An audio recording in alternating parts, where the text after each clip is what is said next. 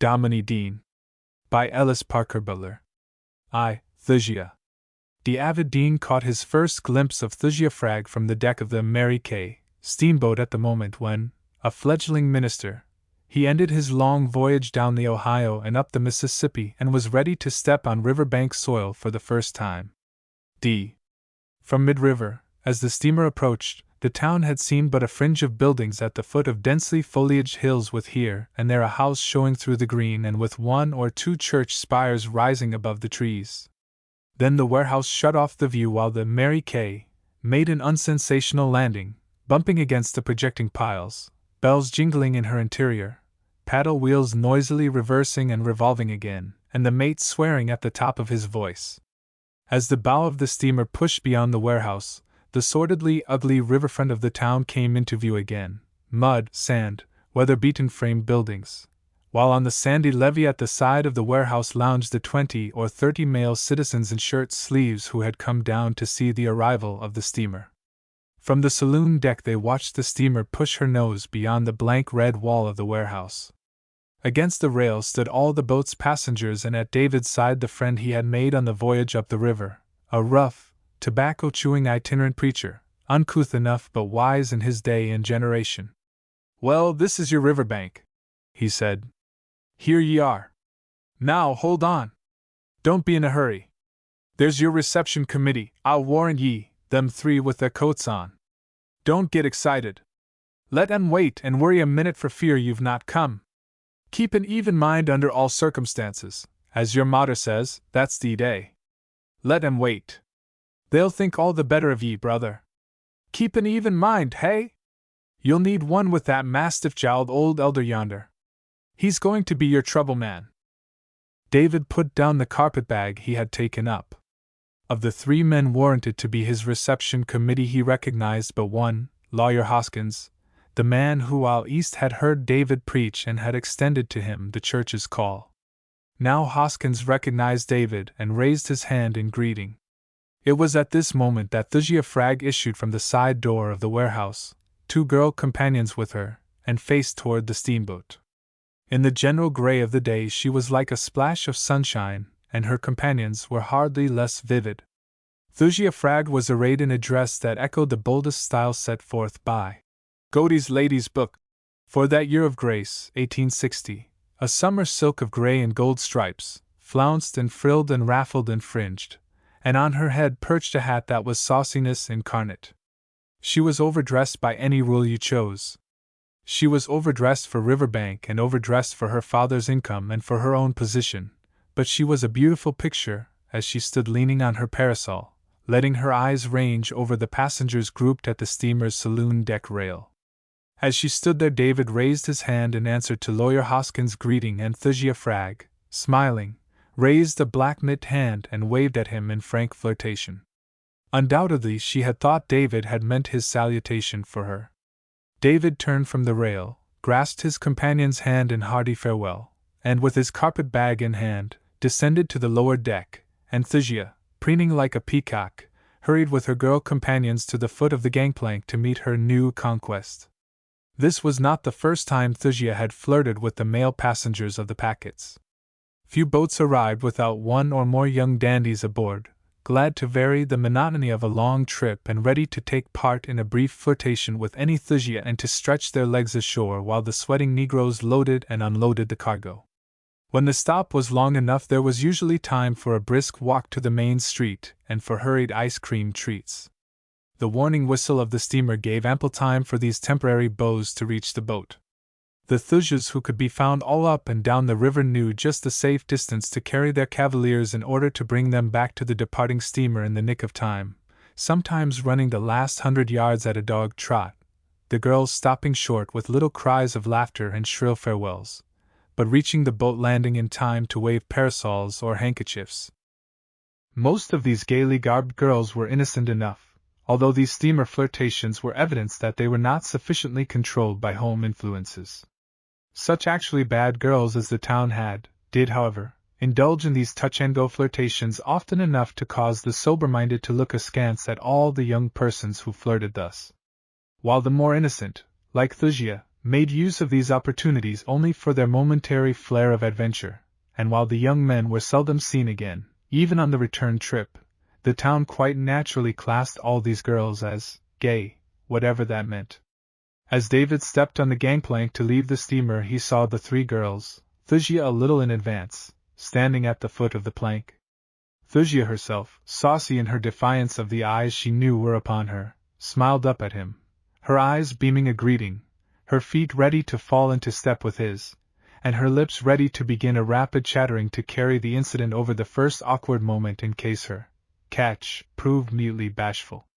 She put out her hand, either in greeting or to take David's arm, but David, his head held high, let his clear gray eyes rest on her for an instant only, and then glanced beyond her and passed by. The girl colored with rage or shame and drew back her hand as if she had unwittingly touched something hot with unprepared fingers. Her companions giggled. The incident was over in less time than is needed to tell of it.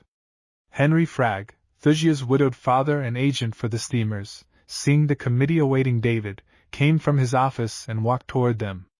David strode up the plank dock to where Mr. Hoskins was holding out a welcoming hand and was greeted and introduced to Sam Wiggett, Ned Long and Mr. Fragg. The greeting of Mr. Hoskins had a flourishing orational flavor. Sam Wiggett, a heavy-set man, went so far as to exceed his usual gruff grunt of recognition, and Ned Long, as usual, copied as closely as possible Sam Wiggett's words and manner. Mr. Fragg's welcome was hearty and, of the four, the only natural man-to-man greeting. "New Dominie, hey? Well, you'll like this town when you get to know it," he assured David. "Plenty of real folks here, good town and good people.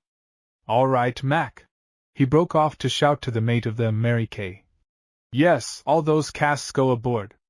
Well, I'm glad to have met you, Mr. Dean."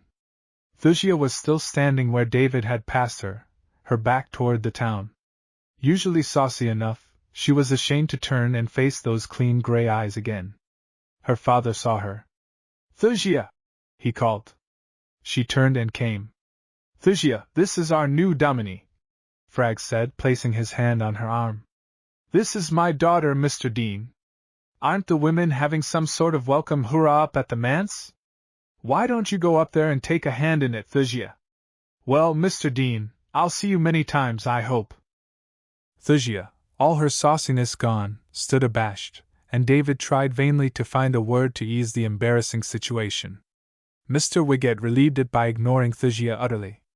"Fragg will send your baggage up," he growled. "We'll walk, the women will be impatient, they've heard the boat whistle. You come with me, Dean, I want to talk to you." He turned his back on Thusia and led David away. "The less you have to do with that girl the better," were his first words. "That's for your own good. Hey, Long?" My opinion exactly," echoed Mr. Long. "The less the better." Yes. She's got in with a crowd of fast young fools," agreed Mr. Hoskins. "Crazy after the men. Fragg ought to take her into the woodshed and use a good stiff shingle on her about once every so often. He lets her run too wild. No sense in it." What Thusia needed was a mother to see that her vivacity found a more conventional outlet. There was nothing really wrong with Thusia. She was young and fun-loving and possessed of more spirit than most of the young women of the town. She was amazingly efficient. Had she been a slower girl, the housework of her father's home would have kept her close, but she had the knack of speed. She sped through her housework like a well-oiled machine, and, once through with it, she fled from the gloomy, motherless place to find what lively companionship she could. It would have been better for her reputation had she been a sloven, dawdling over her work, and then moping away the short leisure at home. Every small town has girls like Thusia Fragg. You may see them arm in arm at the railway station as the trains pause for a few minutes, ready to chaffer with any nice-looking young fellow in a car window. You see them strolling past the local hotel, 2 or 3 in a group, ready to fall into step with any young drummer who is willing to leave his chair for a stroll. Some are bad girls, some are on the verge of the precipice of evil, and some, like Thusia, are merely lovers of excitement, and not yet aware of the real dangers with which they play. Thusia, running the streets, was in danger of becoming too daring. She knew the town talked about her, and she laughed at its gossip. In such a contest the rebel usually loses. In conspiring against smugness she ends by falling into the ranks of immorality. In Riverbank before the Civil War the danger to reputation was even greater than it is now. Morality was marked by stricter conventions. Thusia, despite her new dress and hat, did not linger downtown after her meeting with David. She took the teasing of her two girlfriends, who made a great joke of her attempt to flirt with the new Dominie, good-naturedly, but she left them as soon as she could and walked home. Her face burned with shame as she thought of the surprised glance David had given her at the foot of the gangplank, and, as she entered her motherless home, she jerked her hat from her head and angrily threw it the length of the hall. She stood a moment, opening and closing her fists, like an angry animal, and then, characteristically, she giggled. She retrieved her hat, put it on her head and studied herself in the hall mirror. She tried several smiles and satisfied herself that they were charming, and then, unhooking her dress as she went, she mounted the stairs. When she was in her room she threw herself on her bed and wept. Her emotions were in a chaos, and out of this came gradually the feeling that all she cared for now was to have those cool gray eyes of David's look upon her approvingly. Everything she had done in her life seemed to have been deliberately planned to make them disapprove of her. Weighing her handicap calmly but urged by wounded pride, or desire, or love, she did not know which, she set about her pitiful attempt to fascinate David Dean. The first Sunday that David preached in Riverbank Thusia bedecked herself glowingly, and sat in a pew where he could not fail to see her. Since the death of his wife Mr. Fragg had taken to church-going, sitting in a pew near the door so that he might slip out in case he heard the whistle of an arriving steamboat, but Thusia chose a pew close under the pulpit. After the service there was the usual informal handshaking reception for the new Dominie, and Thusia waited until the aisles were well cleared. Mr. Wiggett, Mr. Hoskins and one or two other elders and trustees acted as a self-appointed committee to introduce David and, as if intentionally, they built a barrier of their bodies to keep Thusia from him. She waited, leaning against the end of a pew, but the half-circle of black coats did not open. As the congregation thinned and David moved toward the door his protectors moved with him. The sexton began closing the windows. The black coats herded David into the vestibule and out upon the broad top step, and still Thusia leaned against the pew, but her eyes followed David. "Come, come! We'll have to be moving along, Dominie," growled Mr. Wiggett impatiently, as David stopped to receive the congratulations of one of the tireless-tongued old ladies. "Dinner at 1, you know." "Yes, coming," said David cheerfully, and he gave the old lady a last shake of the hand. "Now," he said and turned. Thusia, pushing between Mr. Wiggett and Mr. Hoskins, came with her hand extended and her face glowing. "I waited until they were all gone," she said eagerly. "I wanted to tell you how splendid your sermon was. It was wonderful, Mr. Dean. I'm coming every Sunday." David took her hand. He was glowing with the kindly greetings and praises that had been showered upon him, and his happiness showed in his eyes. He would have beamed on anyone at that moment, and he beamed on Thusia. He said something pleasantly conventional and Thusia chattered on, still holding his hand, although in his general elation he was hardly aware of this and not at all aware that the girl was clinging to his hand so firmly that he could not have drawn it away had he tried. She knew they made a striking picture as they stood on the top step, and she stood as close to him as she could, so that she had to look up and David had to look down. The departing congregation, looking back for a last satisfactory glimpse of their fine new Dominie, carried away a picture of David holding Thusia's hand and looking down into her face. "Come, come! Dinner's waiting!" Mr. Wiggett growled impatiently. "Well, goodbye, Mr. Dean," Thusia exclaimed. "My dinner is waiting too, and you must not keep me forever, you know. I suppose we'll see a great deal of each other anyway. Now, will you please let me have my hand?" She laughed, and David dropped her hand. He blushed. Thusia ran down the steps, and David turned to see Mary Wiggett standing in the vestibule door in an attitude best described as insultedly aloof. Mr. Wiggett's face was red. "Her dinner waiting!" he cried. "She's got to go home and get it before it waits. She's a forward, street-gaddying hussy." "Father!" exclaimed his daughter. "Well, she shan't come it over the Dominie," he growled. "I'll speak to Frag about it." David walked ahead with Mary Wiggett. He was no fool. He knew well enough the troubles a young, unmarried minister has in store if he happens to be presentable, and he knew he was not ill-favored.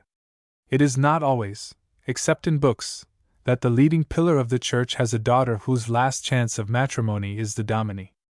Mary Wiggett had by no means reached her last chance. She was hardly 18, only a year older than Thasia Frag, and 40 young men of Riverbank would have been glad to have married her. She was a little heavier than Thasia, both in mind and body, and a little taller, almost matronly in her development, but she was a splendid girl for all that, and more than good-looking in a satisfying blonde way. David was so far from being her last chance, that she had not yet thought of David as a possible mate at all, but it was a fact that David was to take dinner with the Wiggetts and another fact that Thasia was not considered a proper person, and Mary had resented having to stand back against the church door while David held Thasia's hand. If Mary had one fault, it was a certain feeling that a daughter of Samuel Wiggett, who was the richest man in the church, was the equal of any girl on earth. To be made to stand back for Thasia Frag was altogether unbearable. Neither had Mr. Wiggett, at that time, any thought of David as a husband for Mary. He hoped Mary would not marry for 10 years more, and that when she did she would marry someone with money. The only interest the stubborn, rough-grained old money-lover had in David was the interest of an upright pillar of the church who, sharing the duty of choosing a new Dominie, had delegated his share to Mr. Hoskins and was still fearful lest Mr. Hoskins had made a mistake. He was bound it should not be a mistake if he could help it. Having in his youth had a dozen love affairs and having married a stolid, cow-like woman for safety's sake, he believed the natural fate of a young man was to behave foolishly, and he considered a young minister more than normally unable to take care of himself. If David incurred censure, Mr. Wiggett would be blamed for letting Mr. Hoskins bring David to Riverbank. 2. Mary Wiggett. And neither Mr. Wiggett nor Mary understood David then. I doubt if Riverbank ever quite understood him. When he was 10, a thin-faced, large-eyed child, sitting on the edge of an uncushioned pew in a small, bleak church, his hands clasped on his knees and his body tense, as he hung on the words of the old Dominie in the pulpit above him, he had received the call. From that moment his destiny had been fixed. There had been no splendid sign, no blaze of glory light illuminating the dusky interior of the church, no sun ray turning his golden curls into a halo. His clasped hands had tightened a little, he had leaned a little further forward. A long breath, ending in a deep sigh, had raised his thin chest, and David Dean had given himself to his Lord and Master to do his work while his life should last. Never was a life more absolutely consecrated. And that the lad Davy should hear the call was not strange. Religion had been an all-important part of his parents' lives. The rupture that wrenched American Presbyterianism into antagonistic parts in the year of David's birth had been of more vital importance than bread and meat to David's father. He never forgave the seceders. To David's mother the rupture had been a sorrow, as if she had lost a child. In this atmosphere, his father was an elder, David grew, and his faith was fed to him from his birth. It was part of him, but until the call came he had not thought of being worthy to preach. After the call came he thought of nothing but making himself worthy. The 11 following years had been years of preparation. During the first of these years he spent much time with the old Dominie, and when he left school he came under the care of the presbytery of which the Dominie was a member.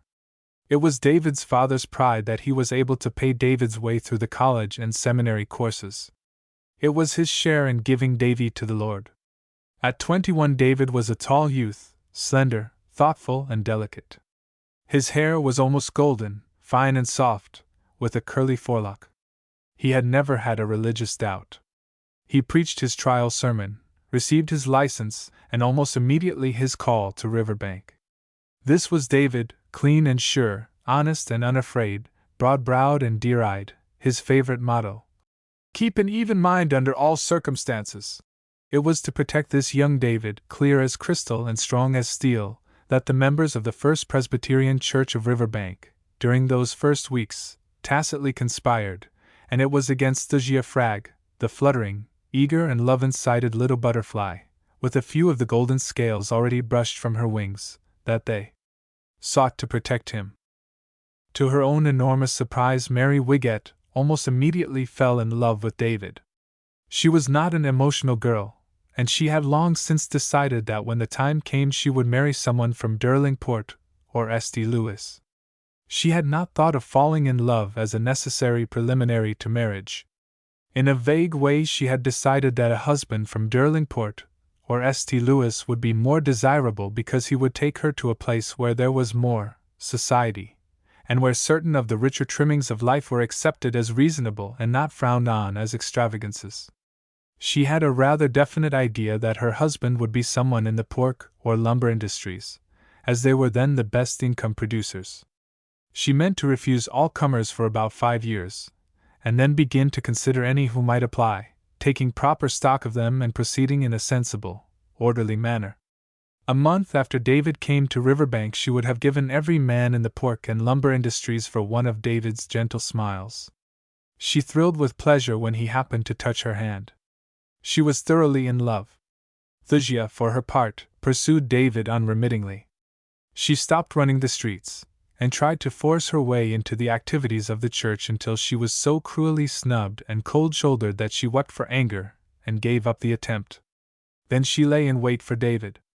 She sailed down upon him whenever he went upon the streets, seemingly coming upon him unexpectedly, and falling into step with him.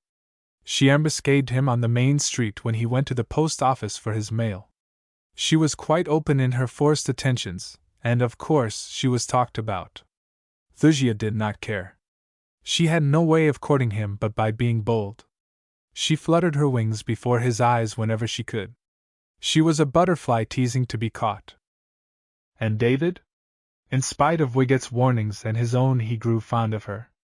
You will have to imagine Riverbank as it was then to fully understand David and Thusia, the mean little business street with its ugly buildings and dust, or mud ankle-deep, the commercial life out of all proportion to the social life, so that few men thought of aught beside business, the fair, shady streets of homes with maples already overarching the streets, and the houses of white or brick red, all with ample lawns around them.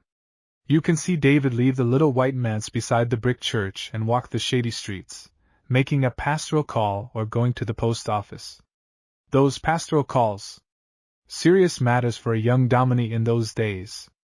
The dominie was expected to come like a plumber, with his kit of tools, ready to set to work on a leaky conscience, or a frostbit soul, and his visits were for little else but soul mending.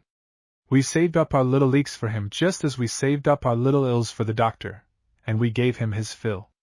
We felt we were remiss if we did not have on hand some real or imaginary reason to make the dominie kneel beside a chair and pray with us. We expected our dominie to be a little sad when he visited us, a little gloomy about things in general, probably to give our otherwise cheerful homes a churchly gloom. It was when David came from the main street, where the men could talk nothing but business, or from a pastoral call, and found himself young and not at all gloomy at heart under the arching trees, that Thusia would waylay him. She laughed and chattered inconsequently and flirted with all her little might, and joked about herself and everyone else and even about David, and who else dared joke about the dominie, until he smiled in spite of himself.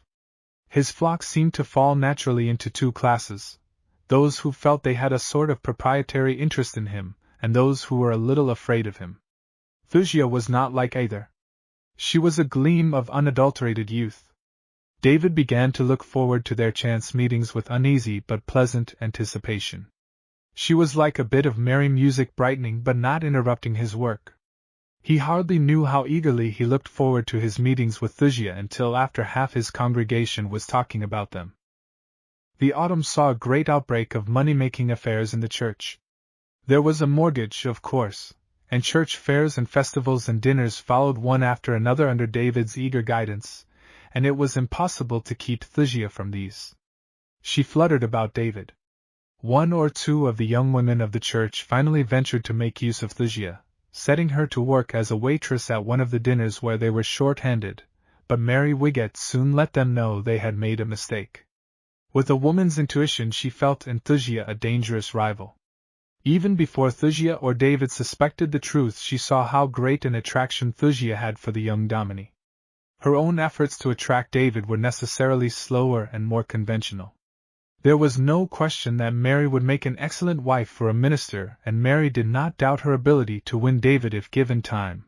But she feared some sudden flare-up of love that might blind David to the dignity of his position and throw him into Thusia's arms, even if it threw him out of Riverbank. David, she imagined, would be fearless in any loyalty. Had there been no Thusia Frag, Mary Wiggett would have been well satisfied with David's progress toward love. He liked Mary immensely and let her see it. He made her his lieutenant in all the money-raising affairs, and she rightly believed his affection for her was growing, but she needed time. Thusia, on the other hand, would win in a flash or not at all. Mary spoke to her father. Her mother, she felt, could give her no aid. Her mother was a dull woman. The stern-faced Wiggett listened to her grimly. He was not surprised to hear she loved David. He was surprised that Mary should come to him for aid. The actual word, love, was not mentioned. We avoid it in Riverbank except when speaking of others. "Father, I like David well enough to marry him, if he asked me," was what she said. Further than this she told him nothing but the truth, that the respectable members of the church were shocked by the attention David was paying Thusia and that they were talking about it. It was a shame, she said, that he should lose everyone's respect in that way when the only trouble was that he did not understand. "You men can't see it, of course, father," she said. "You don't understand what it means as we do. And we can't speak to Mr. Dean. I can't speak to him. I'll tell that young man a thing or two," growled Mr. Wiggett angrily. "No, not you, father," Mary begged, and when he looked at her with surprise she blushed. "Huh!" he said. "Why not? Listen, father. I couldn't bear it if he thought I had sent you. I should die of shame. If you went to him, he might guess. Well, you want to marry him, don't you? If he wants me. But yes, I do like him, father. Well, you won't be a starved parson's wife, anyway. You'll have money." It was equivalent to another man's hearty good wishes. "Benedict will talk to him," he said, and went out to find Benedict. David had found in old Dr. Benedict a companion and friend. An old-style family physician, the town's medical man of all work, with a heart as big as the world and a brain stored with book lore and native philosophy. The doctor and David made a strange pair of friends and loved each other the better for their differences. Once every so often the doctor had his periodical, when he drank until he was stupid. Once already David, knowing of this weakness and seeing the period approaching, had kept old Benedict talking philosophy until midnight, and, when he grew restless for brandy, had walked the streets with him until the older man tottered for weariness and had to be fairly lifted into his bed. When, the next day, Benedict began the postponed spree, David had dragged him to the manse, and had kept him there that night, locked in the Dominie's own bedroom. Benedict took all this good-naturedly. He looked on his periodicals as something quite apart from himself. He did not like them, and he did not dislike them. They came, and when they came he was helpless. They took charge of him, and he could not prevent them, and he refused to mourn over them or let them spoil his good nature. The greater part of the year he was himself, but when the periodical came he was like a helpless baby tossed by a pair of all-powerful arms. He could not defend himself. He did not wish to be carried away, but it was useless to contend. If David wanted to wrestle with the thing he was welcome. In the meantime David and Benedict recognized each in the other an intellectual equal, and they became fast friends. Old Sam Wiggett, holding the mortgages on Benedict's house and on his horse, and on all that was his, did not hesitate to order him to talk to David. "Davy," said the doctor quizzically as he sat in an easy-chair in David's study, "they tell me you are paying too much attention to Thusia Frag." David turned. "Arethusa Frag?" he said. "You're mistaken, Benedict. I'm paying her no attention. It's the scandal of the church," drawled Benedict. "Great commotion. Everybody whispering about it. You walk abroad with her, Davy. You laugh with her at oyster suppers." He became serious. "It's being held against you. A dominie has to walk carefully, Davy. Small minds are staggered by small faults, by others' small faults. I meet her occasionally, said David. I have seen no wrong in that. That's not for me to say, said Benedict. Others do. She's a giddy youngster, a flyaway, a gay young flibbertigibbet. I don't judge her. I'm telling you what is said, Davy. David sat with his long legs crossed, his chin resting in his hand and his eyes on the spatterwork motto. Keep an even mind under all circumstances. Above his desk. He thought of Thusia Fragg and her attraction, and of his duty to himself and to his church, considering everything calmly. He had felt a growing antagonism without understanding it. As he thought, he forgot Benedict. His hands slid upward, and his fingers entangled themselves in his curly hair. He sat so for many minutes. Thank you, Benedict, he said at length. I understand. I am through with Thusia. Mind you, drawled Benedict. I say nothing against the girl. I helped her into the world, Davy. I've helped a lot of them into the world. It is not for me to help them through it. When I put them in their mother's arms, my work is done. I know what you mean, said David. If her mother had lived, Thusia might have been different. But does that concern me, Benedict? It does not, grinned the old doctor. How long have you been calling her Thusia, Davy? My first duty is to my church, said David. A minister should be above reproach in the eyes of his people. That hits the nail on the head, fair and square, said Benedict. You're right every time, Davy. How long have you been calling her Thusia? I am not right every time, Benedict, said David, arising and walking slowly up and down the floor, his hands clasped behind him. But I am right in this. You are wrong when you allow yourself, even for a day, to fall into a state in which you cannot be of use to your sick when they call for you, and I would be wrong if I let anything turn my people from me, for they need me continually. My ministry is more important than I am. If my right hand offended my people, I would cut it off. I have been careless, I have been thoughtless. I have not paused to consider how my harmless chance meetings with Miss Fragg might affect my work. Benedict, a young minister's work is hard enough, with his youthfulness as a handicap, without Thusie, said Benedict. Without the added difficulties that come to an unmarried man, David substituted. The sooner I marry, the better for me and for my work and for my people. And the sooner I'll be chased out of this easy chair for good and all by your wife, said Benedict, rising. So, if that's the way you feel about it, and I dare say you are right, I'll try a sample of absence and go around and see how Mrs. Merkel's rheumatism is amusing her. Well, Davy, invite me to the wedding. This was late November, and the ice was running heavy in the river, although the channel was not yet frozen over, and for some days there had been skating on the shore ice where the inward sweep of the shore left a half-moon of quiet water above the levee. When Benedict left him, David dropped into his chair. 10 minutes later his mind was made up, and he drew on his outer coat, put on his hat and gloves, and went Ontario. He walked briskly up the hill to the Whig at home, and went in. Mary was not there. She had gone to the river with her skates. David followed her. No doubt you know how the shore ice behaves, freezing at night and softening again if the day is warm, cracking if the river rises or falls, leaving, sometimes, a strip of honeycombed ice or a strip of bare water along the shore until colder weather congeals it. This day was warm and the sun had power. Here and there, to reach the firmer ice across the mushy shore ice, planks had been thrown. David stood on the railroad track that ran along the river edge and looked for Mary Wiggett. There were 100 or more skaters, widely scattered, and David saw Mary Wiggett and Thusia almost simultaneously. Thusia saw David. She was skating arm in arm with some young fellow, and as she saw David she pulled away from her companion. "Catch me!" she cried, and darted away with her companion darting after her.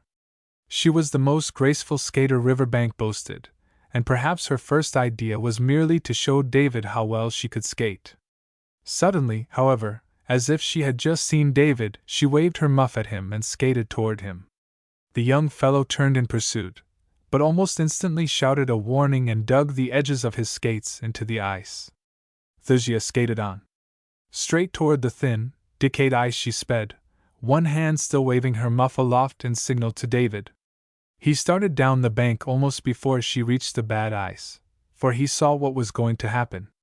He heard the ice give under her skates, saw her throw up her hands, heard her scream, and he plunged through the mud and into the water. Before anyone could reach them, he had drawn her to the shore, and Thysia was clinging to him, her arms close around him. She was laughing hysterically, but her teeth were already beginning to chatter. Her skates raised her nearer David's face than ordinarily, and as the skaters gathered she put up her mouth and kissed him. Then she fell limp in his arms. She had not fainted, and David knew it was all mere pretense.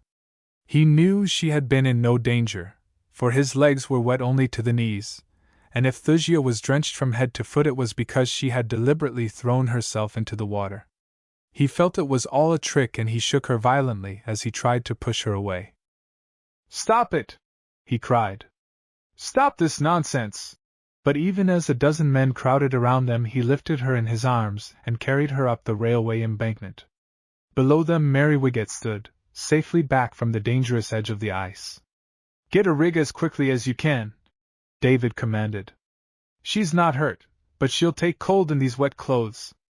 Mary Wiggett," he called, seeing her in the group on the ice, "I want you to come with us." He carried Thysia to the street, and rested her on a handcar that stood beside the railway and wrapped her in his greatcoat. The crowd, of course, followed. David sent a boy to tell Mr. Fragg to hurry home. And all this while, and while they were waiting for the rig that soon came, Thysia continued her pretended faint, and David knew she was shamming. He lifted her into the buggy. It was then she opened her eyes with a faint, "Where am I?" "You know well enough," David answered, and turned to Mary Wiggett. "Come! Get in!" he ordered. "She has been pretending a faint." David, who tried to keep an even mind under all circumstances, never quite understood the reasoning that led him to drag Mary Wiggett into the affair in this way. He felt vaguely that she was protection; it had seemed the thing he must do. He was angry with Thysia, so angry that he felt like beating her, and he was afraid of himself because even while he hated her for the trick she had played, the clasp of her arms had filled him with joy. He was afraid of Thysia. Without hesitation or demur, Mary clambered into the buggy, and David helped Thysia in and drove the heavy vehicle through the muddy streets to Thysia's door. He lifted her out and carried her into the house and helped her up the stairs to her room, and there he left her with Mary. From the sitting room below he could hear Mary moving about. He heard her come down and put the sad irons on the stove to heat, and heard her mixing some hot drink. When Mr. Fragg reached the house, Thysia was tucked between blankets with hot irons at her feet, and Mary came down as David ended his explanation of the affair. "I think she'll be all right now," Mary said. "She has stopped shivering and is nice and warm.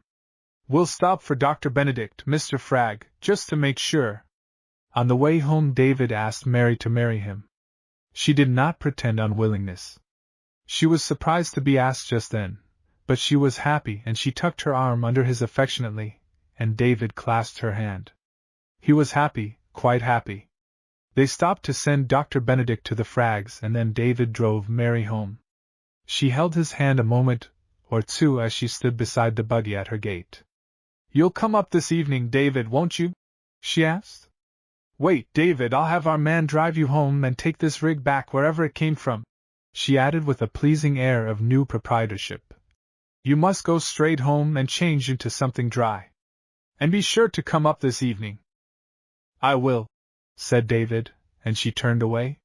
She turned back again immediately. "David," she said hesitatingly, "about Thysia, I feel so sorry for her. She has no mother, and I think lately she has been trying to be good. I feel as if—" "Yes," said David, "I feel that too."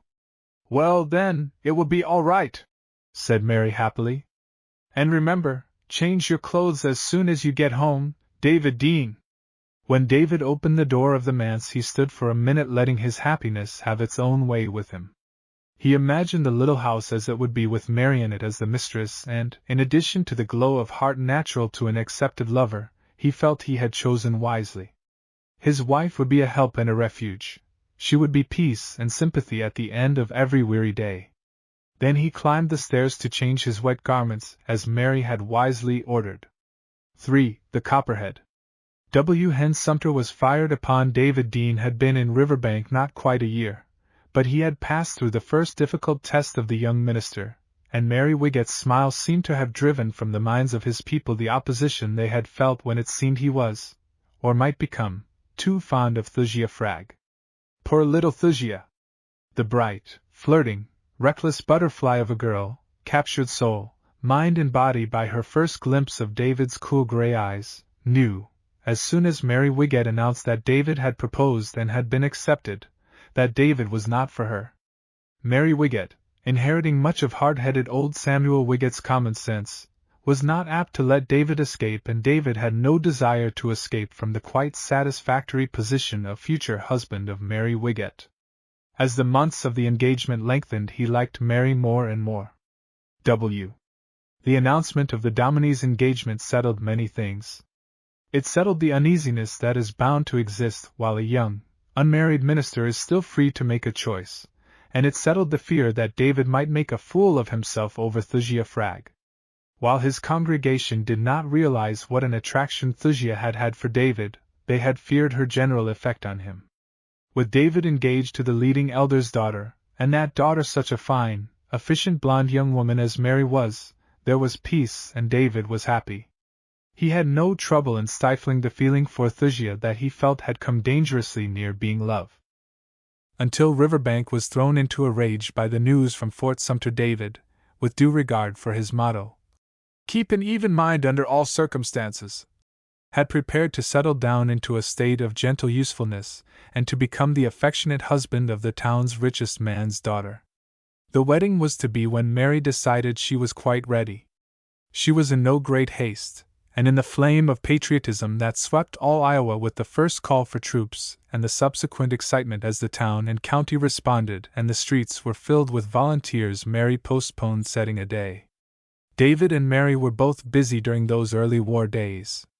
Almost too soon for belief, lists of dead and wounded came back to Riverbank, followed by the pale cripples and convalescents.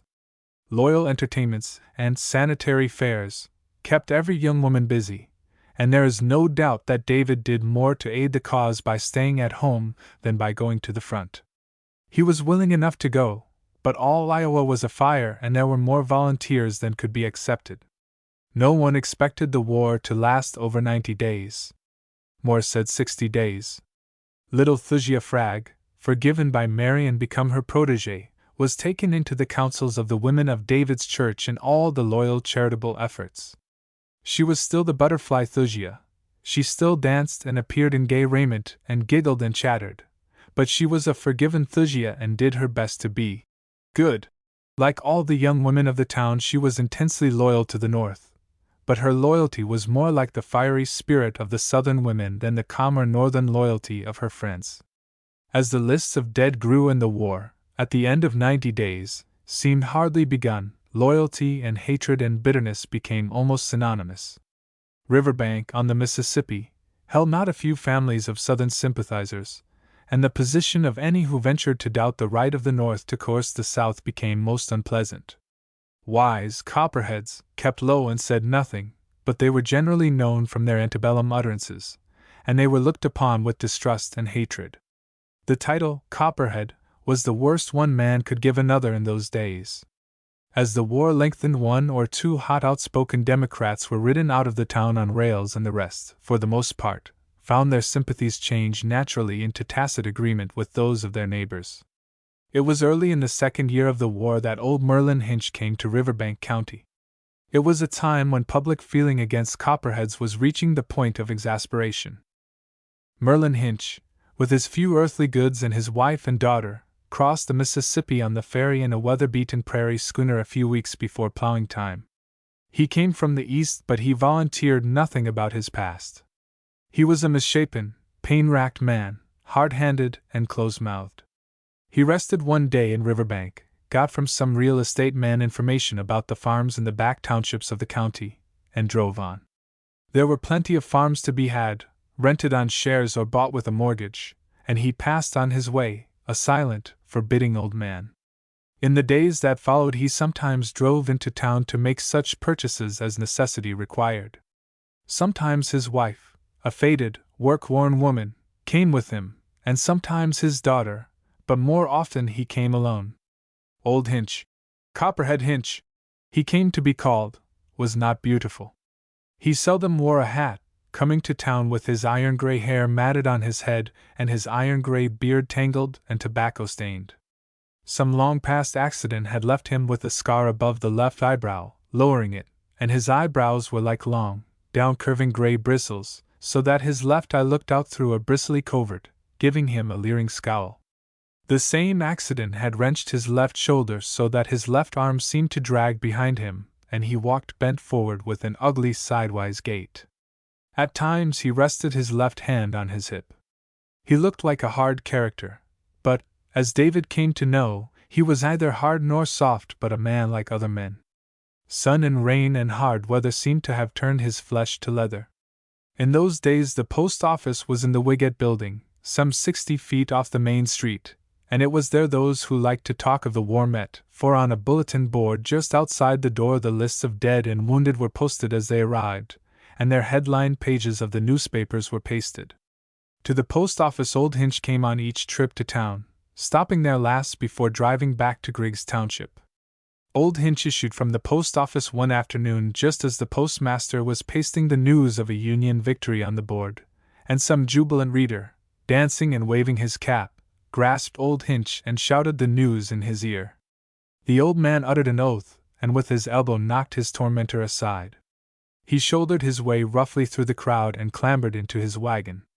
"Yeah! You copperhead!" the old man's tormentor shouted after him. The crowd turned and saw the old man and jeered at him. Hinch muttered and mumbled as he arranged the scrap of old blanket on his wagon seat. He gathered up his reins and, without looking back, drove down the street, around the corner into the main street and out of the town. After that old Hinch was that copperhead from Griggs Township. Silent and surly always, he was left more completely alone than ever. When he came to town the storekeepers paid him scant courtesy. The manner in which they received him indicated that they did not want his trade, and would be better satisfied if he stayed away. The children on the street sometimes shouted at him. Old Sam Wiggett, Mary's father, was by that time known as the most bitter hater of the South in Riverbank. Later there were some who said he assumed the greater part of his virulent fanaticism to cover his speculations in the Union paper currency, and his tax sale purchases of the property of dead or impoverished Union soldiers, but this was not so. Heavy-bodied and heavy-jowled, he was also heavy-minded. That which he was against he hated with all the bitterness his soul could command, and he was sincere in his desire that every captured Confederate be hanged. He considered Lincoln a soft-hearted namby-pamby, and would have had every Confederate home burned to the ground and the women and children driven into Mexico. In business he had the same harsh, but honest single-mindedness. Money was something to get, and any honest way of getting it was right. There were but 2 or 3 men in Riverbank County who would bid in the property of the unfortunate soldiers at tax sale, but Sam Wiggett had no scruples. The South, and not he, killed and ruined the soldiers, and the county, not he, forced the property to tax sale. He bought with depreciated currency that he had bought at a discount. That was business. It was not unnatural that Mary Wiggett should have absorbed some share of this ultra-loyalism from her father. The women of Riverbank were not, as a rule, bitterly angry. They were staunch and true to their cause. They worked eagerly with their hands, scraping lint, making housewives, and doing what they could for their soldiers. They were cheered by victories and depressed by defeats, and they wept over their slain and wounded, but their attitude was one of pity and love for their own rather than of hard hatred against the South. With Mary Wiggett patriotism was more militant. Could she have arranged it, the lint she scraped would never have been used to dress the wounds of a captured Confederate soldier boy. Thusia, even more intense, hated the South as a personal enemy. David felt this without, at first, taking much notice of it. He was happy in his engagement, and he liked Mary better each day. There was a wholesome, full-blooded womanliness in all she did and a frankness in her affection that satisfied him. The first shock to his evenly balanced mind came one day when he was walking through the main street with her. The young Dominie was swinging down the street at her side, his head high, and his clear gray eyes looking straight ahead, when something whizzed past his face. They were near the corner of a street. Along the edge of the walk a half-dozen farm wagons stood, and in the nearest sat Mrs. Hinch, her sunbonnet thrown back and her Paisley shawl, her finest possession, over her shoulders. Old Hinch was clambering into the wagon, and had his best foot on the hub of a wheel. The missile that whizzed past David's face was an egg. It struck Old Hinch on the temple and broke, scattering the yolk upon the waist of Mrs. Hinch's calico dress and upon her shawl and her face. Some boy had grasped an egg from a box before a grocer's window and had thrown it. The lad darted around the corner, and Old Hinch turned, grasping his whip and scowling through his bristly eyebrows. The corner loafers laughed. What David did was not much. He drew his handkerchief from his pocket and gave it to the faded woman in the wagon, that she might remove the stain of egg. She wiped her face and began removing the egg from her garments, and David and Mary moved on. "Why did you do that?" Mary asked. "Don't you know them? They're copperheads." She was badly spattered. She seemed at a loss what to do. "Didn't you know they were copperheads?" "I did not know." "That would have made no difference." She was distressed. "Well, please, David, do not help any more distressed copperheads when I am with you," Mary said. "Everyone in front of the store saw you." "Oh, I wouldn't raise my little finger to help a copperhead if she was dying. I hate them. They ought to be egged out of town, all of them." Some 2 weeks later Old Hinch drove up to the little manse, and knocked on David's door. He had the handkerchief, washed, ironed and folded in a bit of white paper, and a dozen fresh-laid eggs in a small basket. "Ma sent me round with these," Old Hinch said. "Sort of a thank you. She minded me particular not to throw the eggs at you." There was almost a twinkle in his eyes as he repeated his wife's little joke. He would not enter the manse but sidled himself back to his wagon and drove away. It was from Thusia Frag that David had the next word of Old Hinch. Even in those days David had acquired a great taste for a certain sugared bun made by Keller, the baker. Long years after the buns were still made by riverbank bakers and known as Keller buns, and the last sight many had of David was as an old man with a paper bag in his hand, trudging up the hill to his home for a little feast on Keller buns. He used to stop and offer his favorite pastry to little children. Sometimes the paper bag was quite empty by the time he reached home. It was no great disgrace, in those days, to carry parcels, for many of the riverbankers had come from St. Louis or Cincinnati, where the best housewives went to market with basket on arm, but David would have thought nothing of his paper parcel of buns in any event. The buns were at the baker's and he liked them and wanted some at home, so he went to the baker's and bought them and carried them home. He was coming out of Keller's doorway when Thusia, as gaily dressed as ever, hurrying by, saw him and stopped. She was frightened and agitated and she grasped David's arm. "Oh, Mr. Dean!" she cried. "Can't you do something? They're beating an old man. There!" She almost wept, pointing down the street toward the post office. David stood a moment, tense and breathing deeply. "Who is it?" he asked. "That copperhead farmer," said Thusia. David forgot the motto over his desk in his study. He saw the small mob massed in front of the post office and men running toward it from across the street, and he too ran. He saw the crowd sway back and forth and a fist raised in the air, and then he was on the edge of the group, pushing his way into it. "Stop this! Stop this!" he cried. His voice had the ring of authority, and those who turned knew him to be the Dominie. They had done Old Hinch no great harm. A few blows had been struck, but the old man had received them with his arm thrown over his head. He was tough and a few blows could not harm him. He carried a stout hickory club, and as the crowd hesitated Old Hinch sidled his way to the edge of the walk and scrambled into his wagon. Someone laughed. Old Hinch did not drive away. "My letter," he growled, and David stooped and picked up the letter that lay on the walk and handed it to him.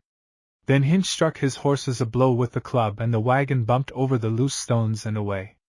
The letter had been trampled upon by dusty feet, and David's coat had received a smear of dust from the wagon wheel.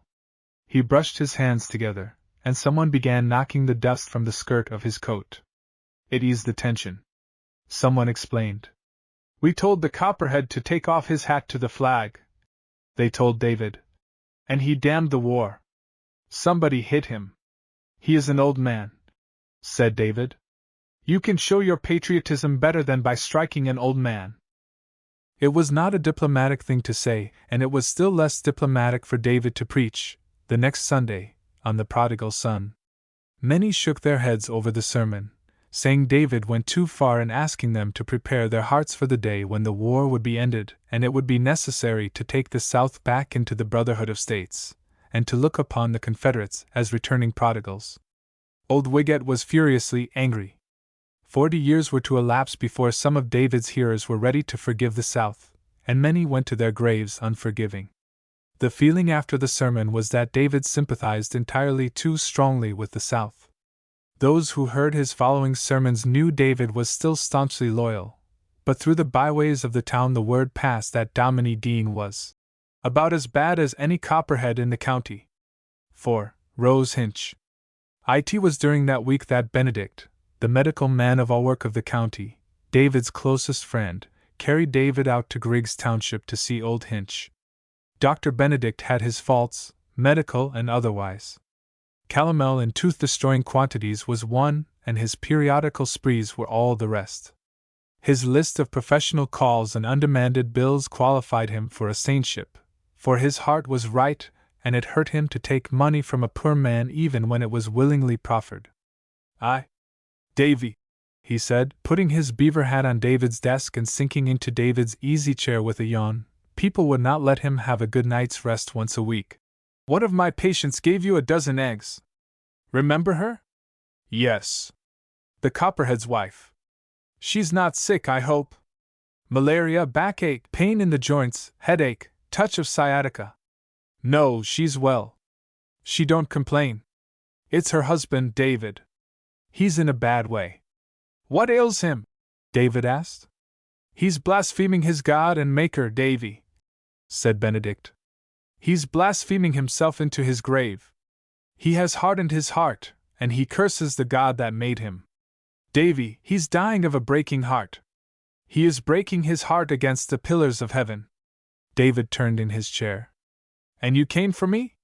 "You were right, Benedict. You want me to go to him." "I want to take you to him," said Benedict. "Get on your duds, Davy. The horse is outside." It is a long drive to Griggs Township, and Benedict had ample time to tell all he knew of Hinch. For 5 days the man had refused to eat. He sat in his chair and cursed his God for bringing the war upon the country, sat in his chair with a letter crumpled in his hand, with his eyes glassy hard and his face in a hideous scowl. "I heard from the wife of what you did the other day when those loafers would have beaten the old man. He hates all mankind, Davy. But if there is one of the kind can soften his heart, you are the one." "Hates?" The doctor shook his head. "No, he thinks he hates man and God. It is grief, Davy. He's killing himself with grief." David was silent. He knew Benedict would continue. "The day you mixed up in his affair he got a letter at the post office. It's the letter he keeps crushed in his hand. I remember. I picked it up and gave it to him. He read it before he came out of the post office, I dare say," said the doctor. He flicked his whip over the haunches of his horse. "You don't know why he came west? He was burned out where he came from. He spent his life and his wife's life, too, building up a farm, and fate made it a battlefield. Raiders took his stock first, then one army, and after that the other, made his farm a camp, and between them they made it a desert, burning his buildings. He had a boy of 14, and they were trying to keep alive in the cellar hole where the house had been. A chance bullet killed the lad. I think the boy was running to the well for a pail of water. It has made the old man bitter, Davy. It has made him hate the war. It might well make him hate the war," said David. "There was another son," said Benedict. "I take it he was a fine lad, from what the mother tells me. He was 19. The letter that came the other day said the lad had been killed in battle. Yes, the old man hates the war. He does not love the war, Davy. He may well hate it, said David. They found old Hinch as Benedict had left him, bent down in his chair with his eyes set in a hard glare. He was very weak, much weaker than when Dr. Benedict had left him, but his lips still moved in ceaseless blasphemy. The wife let David and the doctor in. No doubt she felt the loss of her son as deeply as old Hinch himself felt it, but fate had taken vigor out of her soul before this blow fell. Her nervous hands clasped and unclasped, and she looked at Benedict with the pitiful pleading of a dumb animal. When the two men went up to Hinch, she seated herself at the far side of the room, still clasping and unclasping her hands. The tragedy that had occurred seemed lost in the tragedy that impended. David fell on his knees beside the old man's chair and, with his hand on old Hinch's arm and his forehead on the chair arm, prayed. He prayed aloud, and as he prayed he tightened his grasp on the old man's arm. It was more than a prayer. It was a stream of comfort flowing straight from his heart. He prayed long. The wife ceased her nervous clasping and unclasping of her hands and knelt beside her own chair. Benedict stole to the far corner of the room and dropped noiselessly into his seat. An hour passed, and still David prayed. The room was poverty-stricken in the extreme. There was no carpet on the floor and no drapery at the windows. The table was of pine, and a squat lamp of glass stood on it, the lamp chimney broken and patched with scorched paper. The afternoon waned and old Hinch ceased his muttering, but David prayed on. He was fighting for the man's soul and life. Dusk fell, and with a sudden great sob old Hinch buried his face between his knees. Then David clasped his hand. The wife silently lighted the lamp and went to the kitchen, and, as if the light had been a signal, the door opened and Rose Hinch came in. She stood a moment in the doorway, her sunbonnet pushed back, taking in the scene, and then she came and stood beside her father and put her hand on his head. Then David looked up and saw her. She had been all day in the field, doing the work her father had left undone, and her shoes were covered with loam and her hands burned to a brown red. Her garments were rough and patched, but her face, protected by the sunbonnet, was untouched by tan. It was a face like that of a Madonna, sweet and calm. Her hair, parted in the middle, had been drawn back smoothly, but now it fell rather loosely over her forehead, and was brown, as were her eyes. She let her hand rest a moment on her father's head, and then passed on into the kitchen. Benedict left immediately after the supper, but David remained for the night. Old Hinch drank a bowl of broth and permitted himself to be led to bed. He was very weak, but he blasphemed no more. His mood was one of saner sorrow. The wife sat with him, and David, seeing that Rose, after a day of man's work in the field, must care for the scanty stock, insisted on aiding her. When Benedict arrived the next morning, old Hinch was much better physically, and quite himself mentally, and David drove back to town with the doctor. 3 times in the next 2 weeks David drove out to Griggs Township with Benedict. Things had returned to their miserable normal state when he made his last visit, but when David arrived Samuel Wiggett was there. No doubt the farm was to be put up at tax sale, and Wiggett had come out to see whether it was worth bidding in. It would have pleased him to be able to put old Hinch, a copperhead, off the place. Wiggett, like many sober and respectable men, had little respect for men like Benedict, and he was never any too well pleased to see David in the doctor's company.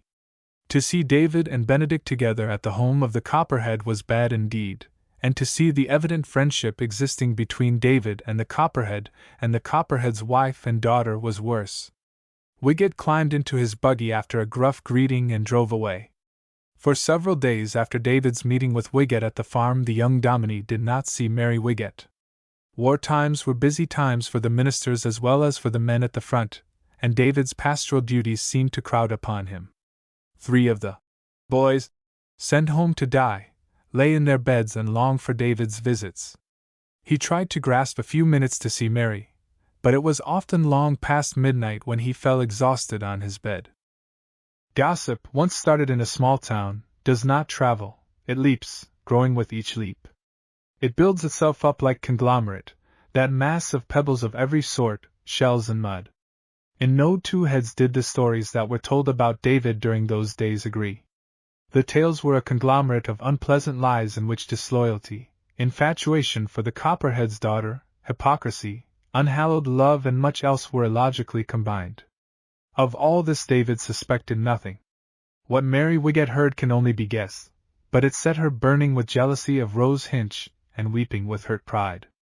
It was not a week after his last visit to the Hinches that Sam Wiggett's man-of-all-work stopped at the manse, leaving a small parcel and a note for David. The parcel held the cheap little ring David had given Mary as a token of their engagement, and the letter broke their engagement. David was horrified. Again and again he read the letter, seeking to find in it some clue to Mary's act, but in vain. He hastened to her home, but she would not see him. He wrote, and she replied. It was a calmly sensible letter, but it left him more bewildered than ever. She begged him not to be persistent, and said her mind was made up and she could never marry him. She said he could see that if he forced his attentions or even insisted on making a quarrel of what was not one it would be harder for both, since she was a member of his church and, if he became annoying, one of them must leave.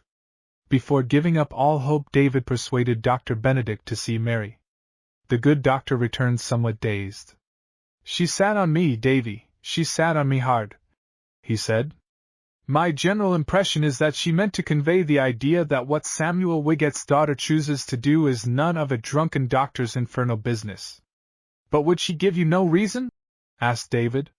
Now as to that, said Benedict. She implied quite plainly that if you don't know the reason it is none of your business either. She knows the reason and that's enough for the three of us. David wrote again, and finally Mary consented to see him and set the day and hour. But as if fate meant to make everything as bad as possible for David, Benedict came that very afternoon to carry him out to Griggs Township to minister to Mrs. Hinch, who had broken down and was near her end. It was not strange that she should ask for David, but the town found in the 2 or 3 visits he made the dying woman additional cause for umbrage, and Mary, receiving David's message telling why he could not keep his appointment, refused to make another. Through all this David went his way, head high and with an even mind. He felt the change in his people toward him and he felt the changed attitude of the town in general. But until the news reached him through little Thusia Frag he did not know there was talk in some of the barrooms of riding him out of town on a rail. He was sitting in his study trying to work on his sermon for the next Sunday morning, but thinking as much of Mary as of his sermon, when Thusia came to the door of the manse. Mary Ann, the old housekeeper, admitted her, leaving her sitting in the shaded parlor, while she went to call David. He came immediately, raising one of the window shades that he might better see the face of his visitor, and when he saw it was Thusia he held out his hand. It was the first time Thusia had been inside the manse. "Well, Thusia?" he queried. She was greatly agitated. As she talked she began to cry, wringing her hands as she poured out what she had heard. David was in danger of disgrace and perhaps of bodily harm, or even worse. From her father she had heard of the threats. Mr. Frag had heard the word passed among the loafers who hung out among the saloons on the street facing the river. David was to be ridden out of town on a rail, perhaps tarred and feathered before the ride. David listened quietly. When Thusia had ended, he sat looking out of the window, thinking. He knew the men of the town were irritated. For a time all the news from the Union armies had been news of reverses. The war had lasted long, and bad news increased the irritation. Riots and lawlessness always occur in the face of adverse reports. News of a defeat embitters the noncombatants, and brings their hatred to the surface. At such a time the innocent, if suspected, suffered along with the known enemy. "And they think I am a copperhead," said David at length. "Because you are friendly with Mr. Hinch," Thusia repeated. "They don't know you as I do. It is because you are kind to the Hinches when no one else is. And they say," she said, her voice falling and her fingers twisting the fringe of her jacket, "they say you are in love with the daughter. It is all because they do not understand," said David, rising. "I can tell them. When I explain they will understand." He had, as yet, no definite plan. A letter to the editor of the daily newspaper occurred to him. He might also make a plain statement in the pulpit before his next Sunday sermon, setting himself right with his congregation. In the meanwhile, he must show himself on the street. By word of mouth, he could explain what the townspeople did not know. He blamed himself for not having explained before. He stood at the window, looking out, and saw Dr. Benedict drive up.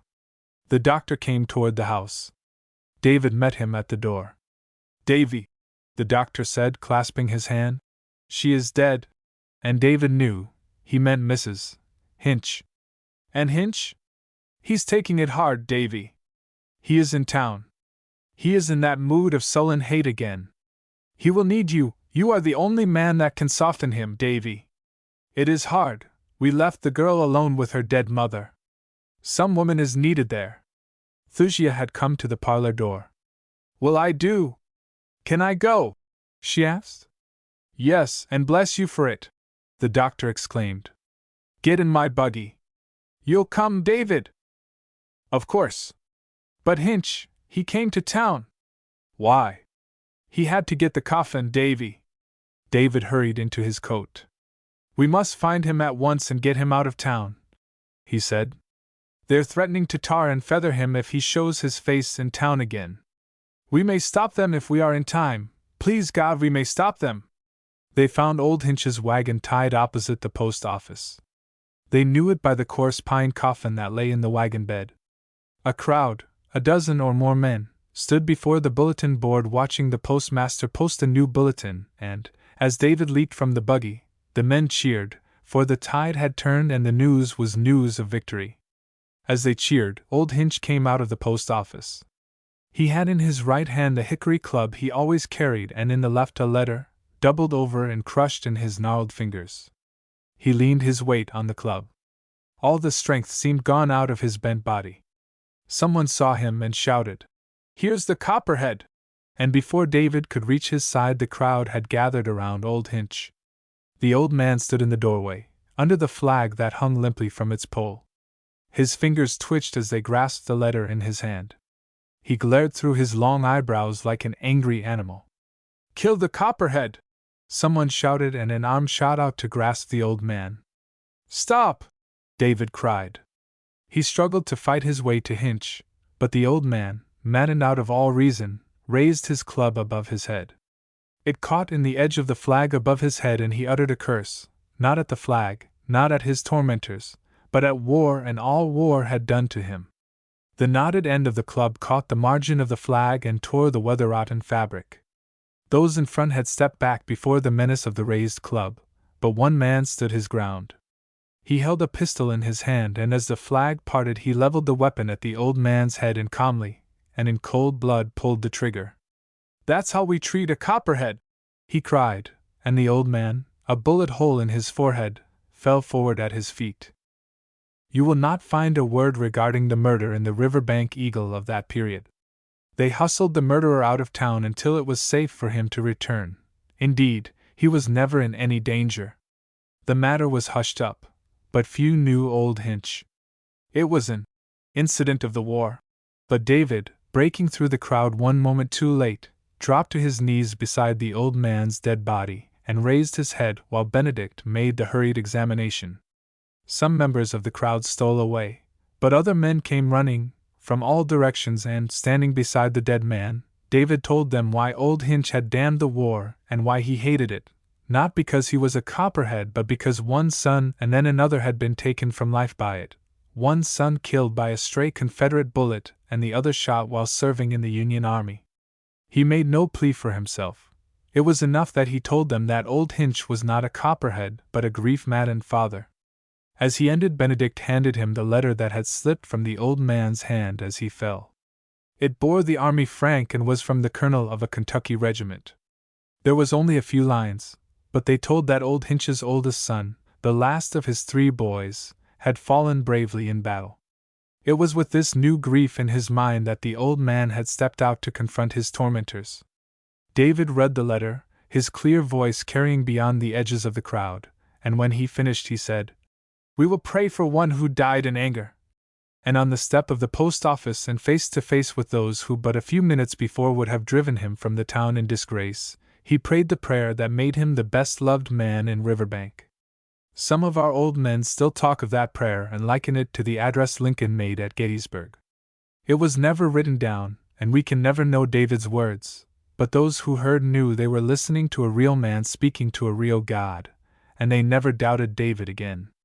As David raised his head at the close, he saw Mary Wiggett and her father in their carriage at the far edge of the crowd that filled the street. Mary half arose and turned her face toward David, but old Wiggett drove on, and while hands now willing raised the body of old Hinch, David crossed the street to where Thasia Fragg was waiting for him. When old Sam Wiggett drove away from in front of the post office, little imagining David had just counteracted all the baseless gossip that had threatened him, Mary placed her hand on his arm and urged him to turn back, but cold common sense urged him to drive on. He did not want to be known as having seen any of the tragedy, for he did not relish having to enter a witness chair. Had he turned back as Mary wished, David's whole life might have been different, and certainly his end would have been. Once safely home, Mary did not hesitate to write to David. Whatever else she may have been, and however old Sam's wealth had affected her mode of thought, Mary was sincere, and she now wrote David she was sorry and asked him to come to her. It was too late. With Thasia, David walked up the hill. At the gate of the manse they paused. They had spoken of nothing but the tragedy. "Rose Hinch will be all alone now," Thasia said. "Yes," David said. Thasia looked down. Will she get work?" she asked. "Or is she going to marry someone?" "I know she is not going to marry," David said promptly. "She knows no one, no young men." "Except you," Thasia suggested, looking up. As she met David's dear eyes, her face reddened as it had on that first day at the wharf. The hand that lay on the gate trembled visibly. She withdrew it and hid it at her side. "I like Rose, but I am not a candidate for her hand, if that is what you mean," said David. Thasia suddenly felt infinitely silly and childish. I don't mean," she stammered. "I must not keep you standing here." "Goodbye." "Goodbye," David said, and turned away. He took a dozen steps up the path toward the manse. He stopped short and turned. "Thasia!" he called. "Yes?" she replied, and turned back. David walked to the gate and leaned upon it. "What is it?" Thasia asked. "You asked about Rose Hinch. I think we should try to do something for her." Thasia's eyes were on David's hands. Now David's hands and not Thasia's were trembling. She watched them as if fascinated. She looked up and the light in his eyes thrilled her. "Thasia, I know now," David said. "I love you, and I have always loved you, and I shall love you forever." Her heart stood still. "David! But we had better wait.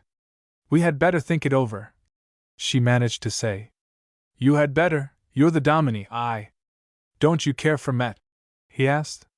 She put her hand on his and David clasped it. Kisses and embraces usually help carry off a moment that can hardly be anything but awkward, but kisses and embraces are distinctly impossible across a Dominie's manse gate in full day, with the Mannings on their porch across the street. Thasia laughed a mischievous little laugh. "What?" David asked. "I'll be the funniest wife for a Dominie," she said. "Oh, David, do you think I'll do?"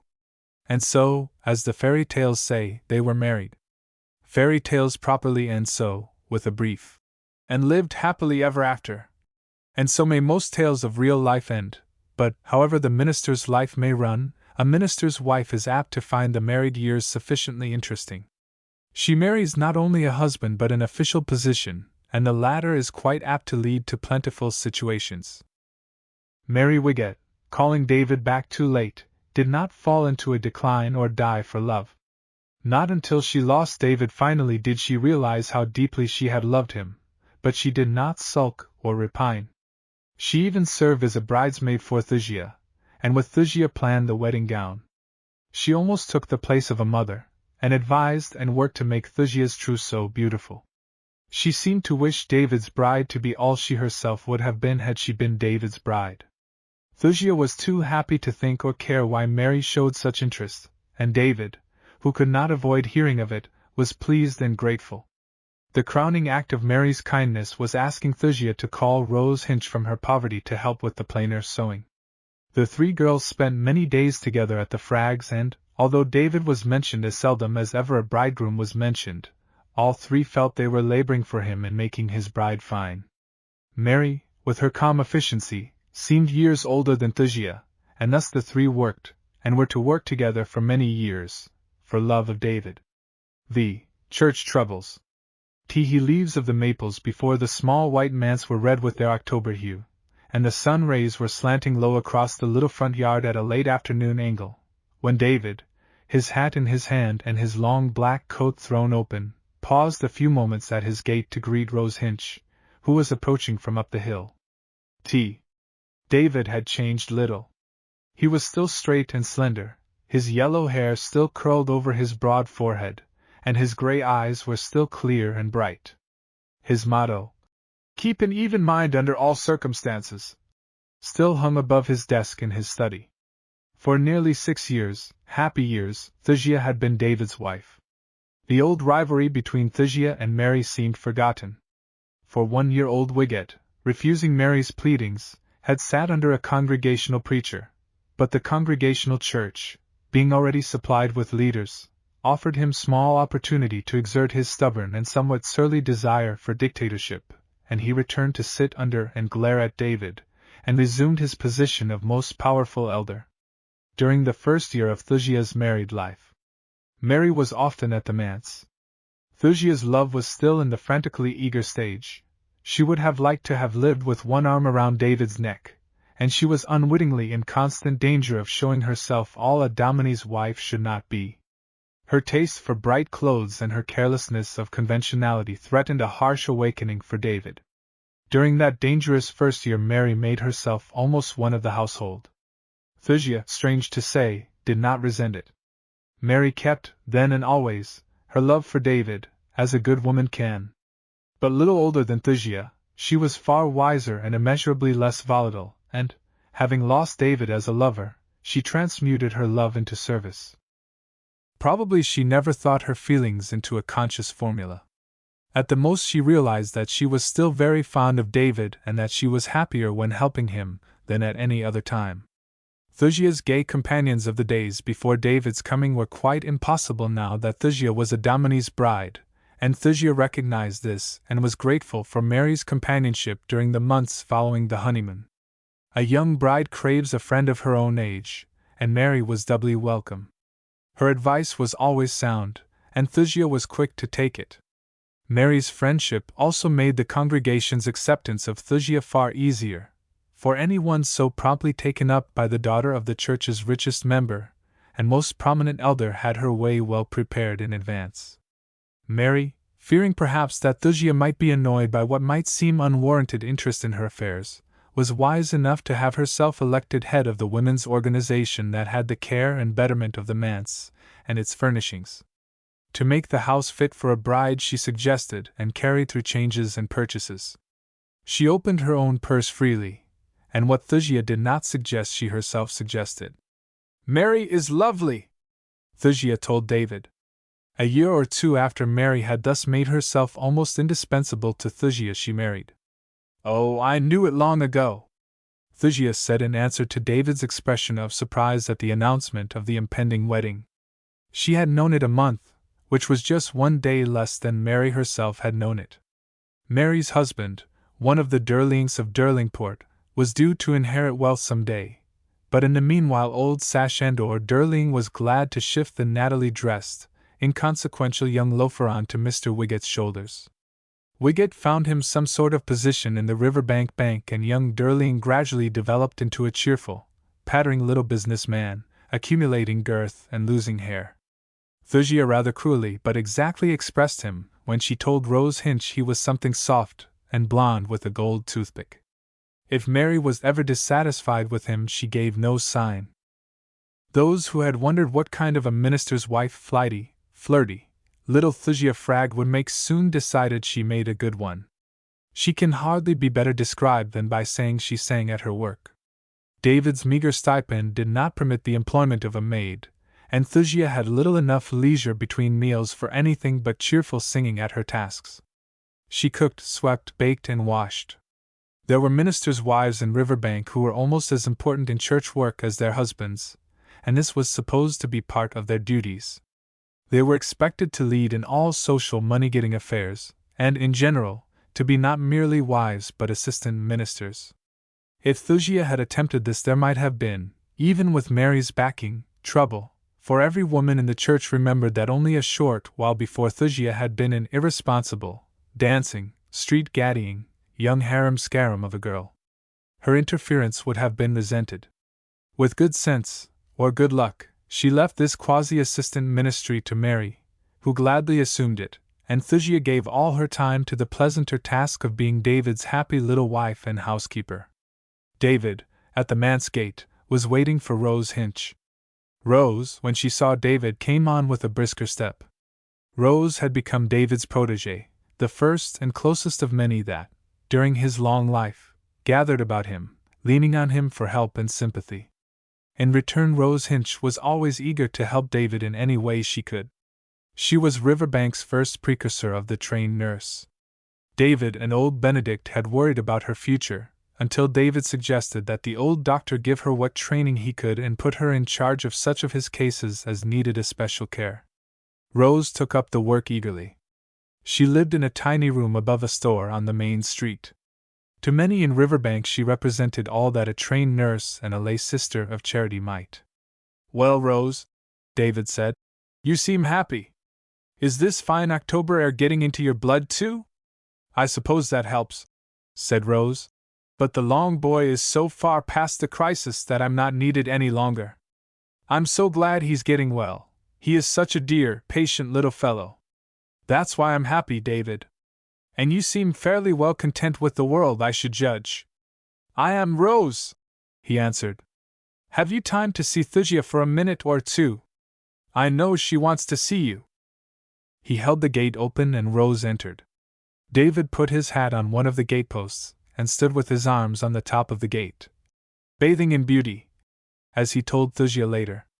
The sun, where it touched the maple leaves, turned them to flame. Through a gap in the trees he could catch a glimpse of the Mississippi and the varicolored foliage on the Illinois shore, the red softened to purple by the October haze. For a few minutes he let himself forget his sick and his soul-sore people and his duties, and stood in happy thoughtlessness, breathing October. Rose came out. "It's all settled. I'm coming," she said. "And, oh, David! I am so glad!" "We are all glad," said David. Thus it happened that no wife ever approached motherhood more happily than motherless little Thusia. With David and kind old Dr. Benedict and gentle, efficient Rose Hinch at hand, and Mary as delighted as if the child was to be her own, and all of them loving her, Thusia did not give a moment to fear. The baby, when it came, was a boy, and Dr. Benedict said it was the finest in the world, and immediately nominated himself the baby's uncle. He bought the finest solid silver, gold-lined cup to be had in Riverbank and had it engraved, "Davy, Jr. from Uncle Benedict," with the date. This was more than he did for Mary Durling's baby, which came a month later. He gave a silver spoon there, one of about 40 that lucky infant received from near and far. Thusia was up and about, singing as before, in due time. Rose Hinch remained for the better part of a month and departed absolutely refusing any compensation. The winter was as happy as any David ever knew. Davy Jr. was a strong and fairly well-behaved baby. Thusia was in a state of ecstatic bliss, and in the town all the former opposition to David had been long since forgotten. With the calmness of an older man but with a young man's energy he went up and down the streets of the town on his comforting errands. He was fitting into his niche in the world with no rough edges, all of them having been worn smooth, and it seemed that it was his lot to remain for the rest of his life Dominie of the Presbyterian Church of Riverbank, each year better loved and more helpful. April and May passed blissfully, but by the end of June an unexpected storm had gathered, and David did not know whether he could remain in Riverbank another month. Late in May an epidemic of diphtheria appeared in Riverbank, several cases being in David's Sunday school, and the school was closed. Mary, in a panic, fled to Derlingport with her child. She remained nearly a month with her husband's parents, but by that time Derlingport was as overrun by the disease as Riverbank had been, and conditions were reported better at home. So she came back, bringing the child. She returned to find the church in the throes of one of those violent quarrels that come with all the violence and suddenness of a tropical storm. Her short absence threatened to result in David's expulsion from the church.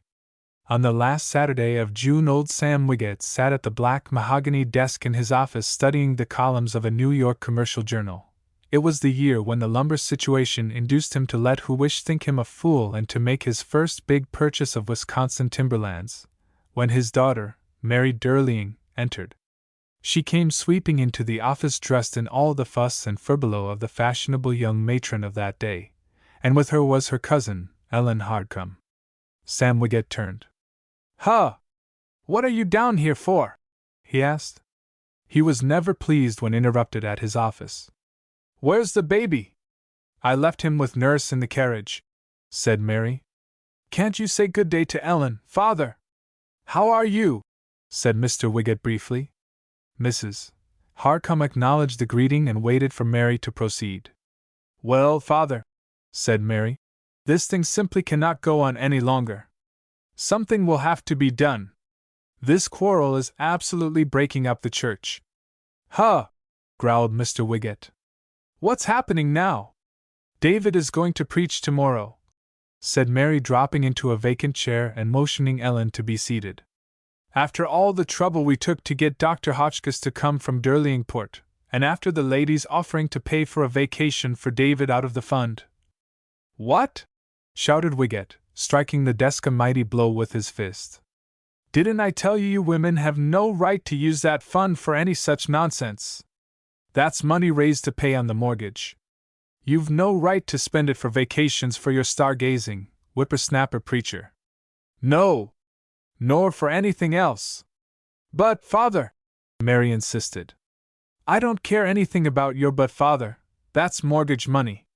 You women ought to have turned it over to the bank long ago. You have no right to keep it. Pay for a vacation? You act like a lot of babies. Father, pay for a vacation? Much he needs a vacation. Strong as an ox and healthy as a bull, doesn't have anything to do the whole year round but potter around town and preach a couple of sermons. It's you women get these notions into your preachers' heads. You turn them into a lot of babies." "Father, will you let me say one word before you quite tear me to pieces? A great many people in our church like David Dean. It is all right to bark woof. Woof. Throw him out neck and crop, but you know as well as I do that would split the church. Well, let it split. If we can have peace." "Exactly, father," Mary said quietly. "If we cannot have peace in the church, it will be better for David Dean to go elsewhere. But before that happens, for I think many of our people would leave our church if David goes, shouldn't we do all we can to bring peace?" "Ellen agrees with me." "In a measure I do, yes," said Ellen Hardcome. "Ellen and Mr. Hardcome," Mary continued, "are willing to promise to do nothing immediately if David will go away for a month or two. If we can send him away for a couple of months until some of the bitterest feeling dies, everything may be all right. We women will be glad enough to make up and pay back anything we have to borrow from the fund. I think, father, if you spoke to David he might go." "Better get rid of him now," Wiggett growled. Ellen Hardcome smiled. This was what she wanted. Mary looked at the heavy-faced old dictator. She knew her father well enough to feel the hopelessness of her mission. Old Wiggett had never forgiven David for marrying Thusia instead of Mary, and because he would 1,000 times have preferred David to Derling as a son-in-law, he hated David the more. "It isn't only that David would go, father," Mary said. "If he is sent away we will lose the Hodges and the Martins and the Allendorfs and old Peter Grimby. I don't mind those old maid curlers going, or people like the Handsomes or the Browns, but you know what the Hodges and old Peter Grimby do for the church every year. We thought that if you could get David to take a vacation, explaining to him that it would be a good thing to let everything quiet down." Old Sam Wiggett chuckled. "Who thought?" "Ellen never thought of that," he said. "I thought of it," said Mary. "And he won't go," chuckled Wiggett. "I give him credit, He's a fighter. You women have stirred up the fight in him. I told you to shut up and keep out of this, didn't I? Why, that Dean has more sense than all of you. You must have thought he was a fool, asking him to go on a vacation while Ellen and all stayed here to stir things up against him. He has brains and that wife of his has spunk. Do you know what she told me when I met her on the street this morning? Mary did not ask him. Told me I wasn't fit to clean her husband's shoes, said Wiggett. I hope, said Mary. Well, you needn't, because I didn't, said her father. I didn't say anything. Turned my back on her and walked away. And I suppose you haven't heard the latest thing she has said, said Ellen Hardcome bitterly. She says I have no voice, and that I would not be in the choir if my husband did not have charge of the music. Said that, did she? Chuckled Wiggett. She said my upper register was squeaky, if you please. Thusia had indeed said this. She had said it years before, and to a certain Miss Carroll who was then her friend. What Miss Carroll had said about the same voice, she being in the choir with Mrs. Hardcome, does not matter. Miss Carroll had not thought it necessary to tell that to Ellen. With the taking of sides in the present church quarrel, all those who were against David racked their brains to recall things Thusia had said that could be used to set anyone against the Dominie. There were plenty of such harmless, little confidences to recall. Thusia, during her first married years, and for long after, was still Thusia. She tingled with life and she loved companionship and liked to talk and listen. Every woman expresses her harmless opinions to her friends, but it is easy for the friend, when she becomes an enemy and wishes for recruits, to use this contraband ammunition. It is a woman's privilege, it seems. The women who, like Rose Hinch, and certain women you know, are accepted by men on an equality of friendship, make the least use of it, for even among children there is no term of opprobrium worse than tattletale. It was but natural for yellow-visaged Miss Connerton, for instance, who had once said to Thusia, "Don't you get tired of Mrs. Hallmeyer's eternal purple dresses?" and who had accepted Thusia's "yes" as a confidential expression of opinion as between one woman and another, to run to Mrs.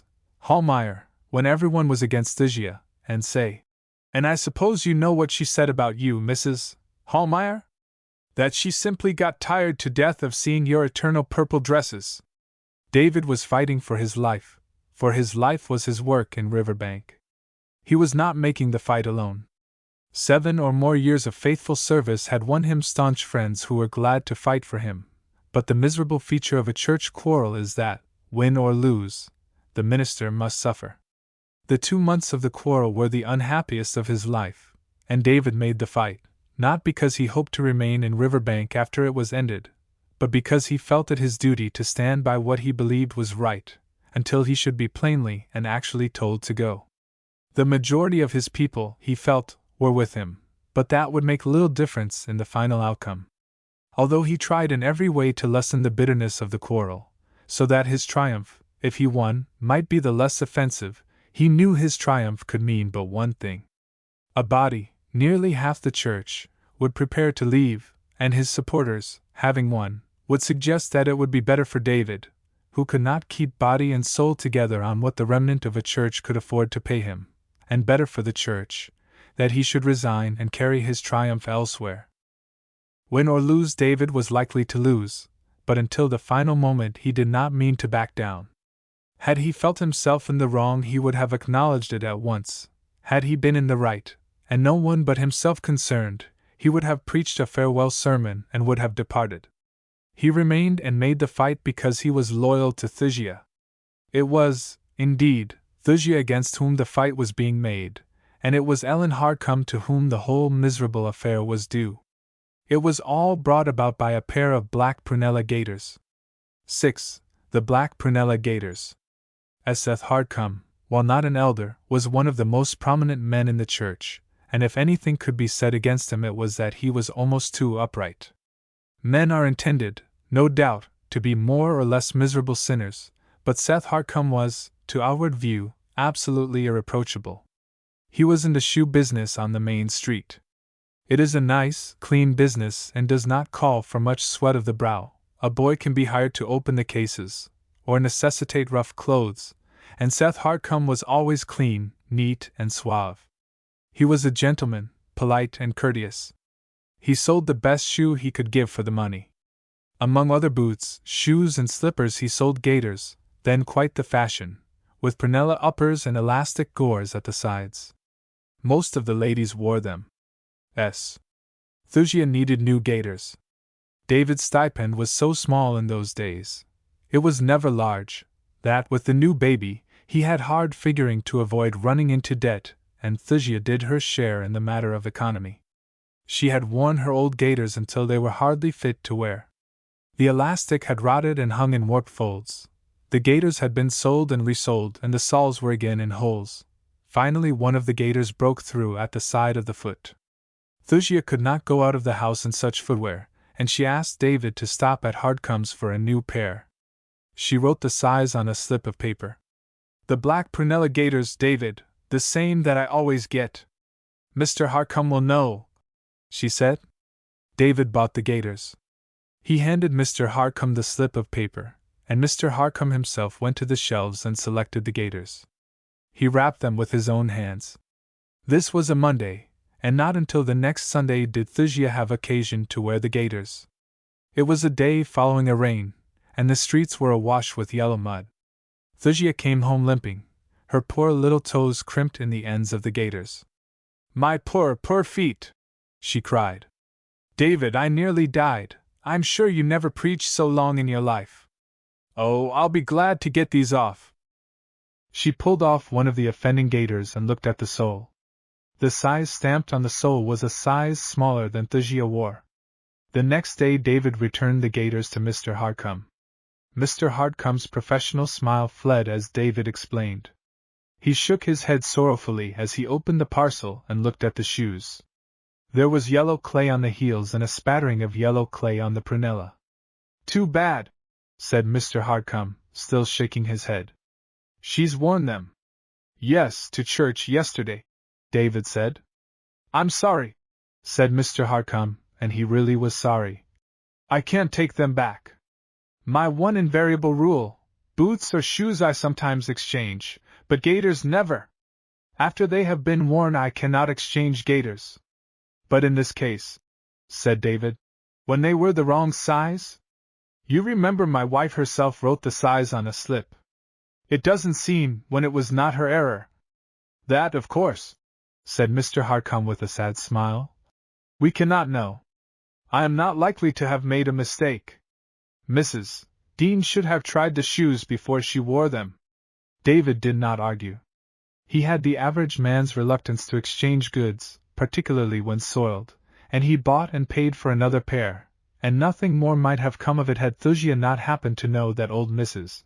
Brown wore gaiters a size smaller than herself. Thusia did not give the gaiters to Mrs. Brown without first having tried to get Mr. Hardcome to take them back. She went herself. David's money must not be wasted if she could prevent it, and it is a fact that when she left Mr. Hardcome's store she left in something of a huff. She cared nothing whatever for Mr. Hardcome's rules, but she was angry to think he should suggest that she had written the wrong size on the slip of paper. Mr. Hardcome was cold and polite. He bowed her out of the store as politely as he would have bowed out Mrs. Durling or any other lady customer, but he was firm. It was natural enough that Thusia should tell the story to old Mrs. Brown when she gave her the gaiters. From Mrs. Brown the story of the black prunella gaiters circulated from one lady to another, changing form like a putty ball batted from hand to hand, until it reached Mrs. Hardcome. One, or it may have been 2, Sundays later David, coming down from his pulpit, found Mr. Hardcome, white-faced and nervous, waiting for him. Suspecting nothing, David held out his hand. Mr. Hardcome ignored it. "If you have 1 minute, Mr. Dean," he said in the hard voice of a man who has been put up to something by his wife, "I would like to have a word with you." "Why, certainly," said David. "It has come to my ears," said Mr. Hardcome, "that your wife is circulating a report that I am untruthful." David almost gasped with astonishment. He could not imagine Thusia doing any such thing. "I do not hold you in any way responsible for what your wife may say or do, Mr. Dean," said Mr. Harcombe in the same hard voice. "I do not believe for one moment that you have sanctioned any such slanderous remarks. I have the utmost respect and affection for you, but I tell you, Mr. Dean," his voice shook with the anger he tried to control, "that woman, your wife, must apologize. I will not have such reports circulated about me. That is all. I merely expect you to do your duty. If your wife will apologize, I will do my duty as a Christian and say no more about it." David, standing in amazement, chanced to look past Mr. Harcombe, and he saw many of his congregation watching him. He had not the slightest idea of what Mr. Harcombe was speaking, but he felt, with the quick intuition of a sensitive man, that these others knew and were keen to catch his attitude as he answered. He put his hand on Mr. Harcombe's arm. "This must be some mistake, Harcombe," he said.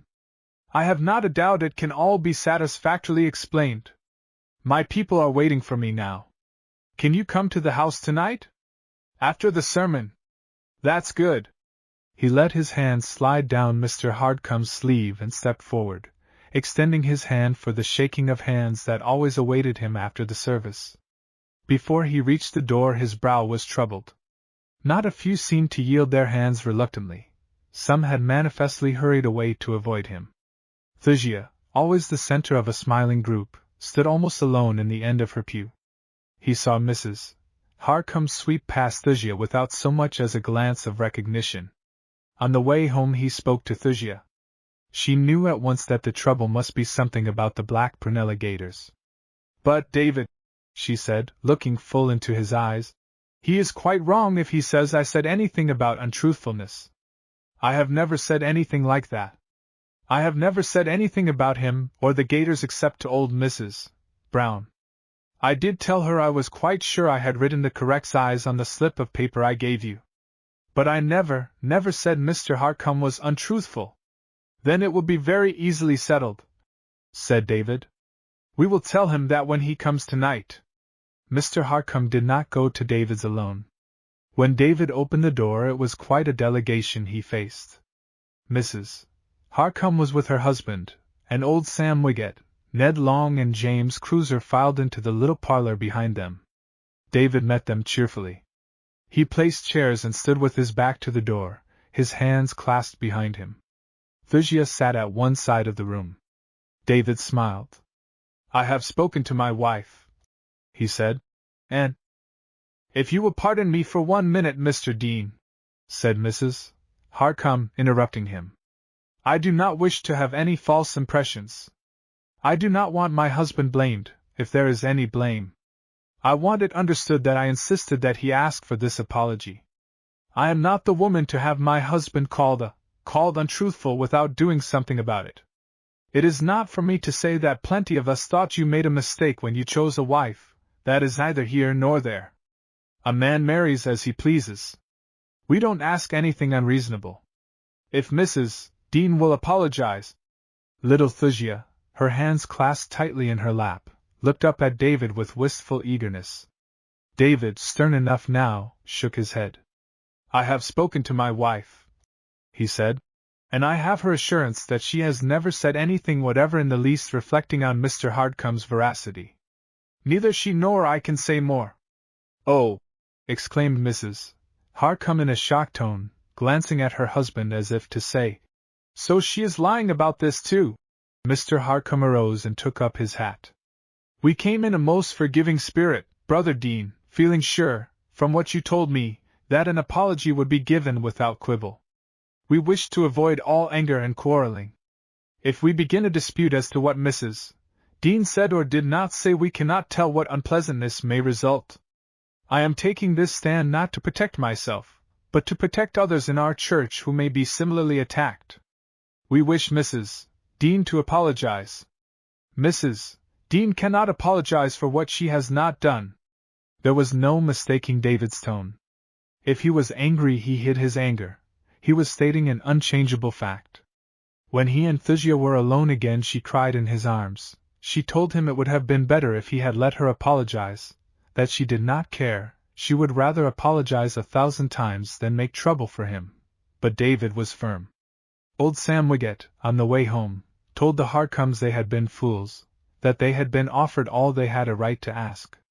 It was not, however, his quarrel. Mrs. Harcombe was the offended party, and Mrs. Harcombe would hear of nothing less than an apology. In a week or less the church was plunged into all the mean pettiness of a church quarrel. The black prunella gaiters and the slip of paper with the shoe size were, while not forgotten, almost lost in the slimy mass of tattle and chatter. James Cruiser in a day changed from a partisan of the Harcombes to a bitter enemy, because Mrs. Mackerty told Mrs. Cruiser that Mrs. Harcombe had said Mr. Cruiser was trying to befriend both sides and was double-faced. Ned Long, looming as the leader of the Harcombe faction, told of a peculiar mortgage old James P. Wardup had, he said, extorted from widow Wilmot, and Mr. Wardup became the staunchest supporter of David, although he had always said David was the worst preacher a man ever sat under. It was, and she's a nice one to stick up for the Deans when everybody knows, but what else can you expect from a man like him, who was mean enough to, and so on. Thusia wept a great many tears when she was not with David. The quarrel was like a nest of wasps. From whatever quarter a stinging bit of maliciousness set out, and whoever it stung in its circling course, it invariably ended at Thusia's door. In a short time the affair had become a bitter factional quarrel. There were those who supported Mr. Harcombe and those who supported Mr. Wardup, but the fight became a battle to drive Thusia out of Riverbank, and the result threatened to be the same, whichever side finally considered itself beaten. Many would leave the church. During those weeks David's face became thin and drawn. Even the actions of his closest friend, Dr. Benedict, hurt him, for Benedict refused to remain neutral and became a raging partisan for David. The old bachelor, while he never admitted it, adored Thusia, and since he had been dubbed uncle, he considered her his daughter, a mixing of relationships, and nothing Thusia could do was wrong. He hurt David's cause by his violence. Even Thusia's own father, Mr. Fragg, was less partisan. David tried to act as peacemaker, but soon the quarrel seemed to have gone beyond any adjustment. Mary Wiggett went home from her father's office deeply hurt because her father was uncompromisingly against David. Ellen Harcombe was delighted. With old Sam Wiggett on her side she was sure of victory, and when she left Mary she set about planning a final blow against David. She found her husband in his shoe store and told him of the manner in which old Wiggett had refused to help Mary. Together Ellen and her husband discussed the best method of administering the coup de grace.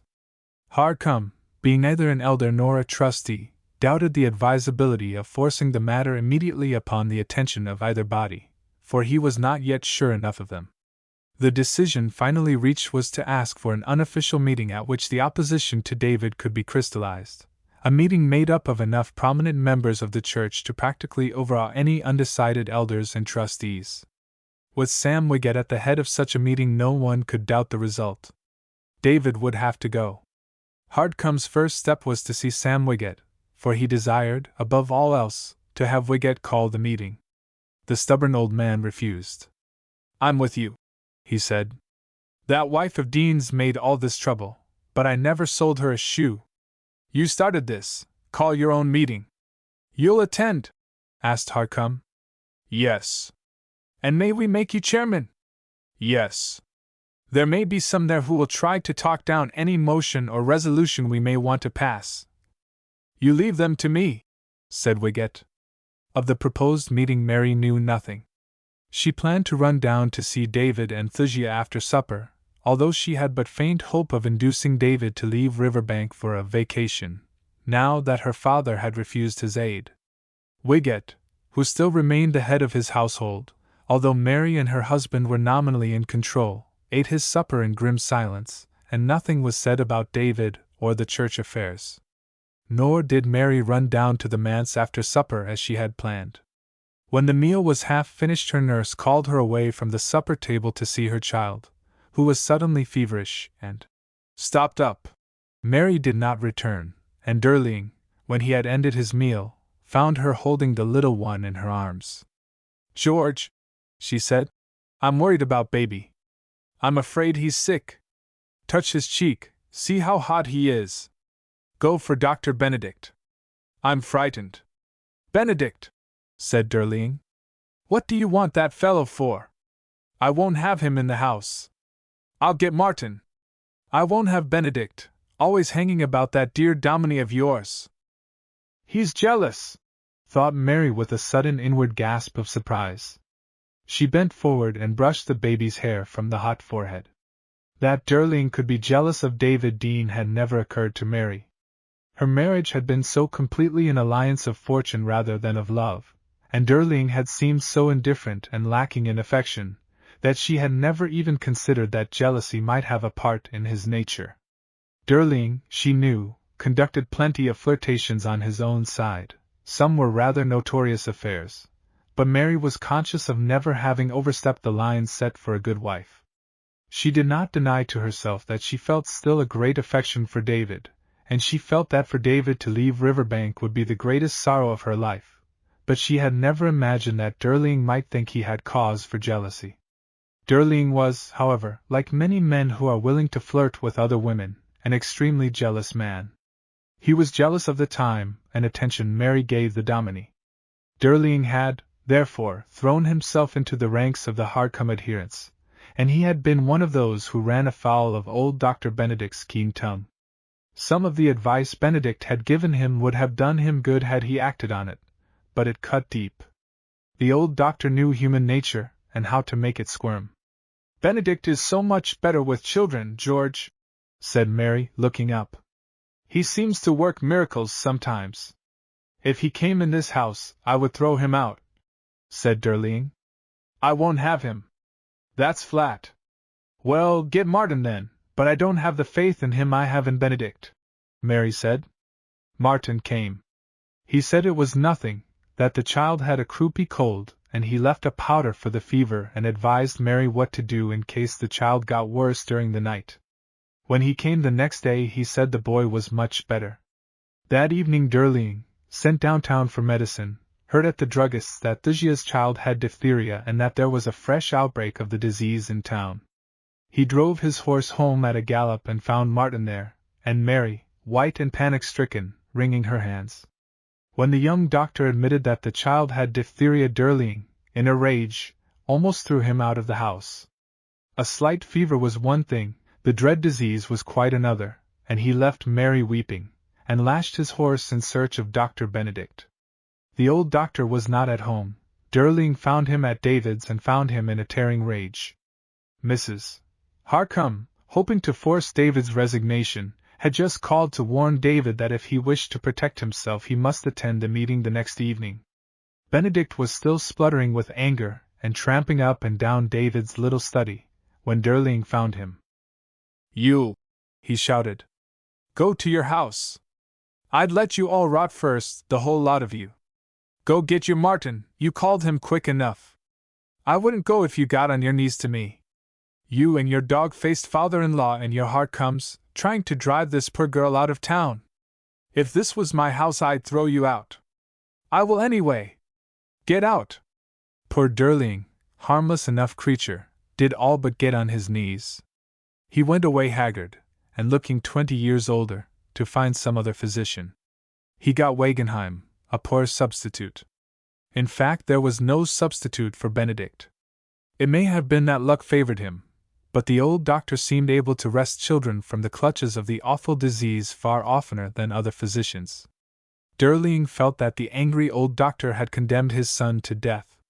With the witlessness of a distracted man he tried to find Rose Hinch at her room on the main street, thinking Rose might plead for him with Benedict.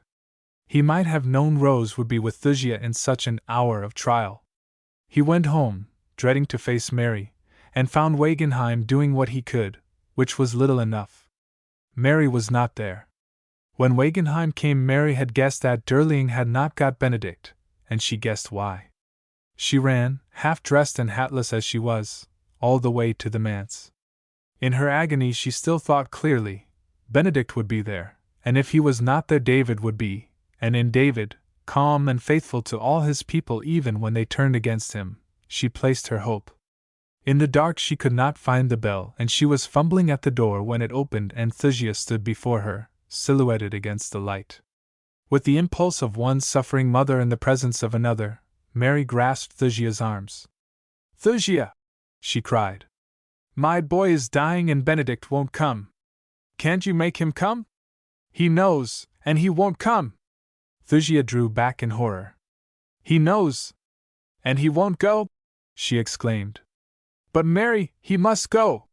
Why, but he must go, Mary! I don't understand. Benedict won't go?" She turned and flew to the study where Benedict had usurped David's easy chair. She stood before him, one mother pleading for another. No one but the three, Benedict and Thusia and Mary, will ever know what she said, but when she had said it, old Benedict drew himself out of the chair and went with Mary. A week later little Davy, Thusia's child, died. Mary was more fortunate. Her boy recovered, and although it was long before he was strong again, Mary treasured him all the more.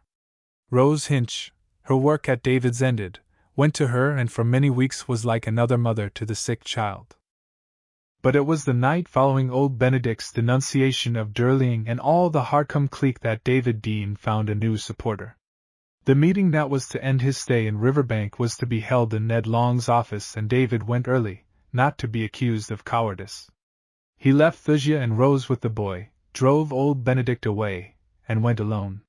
He walked slowly, his head bowed and his hands clasped behind him, for he had no hope left. It was so he came to the foot of Ned Long's office stairs and face to face with old Sam Wiggett standing in the dark of the entry. He stopped short, for the bulky old man did not move aside.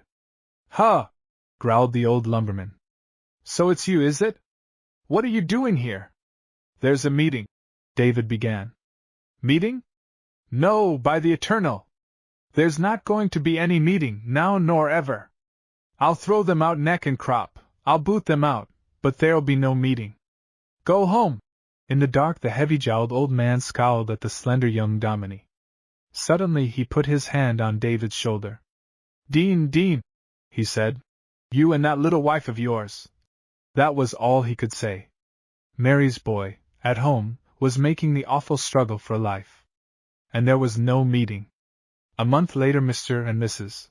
Harcombe went to the Episcopalians, and a half-year later to the Congregationalists, where they remained.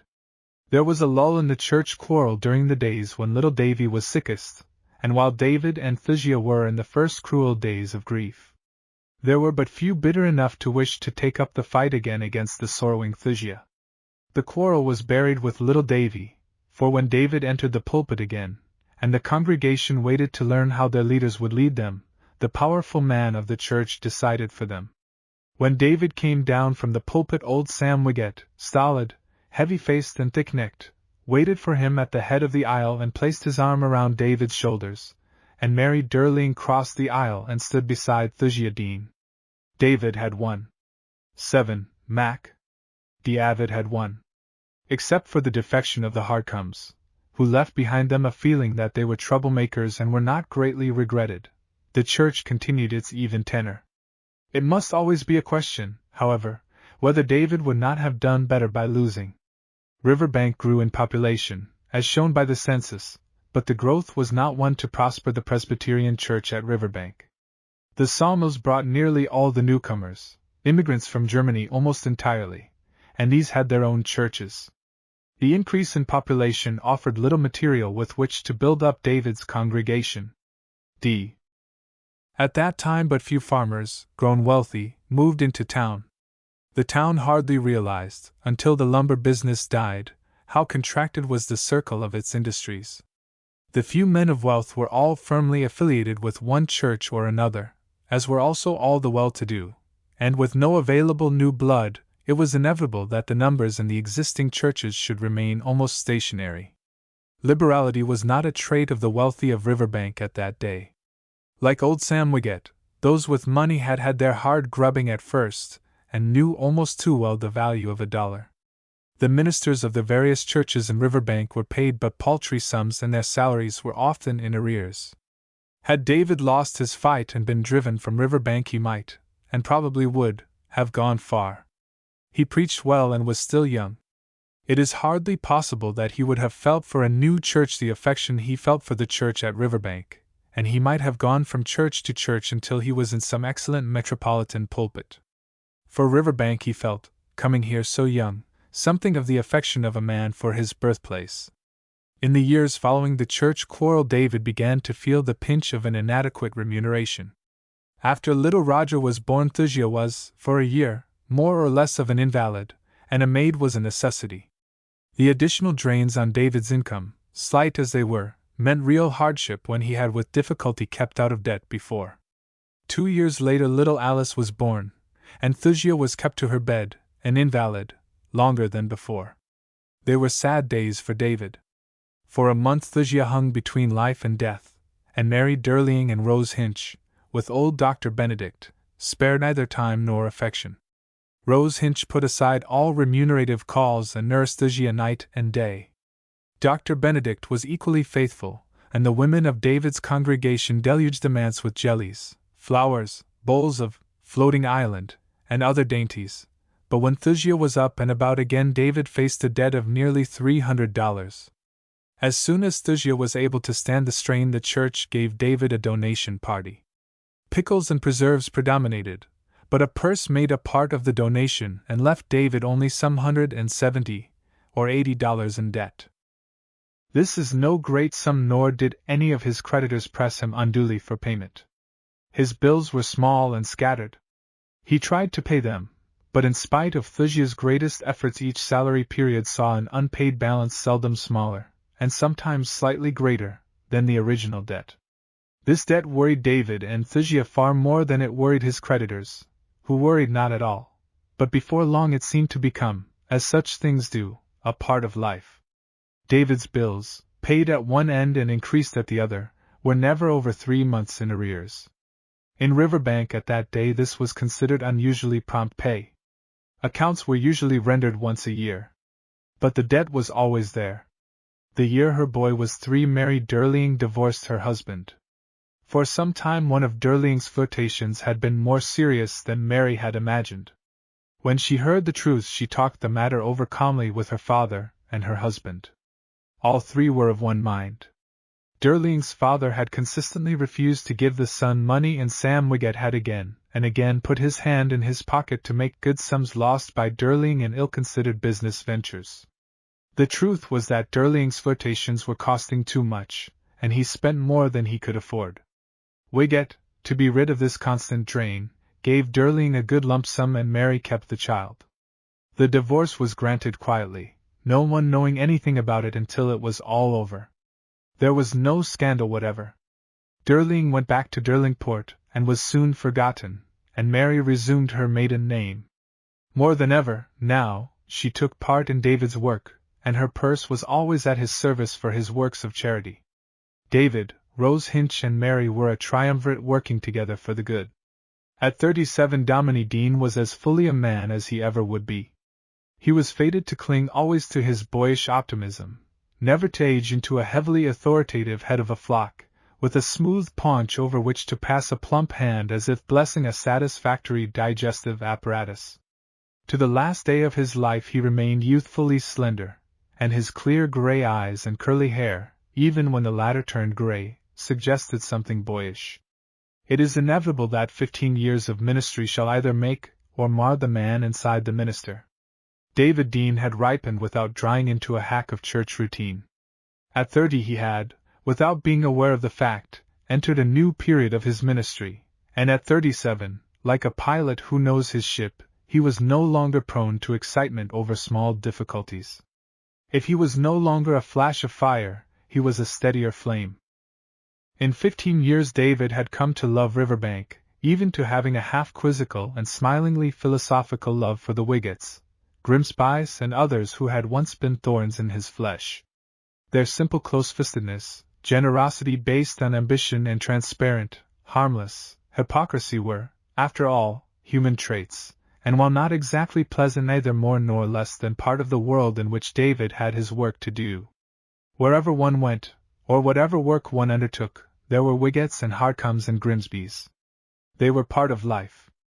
They were irritants, but it rested with David whether he should feel their irritation as a scratch or a tickle. Until he was 30 he had often smarted, now he smiled. In the self-centered little town there were good people and bad and, as is the case everywhere, fewer actively vicious than we are pleased to assume. David cherished a philosophy of pity for these. If old Wiget had so much good in him, and Thysia, who was now as faithful a wife and mother as Riverbank could boast, had once been on the verge of being cold-shouldered into a life of triviality, if not of shame, no doubt all these others, if they had been properly guided in the beginning, might have been as normal as old Mrs. Grelling, or the absolutely colorless Mr. Prell. With all this willingness to make allowances for the sinner, David had a hard, uncompromising, Presbyterian hatred for the sin. In one of his sermons he put it thus: "To sin is human, the sin is of the devil." It was in this spirit David began his long fight against MacDougall Graham's personal devil. When David Dean came to Riverbank, Mac Graham had been a bright-eyed, saucy, curly-haired little fellow of 5 or 6, a "why" sort of boy. "Why do you wear a white necktie? Why do you have to stand in the pulpit? Why did Mr. Wiget get up and go out? Why is that horse standing on 3 legs?" Certain ladies of the church made a great pet of Mac and helped spoil him, for he was as handsome as he was saucy. An only son, born late in his parents' lives, they prepared the way for his disgrace. It may be well enough, as Emerson advises, to cast the bantling on the rocks, but leaving an only son to his own devices on the theory that he is the finest boy in creation and can do no wrong does not work out as well. At 19 Mac was wild, unruly, and drinking himself to ruin. David's first knowledge of the state into which Mac had fallen came from Thysia. There had been one of those periodical church squabbles in which the elder members had locked horns with the younger and more progressive over some unimportant question that had rapidly grown vital, and David had, for a while, been busy impoverishing the little conflagration so that it might burn out the more quickly. The church was subject to these little affairs. In the 15 years of his ministry, David had seen the church change slowly as a natural result of children reaching maturity, and the passing of the aged. Some, who liked David's sermons, left other churches and joined the congregation, and there were a few accretions of newcomers, but from the first the older members had resented any interference with their management on the part of new and younger members. A change in the choir, an effort to have the dingy interior of the church redecorated, any one of 1,000 petty matters would, if suggested by the newer members, throw the older men into a line of battle. It was, in a way, a quarrelsome church. It was, indeed, not only in Riverbank but throughout the country, a quarrelsome time. The first rills of broader doctrine were beginning to permeate the hot rock of petrified religion, and where they met there was sure to be steam and boiling water and discomfort for the minister, whether he held with one side or the other, or tried to be neutral. The Riverbank Church, because of the conservatism of the older members, was particularly prone to petty quarrels, and this was one of David's greatest distresses. At heart he was with those who favored the broader view, but he was able to appreciate the fond jealousy of the older men and women for old thoughts and ways. It was after one of these quarrels, when he had found himself unduly busied healing wounds, that Thysia came running across from the Mannings, opposite the manse, and tapped on David's study door. "Yes. Come in," he said. "David! It's Mac Graham, he is drunk." "Mac drunk!" David cried, for he could not believe he had heard aright. "Not our Mac!" David, his lanky form slid down in his great chair so that he was sitting on the small of his back, had been thinking over his sermon for the next Sunday. No one could sit in David's great chair without sliding down and down and down into comfort or into extreme discomfort. It had taken David a long time to become part of the chair, so that he could feel the comfort of utter relaxation of body it demanded. In time the chair grew to be a part of the David we all knew. Those of us who knew him best can never forget him as he was when he sat in that old chair, his feet on the floor, his knees almost as high as his chin, his hands loosely folded over his waist, so that his thin, expressive thumbs could tap together in emphasis as he talked, and his head forward so that his chin rested on the bosom of his shirt. Slumped down like this in the great chair, he talked to us of things we talked of nowhere else. We could talk religion with David when he was in his chair quite as if it were an interesting subject. Many of us can remember his smile as he listened to our feeble objections to his logic, or how he ran his hand through his curls and tossed one knee on top of the other when it was time to bring the full battery of his mind against us. It was while slumped into his great chair that David had most of his famous word battles with old Doc Benedict, and there, his fine brow creased, he listened when Rose Hinch told of someone in need or in trouble. When we happened in and David was out, and we waited for him in his study, that chair was the emptiest chair man ever saw in the world. The hollows of the threadbare old green rep always seemed to hunger for David as no other chair ever hungered for any other man. No other man or woman ever fitted the chair. I always felt like an overturned turtle in it, with my neck vainly trying to get my head above the engulfing hollow.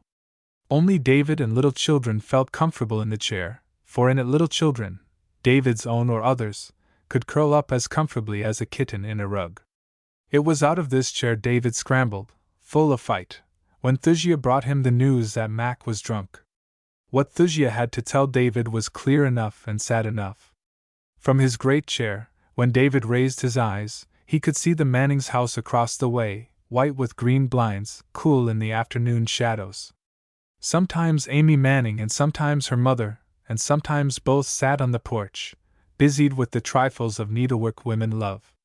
It was always a pleasant picture, the house framed between the trunks of two great maples, the lawn crisply cut and mottled with sunshine and shadow, and at one side of the house a spot of geranium glowing red in the sun with, at the other side, a mass of shrubbery against which a foliage border of red and green fell, in the afternoons, just within the shadow and had all the quality of rich Italian brocade.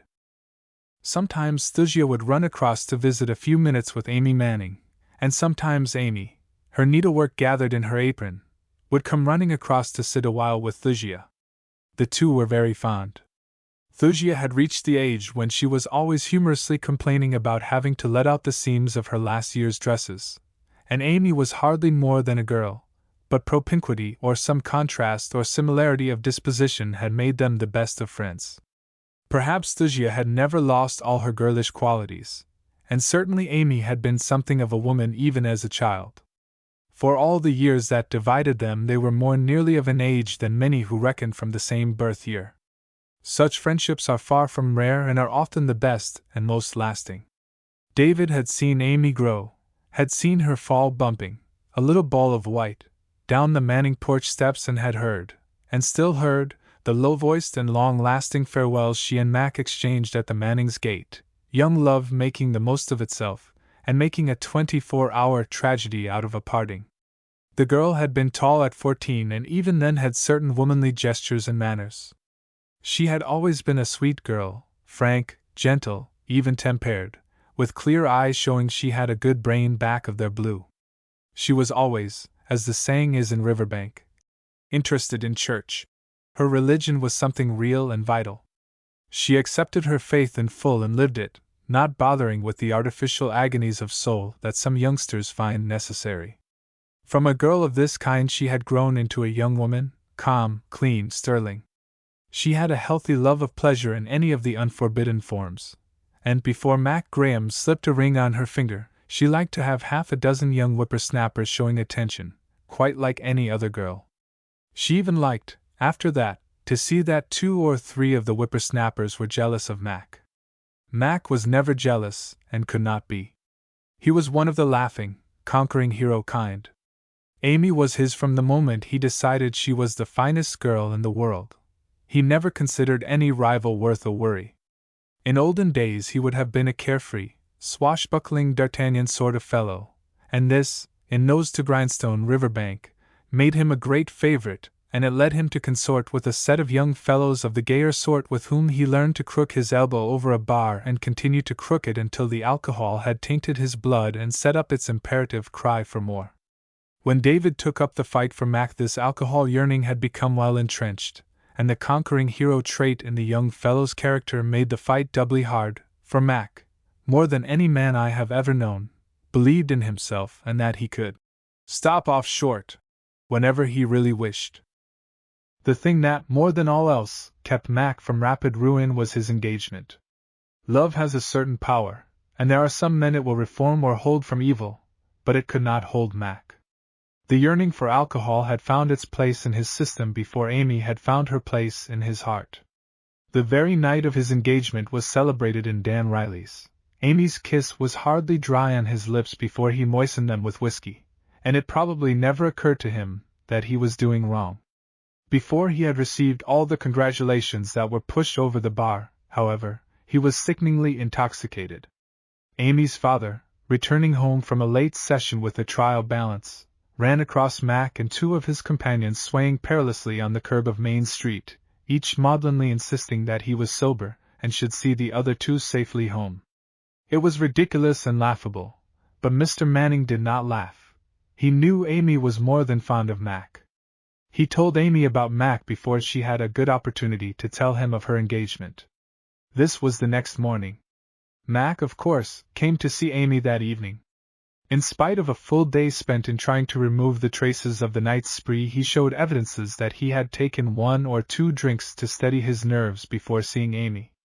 He was a little too hilarious when he met her at the door, not offensive, but too talkative. It was a cruel position for the girl. She loved Mac and loved him tremendously, but she had more than common sense. She knew she had but one life to live, and she had set her ideals of happiness long before. A drunken husband was not one of them. She talked to Mac. She did not have, to help her, an older woman's experience of the world, and she had against her the love that urged her to throw herself in Mac's arms and weep away the seriousness of the affair.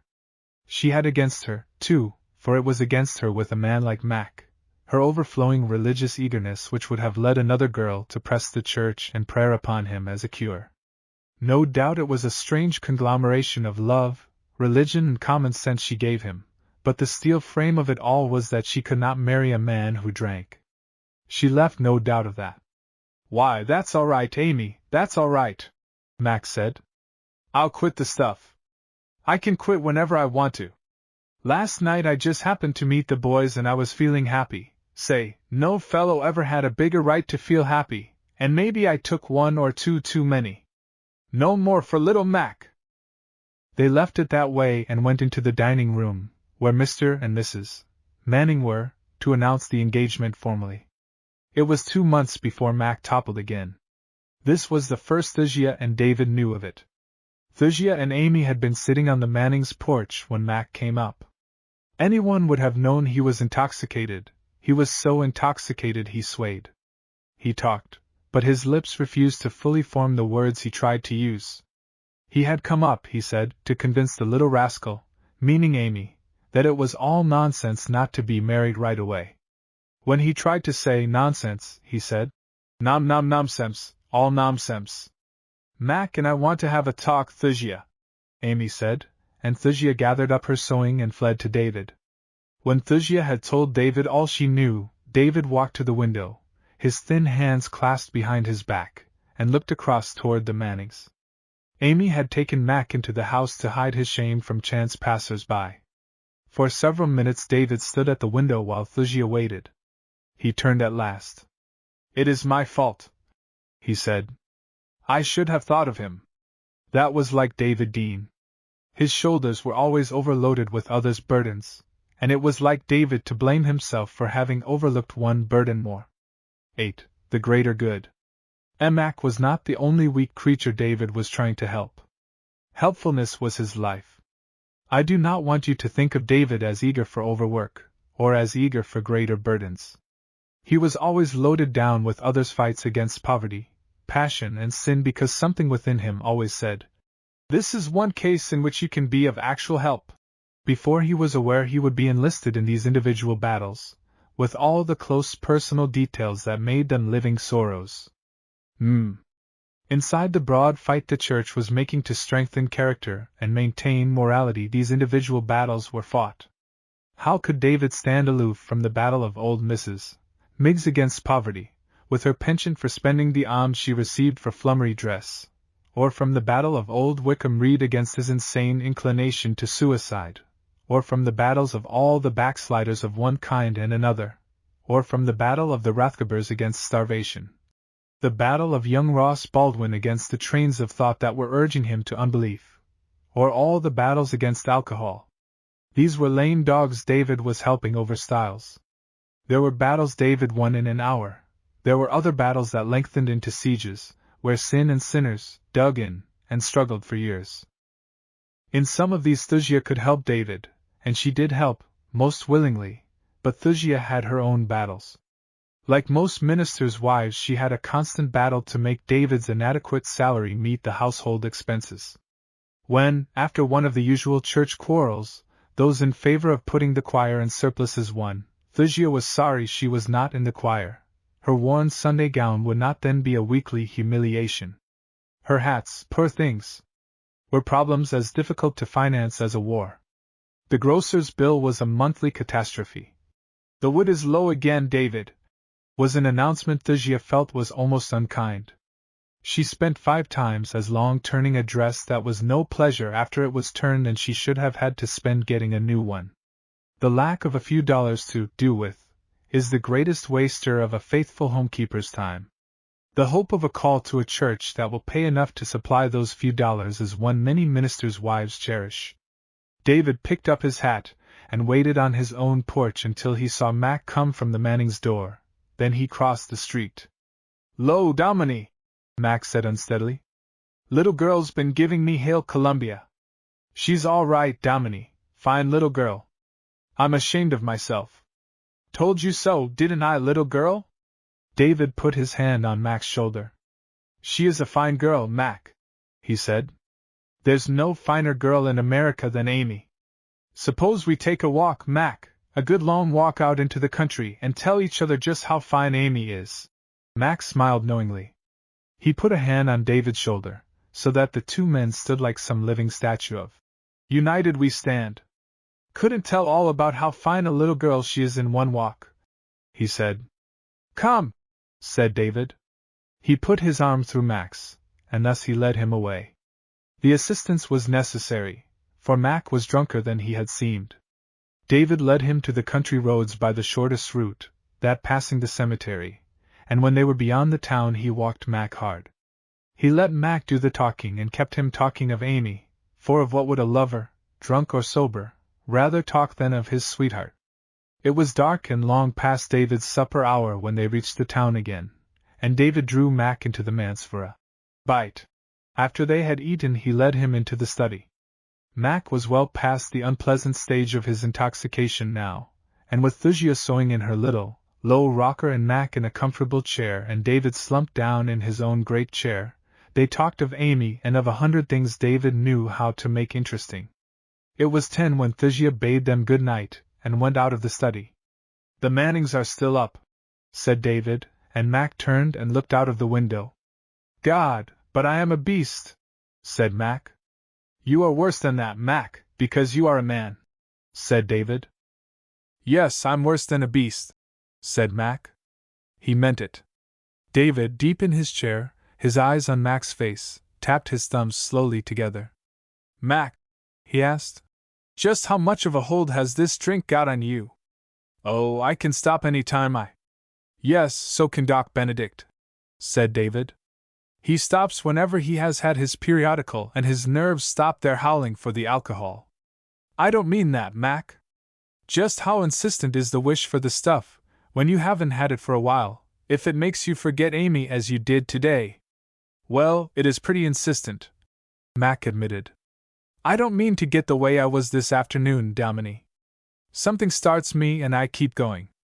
David's thumbs tapped more and more slowly. "You still have the eyes of a man, Mac," he said.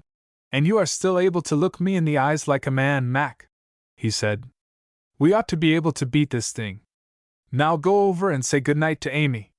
She'll sleep better for seeing you as you are now." The next day David learned more, and so did Thusia.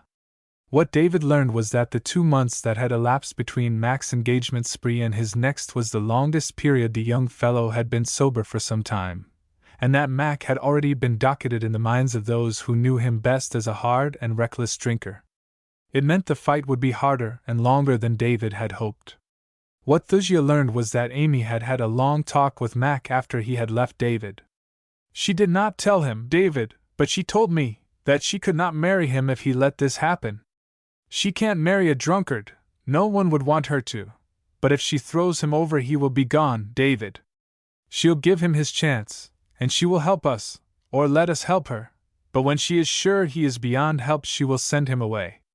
And when she sends him away, if she sends him away, one great influence will be lost," said David. "She must not send him away. If he comes to her drunk again," said Thasia, as one who has saved the worst tidings until last, "she will have no more to do with him." In less than a week Mac fell again, and Amy, her heart well nigh broken, gave him back his ring, and ended the engagement. Then, indeed, began the hardest fight David ever made for a man against that man's self. There were nights when David walked the streets with Mac until the youth fell asleep as he walked, and days when Mac lay half stupid in David's great chair while the Dominie scribbled his sermon notes at the desk beneath the spatterwork motto, "Keep an even mind under all circumstances." Often David and old Doc Benedict sat in the same study and discussed Mac. David from the stand of one who wanted to save the young fellow, and Benedict as one who knew the alcohol because it had conquered him. "Now, in my case," the doctor would say, quite as if he were discussing another person, but on the other hand I had this gnawing pain in my stomach while, and so on. There were weeks when David felt he was making great progress, and other weeks when he felt he was not holding his own, and some frightful weeks when Mac threw everything aside and plunged into unbridled dissipation. The periods after these sprees were deceptive. During them Mac seemed to want no liquor and vaunted his strength of will. He boasted he would never touch another drop. There were also periods of overwhelming defeat, and periods when Mac was never drunk but never sober. Little by little, however, David felt he was making progress. It was slow, and there were no cures to work a sudden change, as there are now, but under the tottering structure of Mac's will David was slowly building a foundation of serious thought. Mac was changing. His dangerous and elusive bravado was bit by bit yielding to a desire to do what David wished.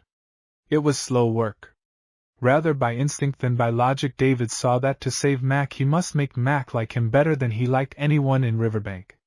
Our David had none of that burly magnetism that draws men in a moment.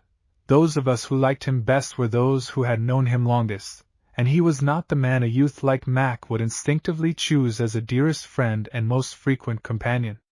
In David's mind the idea probably formed itself thus: I must make Mac come to me as often as possible.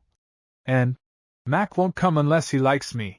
He set about making Mac like him, and making him like Thasia and little Roger and baby Alice, and making him like the manse and all that was in it. With Amy turning her face from Mac, and Mac's mother varying between shrewish scolding and maudlin tears, and Mac's father wielding no weapon but a threat of disinheritance, it became necessary that Mac should have someone he wished to please, someone he liked and respected and wished to please more than he wished to please his insistent nerves. Each touch of eagerness added to Mac's face as he came up the manse walk. David counted again. And Thasia, beside what she did for Mac in making Mac love the manse and all those in it, worked with Amy and kept alive the flame of her love. They were dear people, our Dominie Davy and his wife. In time little Roger became as eager to see Mac as Mac was to see David, and Mac became Angel Mac to the child. The boy would climb the gate and cry, "Here cometh Angel Mac," with all the eagerness of joyful childhood. Sometimes when Mac was drunk, but not too drunk, David would lead Roger into the study, and the boy would say, "Per Angel Mac, you thick?" It all helped. Together Mac and David made the fight. Amy, according to her light, did her part too. She never fled from David's little porch when she happened to be there and saw Mac coming up the street. She always gave Mac her hand in frank and friendly manner. She did not let the other young fellows pay her attentions. It was as if Mac had never courted her, as if they were bound by a friendship that had never ripened into anything warmer but that might some day. Mac was fine about it. Eager as he was to have Amy, he held himself in check. Eventually it was a great thing for them both. It was as if they were living the difficult, getting acquainted, year that follows the honeymoon before the honeymoon itself. They got to know each other better, perhaps, than any Riverbank lovers had ever known one another. It was one Sunday afternoon during this stage of Mac's fight, while Mac and Thasia and Amy were on the porch and David taking his between-sermon nap in his great chair, that the great opportunity came to David's door. It came in the form of a man of 60 years, silk-hatted and frock-coated. He walked slowly up the street from the direction of the town, and when he reached David's gate he paused and read the number painted on the riser of the porch step, opened the gate, and entered. He removed his hat and extended his hand to Thasia. "You are Mrs. Dean, I know," he said, smiling. "My name is Benton, and I don't think you know me. Mr. Dean is in?" There were many men of many kinds came to David's door from one end of a year to the other, but never had a man come whose face so quickened Thasia's heart. It was a strongly modeled face and gave an impression of power. The nose was too large and the lips were too large, so were the brows, so were all the features. It was a face that was too large for itself. It left no room for the eyes, which had to peer out as best they could from between the brows that crowded them from above, and the cheekbones that crowded them from below, but they were kind, keen, sane eyes. They were even twinkling eyes. The man was rather too stout and his skin was coarse-pored, almost as if pitted. Thasia had never seen a homelier man, and yet she liked him from the moment he spoke.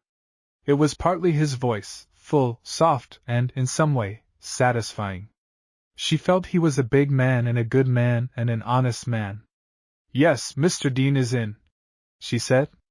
"I think he is napping. If you will just rest a minute until I see."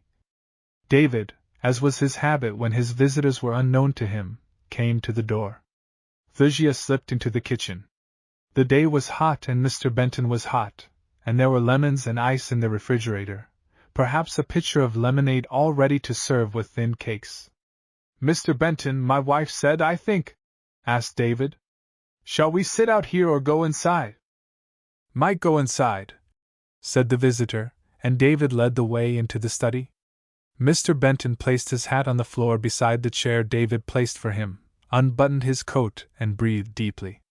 "Quite a hill you are perched on here," he said. "Fat man's misery on a day like this. I suppose you saw me in church this morning?" "Yes." "I tried to reach you after the service, but you slipped out." "I ran away," admitted Mr. Benton. "I wanted to think that sermon over and cool down after it. It was a good sermon." David waited.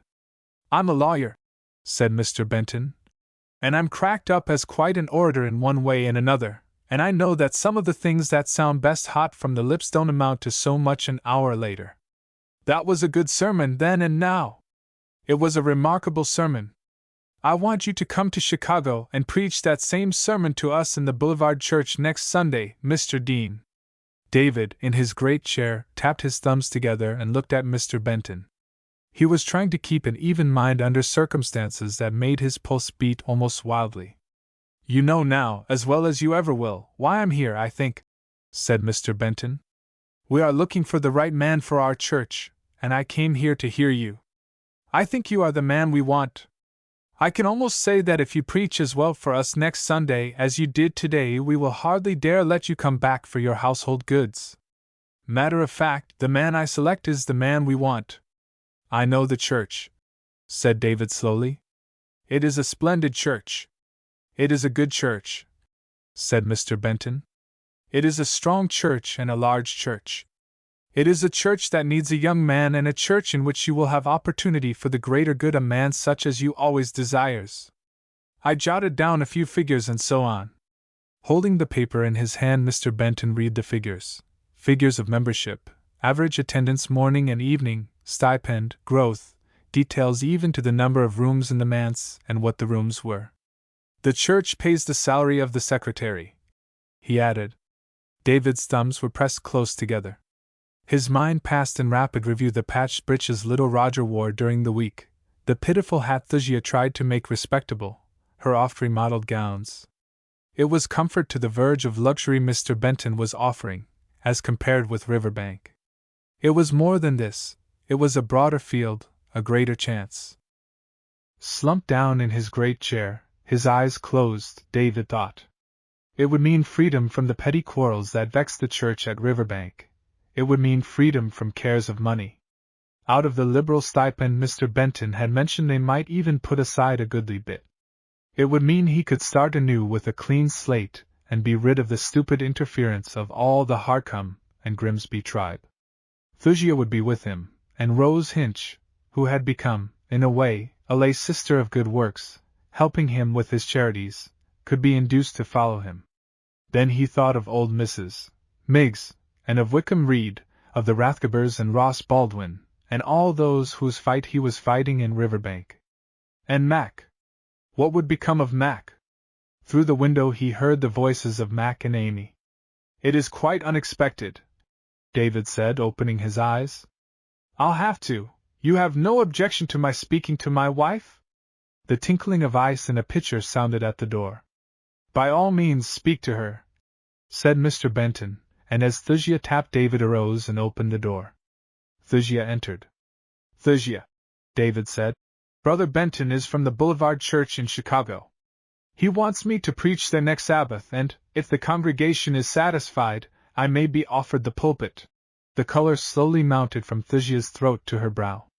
She stood holding the small tin tray, and the glasses trembled against the pitcher. It did not need the figures Mr. Benton reread to tell Thusia all the opportunity meant. Mr. Benton ceased, and still Thusia stood holding the tray.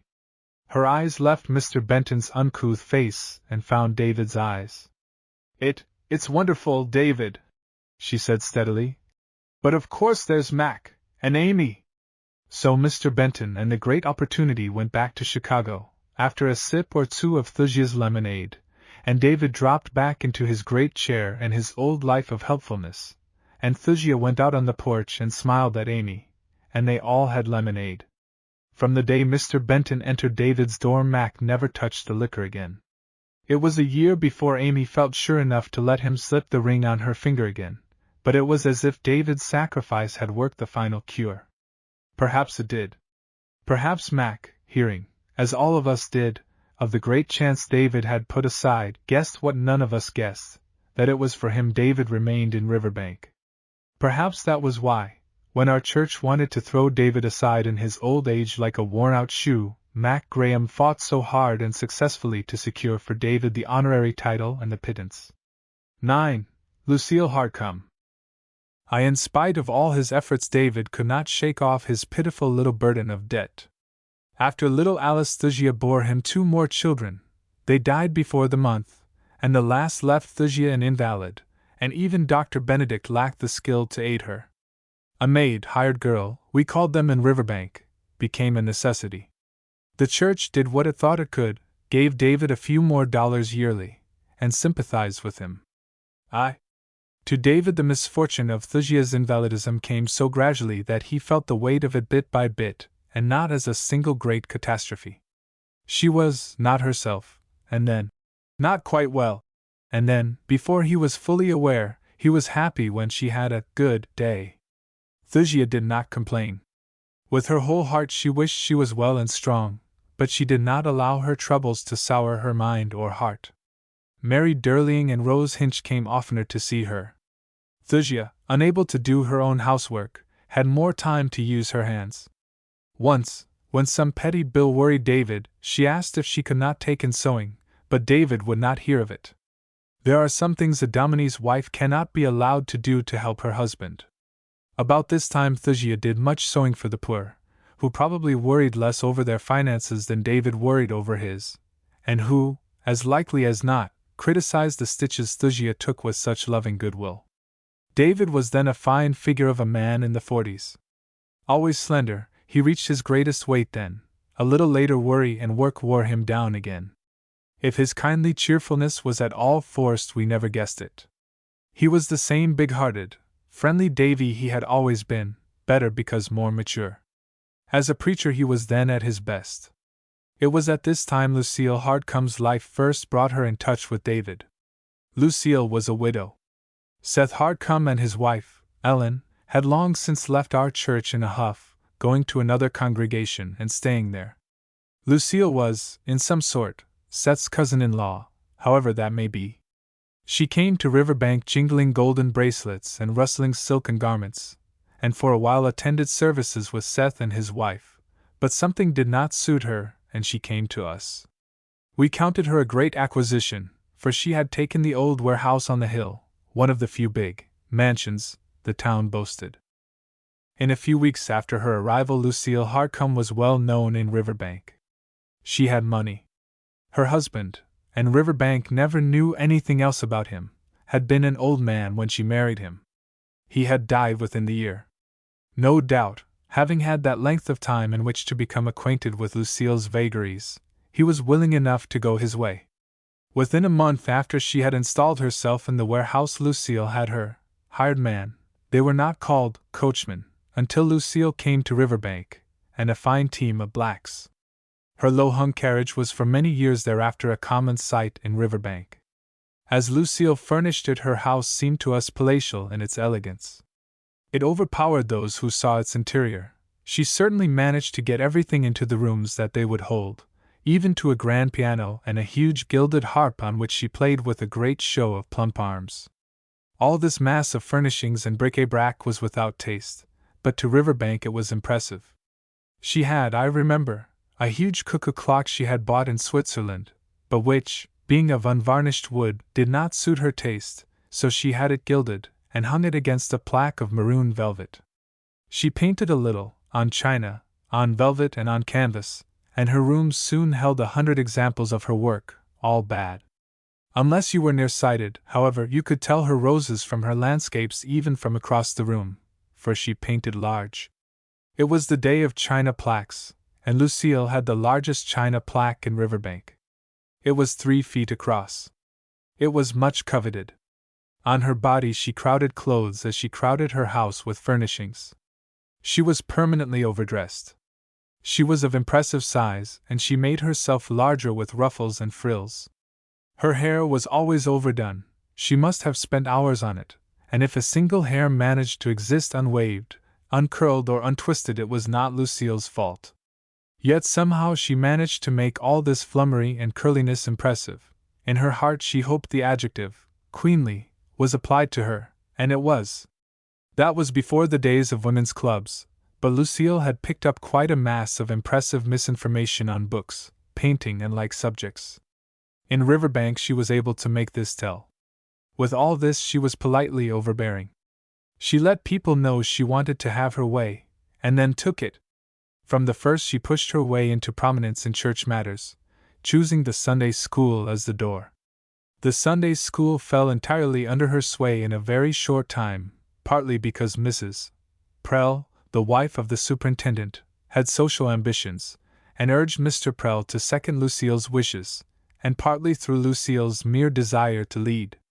She began as leader of the simple Sunday school music, standing just under the pulpit and beating out the time of, with an arm that jingled with bracelets as her horses' bridles jingled with silver-plated chains. Her knowledge of music was slight. She could just about pick out a tune on her harp by note, but she called in Professor Schwerl and made him pound further knowledge into her head. The hot-tempered old German did it. He swore at her, got red in the face, perspired. It was like pouring water on a duck's back, but some drops clung between the feathers, and Lucille knew how to make a drop do duty as a pailful. She took charge of the church music, reorganized the choir, and made the church think the new music was much better than the old. And so it was. She added Professor Schwerl and his violin to the organ. Theoretically this was to increase the volume of sweet sounds. In effect it made old Schwerl the hidden director of the choir, with Lucille as the jingling, rustling figurehead. So, step by step, Lucille became a real power in the church. The trustees and elders had little faith in her wisdom. They had immense respect for her ability to have her own way, whether it was right or wrong. Lucille, having won her place in the church, set about creating a salon. Her first idea was to make her parlor the gathering place of all the wit and wisdom of Riverbank, as Madame de Staël made her salon the gathering place of the wit and wisdom of Paris. Perhaps nothing gives a better insight into the character of Lucille than this, her attempt to create a salon, of which she should be the star, in Riverbank. She soon found that the wit and wisdom of our small Iowa town was not willing to sit in a parlor and talk about Michelangelo. The women were abashed before the culture they imagined Lucille to have. The men simply did not come. Not to be defeated, Lucille organized a literary society. By including only a few of her church acquaintances, she gave the suggestion that the organization was exclusive. By setting as the first topic the poems of Matthew Arnold, then hardly heard of in Riverbank, she suggested that the society was to be erudite. The combination did all she had hoped. Admission to Lucille's literary society became Riverbank's most prized social plum. Few in Riverbank had any real affection for Lucille, but affection was not what she sought. She wanted prominence and power, and even the men who had scorned her salon idea soon found she had become, in some mysterious way, an influence. The state senator, when he came to Riverbank, always put up at Lucille's mansion instead of at a hotel as formerly. When the men of the town wished signatures to a petition, or money subscriptions to any promotion scheme, such as the new street railway, the first thought was, "Get Lucille Hardcome to take it up, she'll put it through." In such affairs she did not bother with the lesser names. Some 15 or 20 of the big men she would write on her list, and for a few days her blacks and her low-hung carriage would be seen standing in front of prominent doors, and Lucille would have secured all, or nearly all, the signatures she sought. At first Lucille paid little attention to David. She treated him much as she treated the colorless Mr. Prell, our Sunday school superintendent, as if he were a useful but unimportant church attachment, but otherwise not amounting to much. It was not until the affair of the church organist showed her that David was a worthy antagonist that Lucille thought of David as other than a sort of elevated hired man. Far back in the days when David came to Riverbank, Miss Hurley, Miss Jane Hurley, not Miss Mary, had volunteered to play the organ when Mrs. Dougal gave it up because of the coming of the twins. That must have been before the war, and the organ was a queer little box of a thing that could be carried about with little trouble. It was hardly better than a pitch pipe. It served to set the congregation on, or off, the key, and was immediately lost in the rough bass and shrill treble of the congregational vocal efforts. Later, when the Hardcomes came to Riverbank and Ellen Hardcome's really excellent soprano suggested a quartet choir, the new organ had been bought. It was thought to be a splendid instrument. In appearance it was a sublimated parlor organ, a black walnut affair that had Gothic aspirations and arose in unaccountable spires and points. We Presbyterians were properly proud of it. With our choir of 4, our new organ, and Miss Hurley learning a new voluntary or offertory every month or so, we felt we had reached the acme in music. We used to gather around Miss Hurley after one of her new pieces, and congratulate her, quite as we gathered around David and congratulated him when he gave us a sermon we liked especially well. The Episcopalians gave us our first shock when they built their little church, spireless, indeed, so that their bell had to be set on a scaffold in the backyard, but with a pipe organ actually built into the church. We figured that 7, at least, of our congregation went over to the Episcopalians on account of the pipe organ. The Methodists were but a year or two later. I do not remember whether the Congregationalists were a year before or a year after the Methodists, but the net result was that we Presbyterians and the United Brethren were the last to lag along, and the United Brethren had neither our size nor wealth. Not that our wealth was much to brag of. After her typhoid, Ellen Hardcome's voice broke, the disease settled in her throat, as we said then, and she stepped out of the choir to make way for little Molly Mitchell, who sang like a bird and had a disposition like one of Satan's imps. Hardly had Lucille Hardcome taken charge of our church music than she began her campaign for a pipe organ. By that time the new organ was the old organ, and actually worse than the old organ had ever been. It was in the habit of emitting occasional uncalled-for groans and squeaks, and at times all its efforts were accompanied by a growl like the drone of a bagpipe. The blind piano tuner had long since refused to have anything more to do with it, and Merkel, the local gun and locksmith, tinkered it nearly every week. It was comical to see old Schwerl roll his eyes in agony as he played his violin beside it. As Merkel said, repairing musical instruments was not his business, and he had to study her up from the ground. He did his best, but probably the logic of his repair work was based on a wrong premise. We never knew When Merkel entered the church on a Saturday to correct the trouble that evolved during Friday night's choir practice, what the old black walnut monstrosity would do on Sunday. All through this period, as through her struggles with the old organ, Miss Hurley labored patiently. "I couldn't do so and so," old Merkel used to tell her. "So you want to look out and not do so and so." Perhaps it meant she must pump with one foot, or not touch some 3 or 4 of the stops. She did her best, and, but for the rankling thought that the other churches were listening to glorious pipe organ strains, I dare say we would have been satisfied well enough.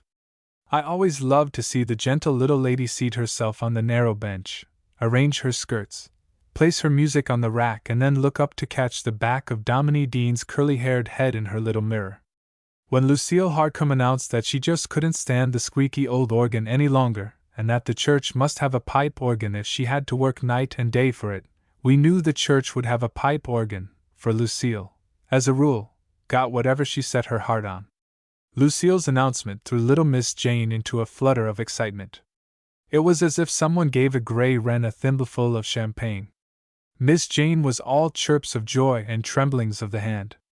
She hardly knew whether to be jauntily joyous or crushed with fear. Her eyes were unwontedly bright, and her cheeks, which had not glowed for years, burned red. The very Friday night that Lucille condemned the old organ and proclaimed a new one, Miss Jane, walking beside David Dean, although she felt more like skipping for joy, asked David a daring question. "Won't it be wonderful to have a real organ, a pipe organ?" she exclaimed. "It means so much in the musical service, Mr. Dean. I try to make the old organ praise the Lord, but, of course, I don't mean anything I shouldn't, but sometimes I think there is no praise left in the old thing. I can do so much more if we have a pipe organ. I imagine you sometimes think the old Harry is in the old walnut case, Miss Jane," said David. "Oh, I would never think that," cried Miss Jane, and then she laughed a shamed little laugh. "That is just what Sister Mary said last Sunday when the bass growled so." She walked a few yards in silence, nerving herself to ask the question. "Mr. Dean," she said, "do you think it would be all right, do you think it would be proper, if I asked Mademoiselle Morin to give me a few lessons?" She almost held her breath waiting for David's answer. It seemed to her, after the question had left her mouth, that it had been a bold, almost brazen, thing to ask David. It seemed almost shameful to ask the Dominie such a question, for, you understand, Mademoiselle Morin was a Catholic, and not only a Catholic but the niece of Father Morin, the priest, and his housekeeper, and the organist of St. Bridget's. The lessons would mean that Miss Jane must go to St. Bridget's. They would be given on the great organ there, with the image of the Virgin, and of St. Bridget, and the gaunt crucifix, and the pictures portraying the Stations of the Cross, and the confessionals, and all else, close at hand.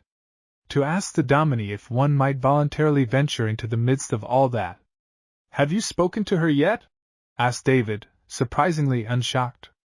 "No. Oh, no. I would not until I had asked you, of course," gasped Miss Jane. "Why, I haven't had time. I only knew we were going to have a pipe organ this evening. Perhaps you had better let me arrange it," said David. "I think perhaps Dr. Benedict can manage it, although Mademoiselle is giving up her pupils, Benedict says. Father Morin is worried about her health. Benedict says Mademoiselle is trying to do too much. She is giving up all but her 2 or 3 most promising pupils. But in a case like this, shall I speak to Benedict?" "Oh, will you? Will you?" cried little Miss Jane ecstatically. "Oh, if you will." David smiled in the darkness. But a day or two before, when Doc Benedict had dropped into the manse to sit a while in David's study under the motto, "Keep an even mind under all circumstances," David had scolded him whimsically for unfaithfulness. "I don't see you once in a blue moon any more, Benedict," he had said. "I grow stale for someone to wrangle with. You're a false and fickle friend. Who is your latest passion? Father Morin?" "Don't you say anything against Father Morin," Benedict threatened. "It's a pity you're not both Presbyterians, or both Catholics, Davy. You'd love each other. You'd have some beautiful fights. I can't hold my own against him, he's too much for me." He's a fine old man, Davy," he added, and then, smiling. "And he knows good sherry and good cigars." "What do you talk about, over your good sherry and good cigars?" asked David. "Last night," said Benedict. "It was music. He had me there, Davy. No man has a right to know as much about as many things as Father Moran knows. Of course, if I had a niece like Mademoiselle, I might know about Beethoven and Chopin and all those fellows. He scolded me about our church music. I went for him, of course, on that, bragged about our choir. Ah, yes, he smiled through that thick, brown beard of his. And I've heard of your organ. He gave me an imitation of it through his nose. Then he called Mademoiselle and took me into the church and made her play a thing or two, an elevation and an Ave Maria. He had me, all right, Davy. It was holy music, Davy." So David, remembering, spoke to Benedict about Miss Jane's desire, and Benedict spoke to Father Moran. The old doctor knew just how to handle the good-natured priest, whose eyes were deep in crow's feet from countless quizzical smiles. "Why, Father, you yourself were howling and complaining about our church music the other night. Scolding me, you were. And now I give you a chance to better the thing you scolded me about, and you hesitate. Oh, tut! About Mademoiselle's health. Let her give up another of her fancy, arts and graces pupils. I prescribe Miss Hurley for Mademoiselle's health. And don't you dare go against her physician's orders." Father Moran chuckled in his black beard and his eyes twinkled. He loved to have anyone pretend to bulldoze him. He was a beloved autocrat among his own people. "You're afraid," declared Benedict. "You're afraid that when we get our new organ and Miss Hurley learns to play it, your Mademoiselle will be overshadowed. We'll show you." "Afraid," chuckled Father Moran. "You've heard Mademoiselle play, and you say I am afraid. Bon! Excellent! Come, we will interview Mademoiselle." So it was arranged. Mademoiselle would take no remuneration. She patted little Miss Hurley on the thin shoulder and smiled, but she would not hear of payment. "And no," she declared. "I teach you because I like you, because I like all praise music shall be good music. And no, we will not think about money, we will think about great, grand music. You will be my little St. Cecilia, yes?" Not until she had consulted David, and had been assured that accepting such a favor from the niece of the priest was not at all wrong, would Miss Hurley agree. Then the lessons began, Miss Hurley always, "My little St. Cecilia," to Mademoiselle. They were a strongly contrasted pair, Mademoiselle Moran stout, black-haired, with powerful arms and fingers, Miss Hurley a mere wisp of humanity, hair already gray, and with scarce strength to handle the stops and keys. When first she entered the huge St. Bridget's, Miss Hurley cringed, as if she entered a forbidden place. The great stained windows permitted but little light to enter. Here and there some woman knelt low on the floor, crossing herself. Mademoiselle walked to the organ loft with a brisk, businesslike tread, and Miss Hurley followed her timidly. From somewhere Father Moran appeared, smiling, and patted Miss Hurley's shoulder. No man had patted Miss Hurley's shoulder for many years, but she was far from resenting it. It was like a good wish. Then Mademoiselle reached up and drew the soft green curtains across the front of the organ loft, and lo! They were alone. The lesson began. It needed but that one first lesson to tell Mademoiselle that her little St. Cecilia would never play great grand music on a large pipe organ. It was as if you were to undertake to teach a child trigonometry, and discovered he did not know the multiplication table beyond 7 times 5. Miss Hurley hardly knew the rudiments of music, harmony, thorough bass, and all the deeper things that Mademoiselle had learned so long ago that they were part of her nature now, were absolute Greek to Miss Hurley. But worse than all this, Miss Hurley had not the physique of an organist. She was physically inadequate. Such news invariably leaks out. Long before Lucille Harcombe had managed to coax the pipe organ out of Sam Wiggett's purse, it was known that Miss Hurley was taking lessons from Mademoiselle, and that she was not strong enough to play a pipe organ properly. For her part, had Miss Hurley been any other person, Mademoiselle would have thrown up her hands and turned her back on the impossible task. But she liked Miss Jane sincerely. I think she loved the little old maid. It must be remembered that St. Bridget's was Irish, and in those days many of the Irish in Riverbank were fresh from the peat bogs and potato fields, and Mademoiselle, before coming to care for her uncle's house, had lived in the midst of France's best. It is no wonder she craved even such crumbs of culture as Miss Hurley had gathered, or that she loved the little woman. In return she gave Miss Jane all she could. There were intricacies of stops and keys, foot pedaling and fingering, that must be explained and practiced, but Mademoiselle early told Miss Hurley. St. Cecilia, you are not, remember, the grand organist, you are the sweet organist. For me, she made the organ boom with a tumult of sound. For me, yes. I am big and strong. But for you, she played some deliciously dainty bit. Because you are gentle and sweet. And all the while Miss Jane and Mademoiselle were having their little love affair and their struggles with stops and pedals and keys, behind the green curtain of St. Bridget's organ loft, Lucille Hartcombe was bringing all her diplomacy to bear against old Sam Wiggett's pocket. For her own part she made a direct assault. Mr. Wiggett, you're going to give us a pipe organ. She kept this up day in and day out. Have you decided to give us that pipe organ? And I haven't seen the pipe organ you are going to give us. Where is it? Old Wiggett, who liked Lucille, chuckled. Perhaps he knew from the first that he would give the organ. Lucille set his daughter, Mary Durling, to coaxing, and primed unsuspecting old ladies to speak to Mr. Wiggett as if the organ was a certainty. She had Mort Walsh, the architect, prepare a plan for taking out a portion of the rear wall of the church without disturbing the regular services. She took a group of ladies to Derlingport to hear the pipe organ in the Presbyterian church there. They returned enthusiastic advocates of an organ for our church, and Lucille, knowing Sam Wiggett, and sure the old fellow would love to have his name attached forever to some one big thing in the church, set the ladies to raising money for a pipe organ. This was a hopeless task, and Lucille knew it. It was done to frighten Mr. Wiggett and make him hurry with his gift, lest he lose the opportunity. One result of the trip to Derlingport can be stated in the words of Mrs. Peter Minch, uttered as she came down the steps of the Derlingport church. Well, Lucille, if we have an organ like that we will have to have more of an organist than Jane Hurley. Of course, Lucille had said. Jane Hurley and a pipe organ would be ridiculous. So this was added to David's worries.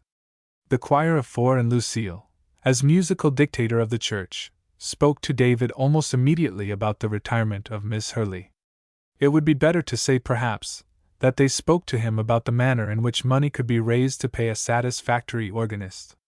They did not consider Miss Hurley as a possibility at all. She had done well enough with the old organ, and it had been pleasant for her, and well for the church, that she had been permitted to play the squeaky old instrument without pay, but she simply would not do when it came to the new organ. David listened, his head resting in his hand and one long finger touching his temple. He saw at once that a quarrel was in the air. You did not know, he asked, that Miss Hurley has been taking lessons from Mademoiselle Moran for a month or more? Oh, that, said Lucille. That's nonsense. If she wants to play onward, Christian soldiers for the Sunday school, I don't object, but church music. We have heard the organist at Derlingport.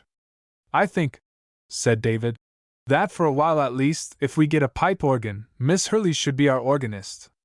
She is looking forward to it. She is taking lessons with that in view. Lucille said nothing, but in her eyes David saw the resolve to be rid of Miss Hurley. Miss Jane understands, I think, David said, that she is to continue as our organist. At no advance in salary. He smiled. Lucille closed her mouth firmly.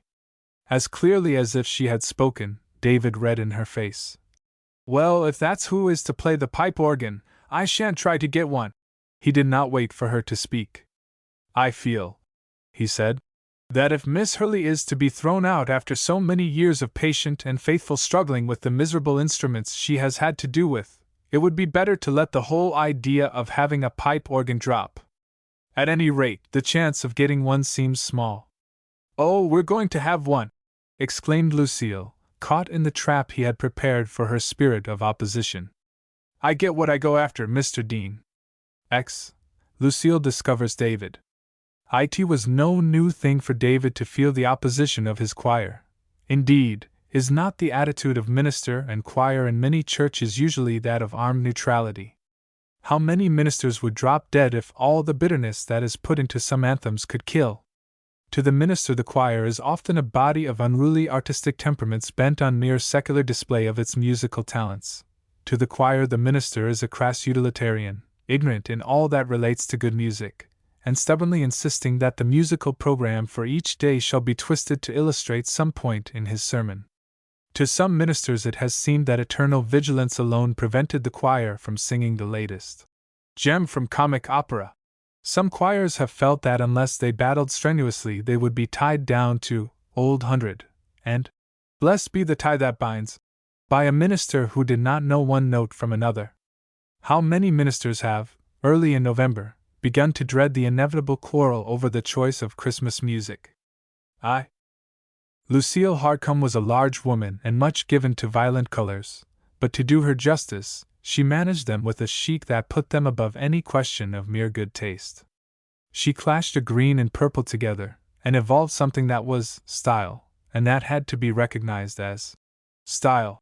In a day when women were wearing gray and black striped silks, as they were then, Lucille would concoct with her dressmaker something in orange and black, throw in a bow or two of cerulean blue, and appear well dressed. She could wear a dozen jangling bracelets on her plump arm and leave the impression that she was not over-ornamented, but ultra-fashionable. You would have said, to see her among the less violently garbed women of the church, that she was one who would win only by bold thrusts. On the contrary, she could be a wily diplomatist.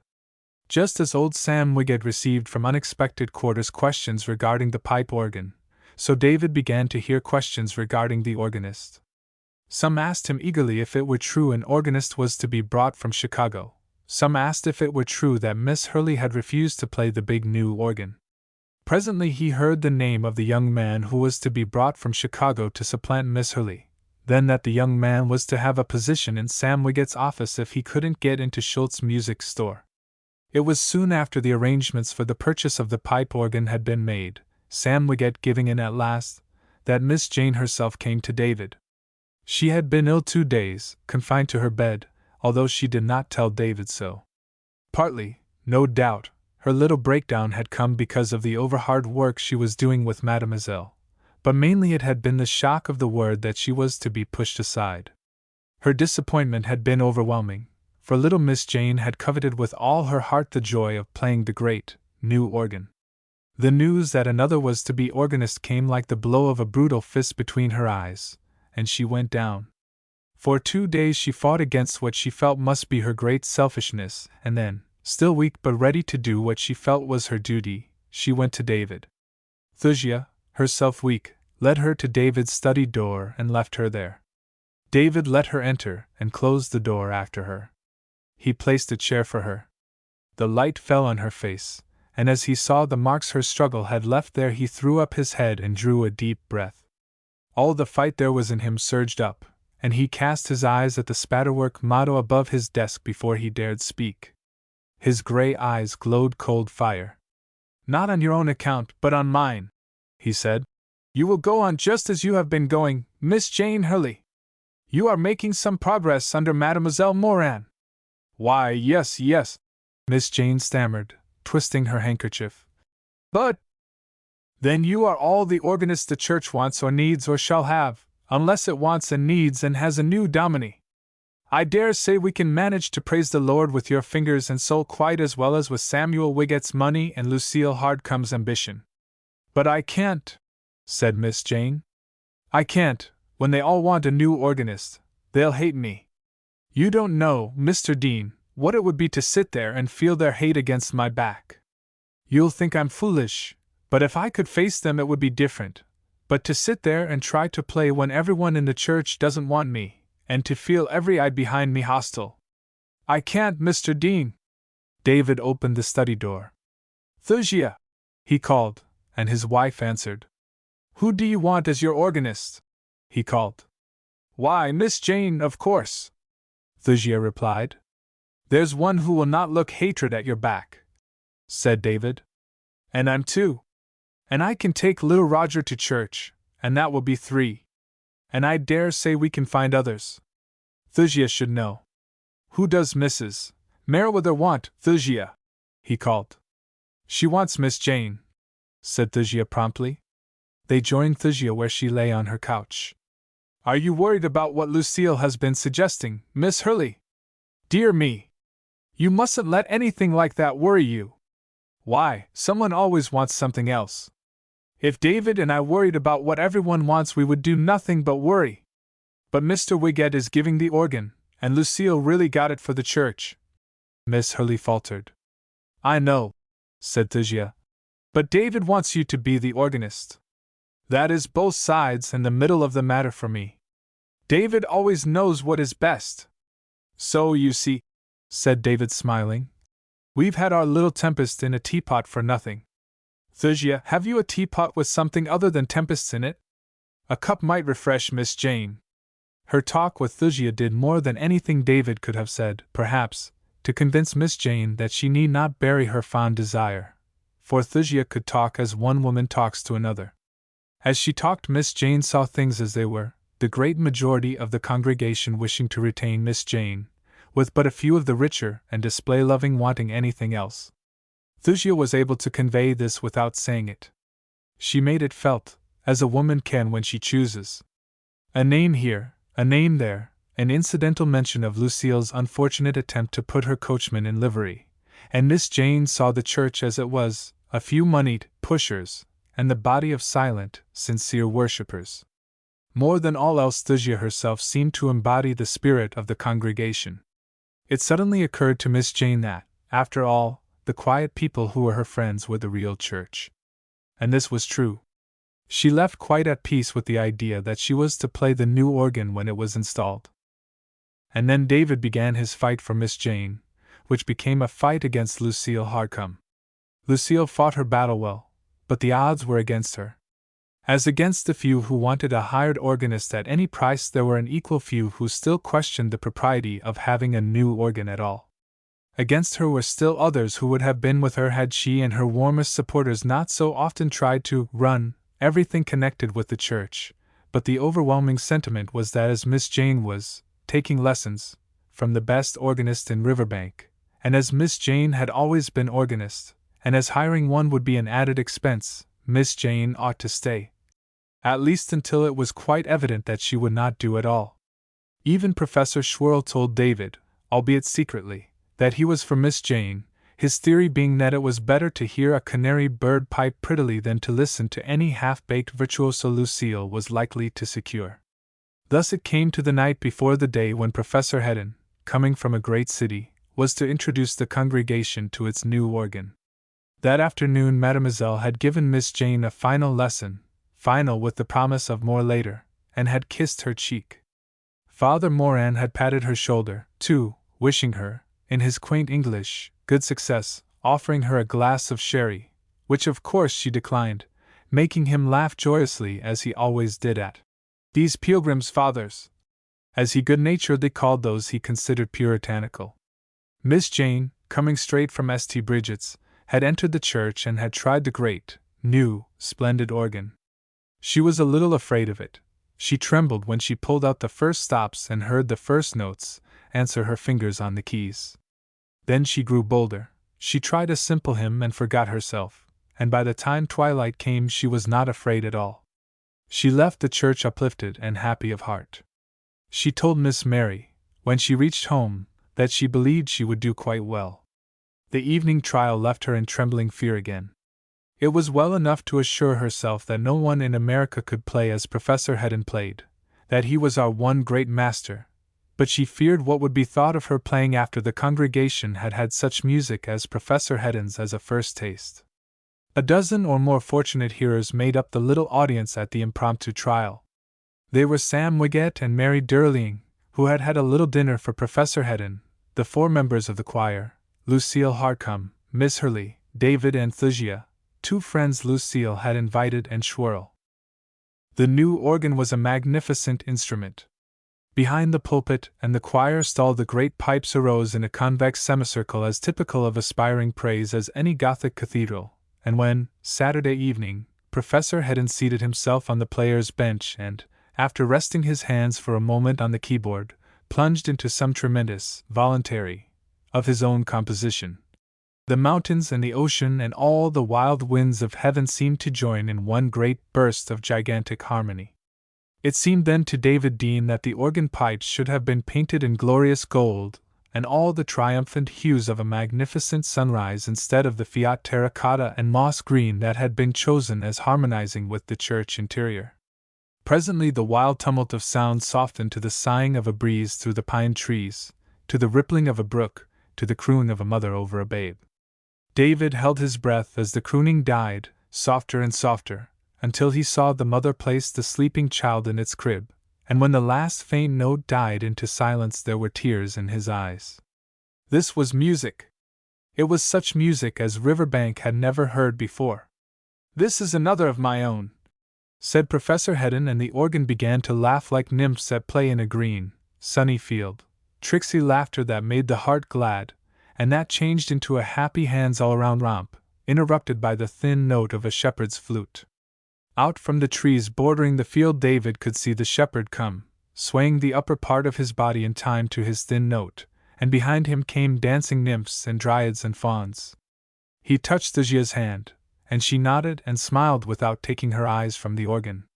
Then the dash of cymbals and the blare of trumpets and the martial tread of the warriors shook the green field, thousands of armed men, and all the while, faint but insistent, the piping of the shepherd and the laughter of the dancing nymphs. And then came priests bearing an altar, chanting. The cymbals and the flute and the trumpets ceased, and the dancers were still. David could see the altar carried to the center of the green field. There was a moment of pause, and then arose, faint at first but growing stronger each instant, the hymn of praise triumphant and all overpowering. Mightier and mightier it grew until the whole universe seemed to join in the glorification of deity. David half arose from his seat, his hands grasping the back of the pew in front of him. Praise! This was praise indeed, praise worthy of the God worshipped in this church, worthy of any God. As the music ceased, David's eye fell on Miss Hurley at the far end of his pew. The thin little woman in her cheap garments was wiping her eyes with her handkerchief. Her hands trembled with emotion. Suddenly she dropped her forehead to the back of the pew before her, and with one silk-gloved hand on either side of her cheek, remained so.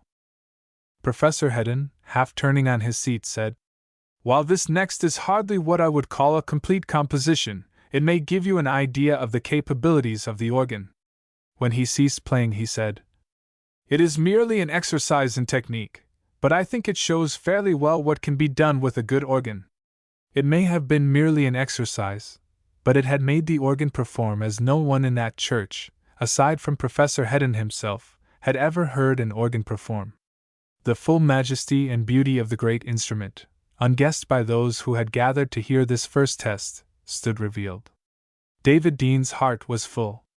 It seemed to him as if the organ, capable of speaking in such a manner, must be a mighty force to aid him in his ministerial work, as if the organ were a living thing. Such music must grasp souls and raise them far toward heaven. Professor Hedden arose and approached the steps leading down from the organ. In the pew in front of David, old Sam Wiggett, donor of the organ, sat in his greatcoat, his iron-gray hair mussed as always. David could imagine the firm-set mouth, the heavy jowls, the bushy eyebrows, the scowl that seldom left the old man's face. Lucille Hardcombe whispered to him, and he nodded. "Now let's hear Miss Hurley play something," said Lucille in her sweetest voice. "Oh!" exclaimed Miss Hurley, cowering into her corner. "Not now, please!" "Not after that!"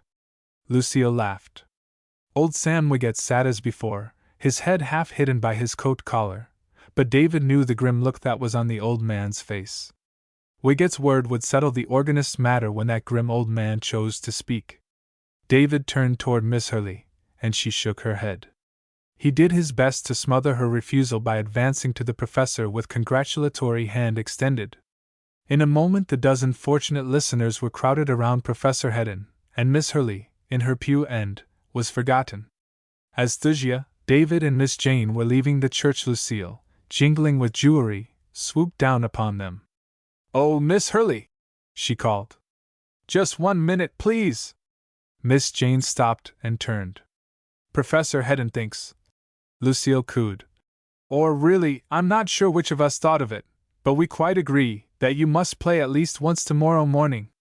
To christen your organ with you taking no part would be quite too shameful. So, she hesitated and her smile was wicked. So we want you to play the congregation out after the professor is through. You know they will never leave while he is playing. The taunt was cruel and plain enough, that the congregation would leave if Miss Jane played, and Miss Jane reddened. Professor Hedden, with Sam Wiggett, came up to them. Of course you must play, he said through his beard in his gruff, kindly voice. But I, stammered Miss Jane. Good night. Good night, all, said Lucille. It's all arranged, Miss Hurley. And she bore the professor away. I shall not dare, Miss Jane said to David. After such music as the professor will give. Even the biggest thing I know. But you'll not play the biggest thing you know, said David. The church was crowded the next morning. Even before the Sunday school was dismissed, the seats began to fill. Sam Wiggett was on hand early, grim but proud of his great gift. His daughter came later with Lucille and Professor Hedden. When David came to take his seat behind his pulpit, the church was filled as it had never been filled before, and many were standing. The two ladies of the choir had new hats.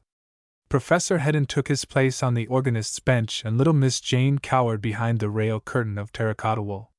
From the body of the church nothing could be seen but the top of the quaint little rooster wing on her hat. The praise service began. I cannot remember now what Professor Hedden played, but it was wonderful music, as we all knew it would be. There were moments when the whole church edifice seemed to tremble, and others when we held our breath lest we failed to hear the delicate whispering of the organ. From my seat in the diagonal pews at the side of the church I could see old Sam Wiggett's face, grim and set, and Lucille Hardcome's triumphant glances and David's thin, clean-cut features, his whole spirit uplifted by the music, and I could see Miss Jane's rooster wings sinking lower and lower behind the terracotta curtain. David's sermon was short, almost a rhapsody in praise of the music of praise, and then an anthem, and Professor Hedden's final offering. As the magnificent music rolled through the church, poor little Miss Jane's rooster wing disappeared entirely behind the curtain. The music ended in a mighty crash, into which Professor Hedden seemed to throw all the power of the organ. David arose. He stood a moment looking out upon the congregation. Following the benediction, his dear voice announced, Our organist, Miss Hurley, will play while the congregation is being dismissed. Lucille looked from side to side, smiling and raising her eyebrows. David, however, did not give the benediction at once. He stood, looking out over the congregation, and behind him and the terracotta curtain 2 hats turned toward the place where we had seen Miss Jane's rooster wings sink out of sight. Professor Hedden bent down and raised Miss Jane and led her to the players' bench. She was very white. No one in the congregation moved. Then David spoke again. His words were simple enough. He began by speaking of the man who had given the organ, and called him rugged but big-souled, and Sam Wiggett frowned. David continued, saying the organ would always be a memorial of that man's generosity, and more than that. As David raised his head there came from the organ, as if from far off, faint, most faint, like a child's voice singing, the strains of the old hymn. David continued as the music sang faintly. He said there was one, in whose name the donor had presented the organ, whose vacant place all would regret, since she, too, would have been eager to join in the music of praise, but he believed, he knew, that she was joining in the voice of the noble instrument from her new home on high. Then he said the benediction and the organ's voice grew strong, repeating the same noble hymn. The congregation arose. One by one the voices took up the hymn until every voice joined in singing old Sam Wiggett's favorite hymn, the hymn he loved because his wife had loved it. I cannot describe the change that came over the old man's face. It was as if he had been sitting with his hat on, and suddenly uncovered. It was as if he had been grimly appraising a piece of property, and suddenly realized that he was in God's house, and felt the organ lifting his soul toward heaven. He glanced to the left as if seeking the wife who had for so many years stood at his side to sing that same hymn. He raised his face to David and then suddenly dropped back into his seat. Miss Jane reached forward and manipulated I know not what stops, and the organ opened its great lungs, crying triumphantly. Lucille waited for Professor Hedden, and there were plenty who waited with her, but old Sam Wiggett stood, gruffly sliding the words of thanks that were proffered him, until Miss Jane came down from the organ. He went to her and took her hand. "Thank you, Jane," he said. "That's what we want, music, not fireworks." He walked with David and Thysia and Miss Jane to the church door. Mademoiselle was there, and she pounced upon Miss Jane. "Ah, you see!" she cried. "I am disguised. I'd buy me a new hat so no one will know me, and I come to hear your grand organ. He was magnificent, your professor. But you, Meester Wiggett," she asked in her quaint accent, "what you think now of our little St. Cecilia? She can play very nice."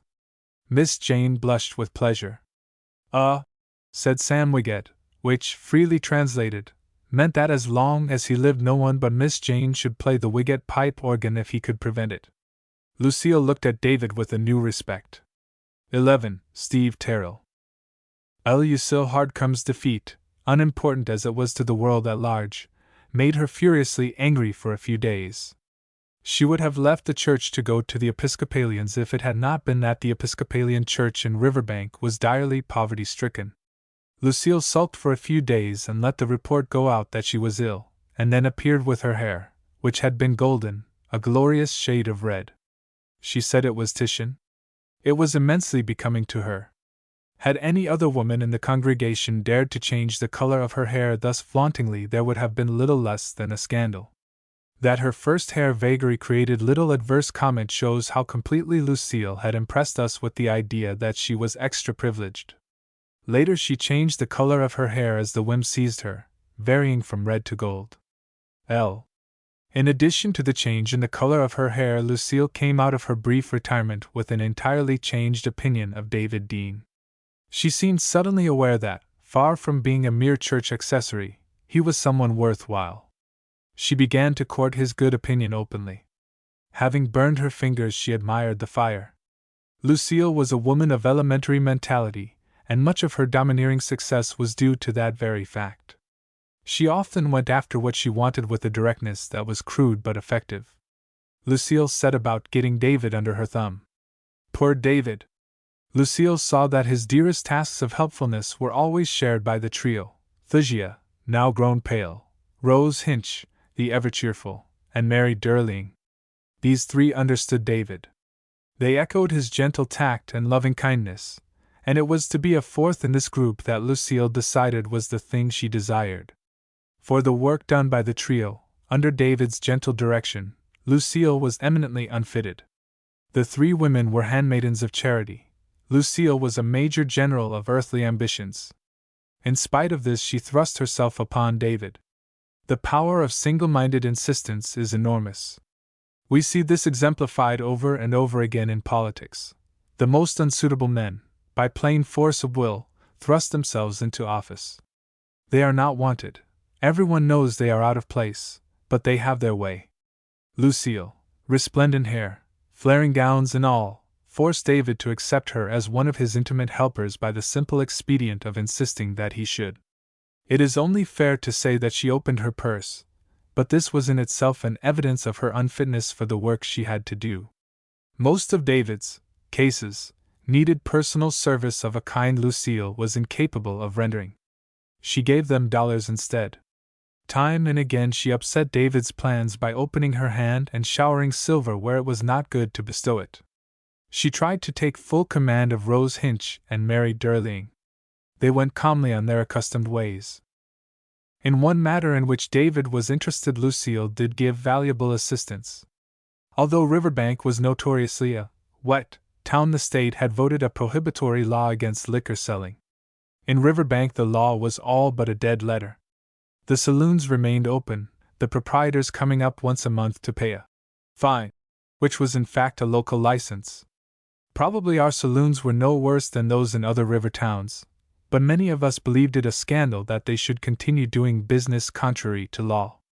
Our Davy was never much of a believer in the minister in politics, although he had said his say from the pulpit with enough youthful fervor back in Civil War days. But he feared and hated the saloon and all liquor, remembering his long fight for Mac Graham and plenty of other youths. He was mourning, too, his best of friends, old Doc Benedict, who never overcame his craving for whiskey, and who died after being thrown from his carriage one night when he had taken too much. No doubt Sam Wiggett had some influence over David's actions, too. The old man was all for having the saloons closed as long as the law said they should be closed, and to some extent, he dragged Davy into the fight. It was understood that if our county attorney wished the saloons closed, he could close them. A fight was made to elect a dry county attorney, and, as it happened, the fight carried all the county and town offices. Every Democrat was thrown out. No one can say how greatly David Dean's part in the campaign affected the result. I think it had a greater effect than was generally believed.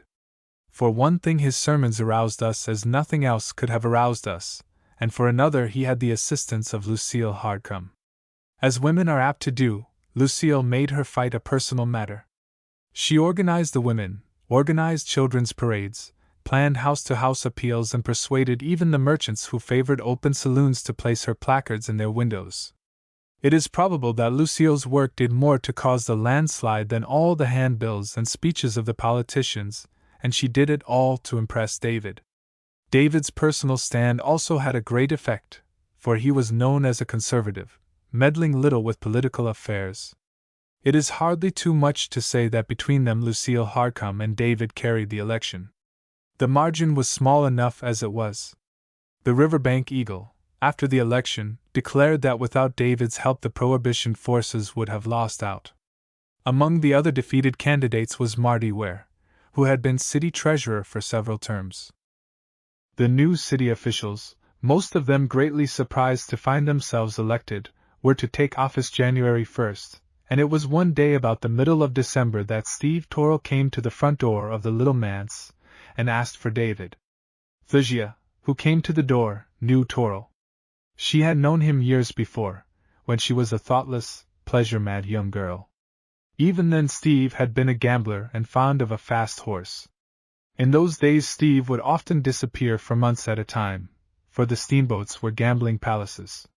He never returned until his pockets were full of money and his mouth full of tales of Memphis, Cairo, St. Louis, and even New Orleans. He was known in all the gambling places up and down the Mississippi. At the beginning of the Civil War Steve Torrell had enlisted, returning, after about 5 months' service, with a bullet in his leg just below the left hip.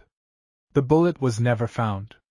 After that Steve walked with a cane, and on damp days one could see him in a chair in front of the Riverbank Hotel, his forehead creased with pain and his left hand ceaselessly rubbing his left hip. When his hip was worst he could not sit still at the gaming table. To the gambler's pallor was added the pallor of pain. As a boy I remember him sitting under the iron canopy of the hotel. We all knew he was a gambler, and he was the only gambler we knew. Sometimes he would have a trotter, and we would see him flash down the street behind the red-nostrilled animal. Sometimes even the diamond horseshoe in his tie and the rings on his fingers would be gone. Everyone seemed to speak to Steve Torrell. Even as a boy I knew, vaguely, that he had a room in the Riverbank Hotel where people went to gamble. It was understood that not everyone could gamble there. I think there was a feeling that Steve Torrell was straight, and that as he had been wounded in the war, and was the last professional gambler Riverbank would have, he should not be bothered. I believe he was always a sick man, and that, from the day he returned from the war, death stood constantly at his side. He looked as if death's hand had touched him. His thin, sharp features were ashen gray at times, and his hands were mere bones covered with transparent skin. He never smiled. He never touched liquor. He smoked a long, thin cigar that he had made especially for his own use. I suppose Doc Benedict had told him how much he could smoke and remain alive. When Thasia saw him at the door, it was one of her, days. She was not startled, for many odd fish come to a Dominie's door from one end of the year to the next. He leaned on his cane and took off his grey felt hat. "Day, Thasia," he said, quite as if they had not been strangers for years. "I wonder if Mr. Dean is in?" "He's in," said Thalia. But this is the afternoon he works on his sermon. He tries not to see anyone. This is more important than a sermon, said Toril. Would you mind telling him that? David would see him. He came to the door himself and led the gambler into the little study where the spatterwork motto, "Keep an even mind under all circumstances," hung above the desk. He gave Toril his hand and placed a chair for him, and the gambler dropped into the chair with a sigh of pain. "I think you know who I am," said Toril, rubbing his hip. "I'm Toril.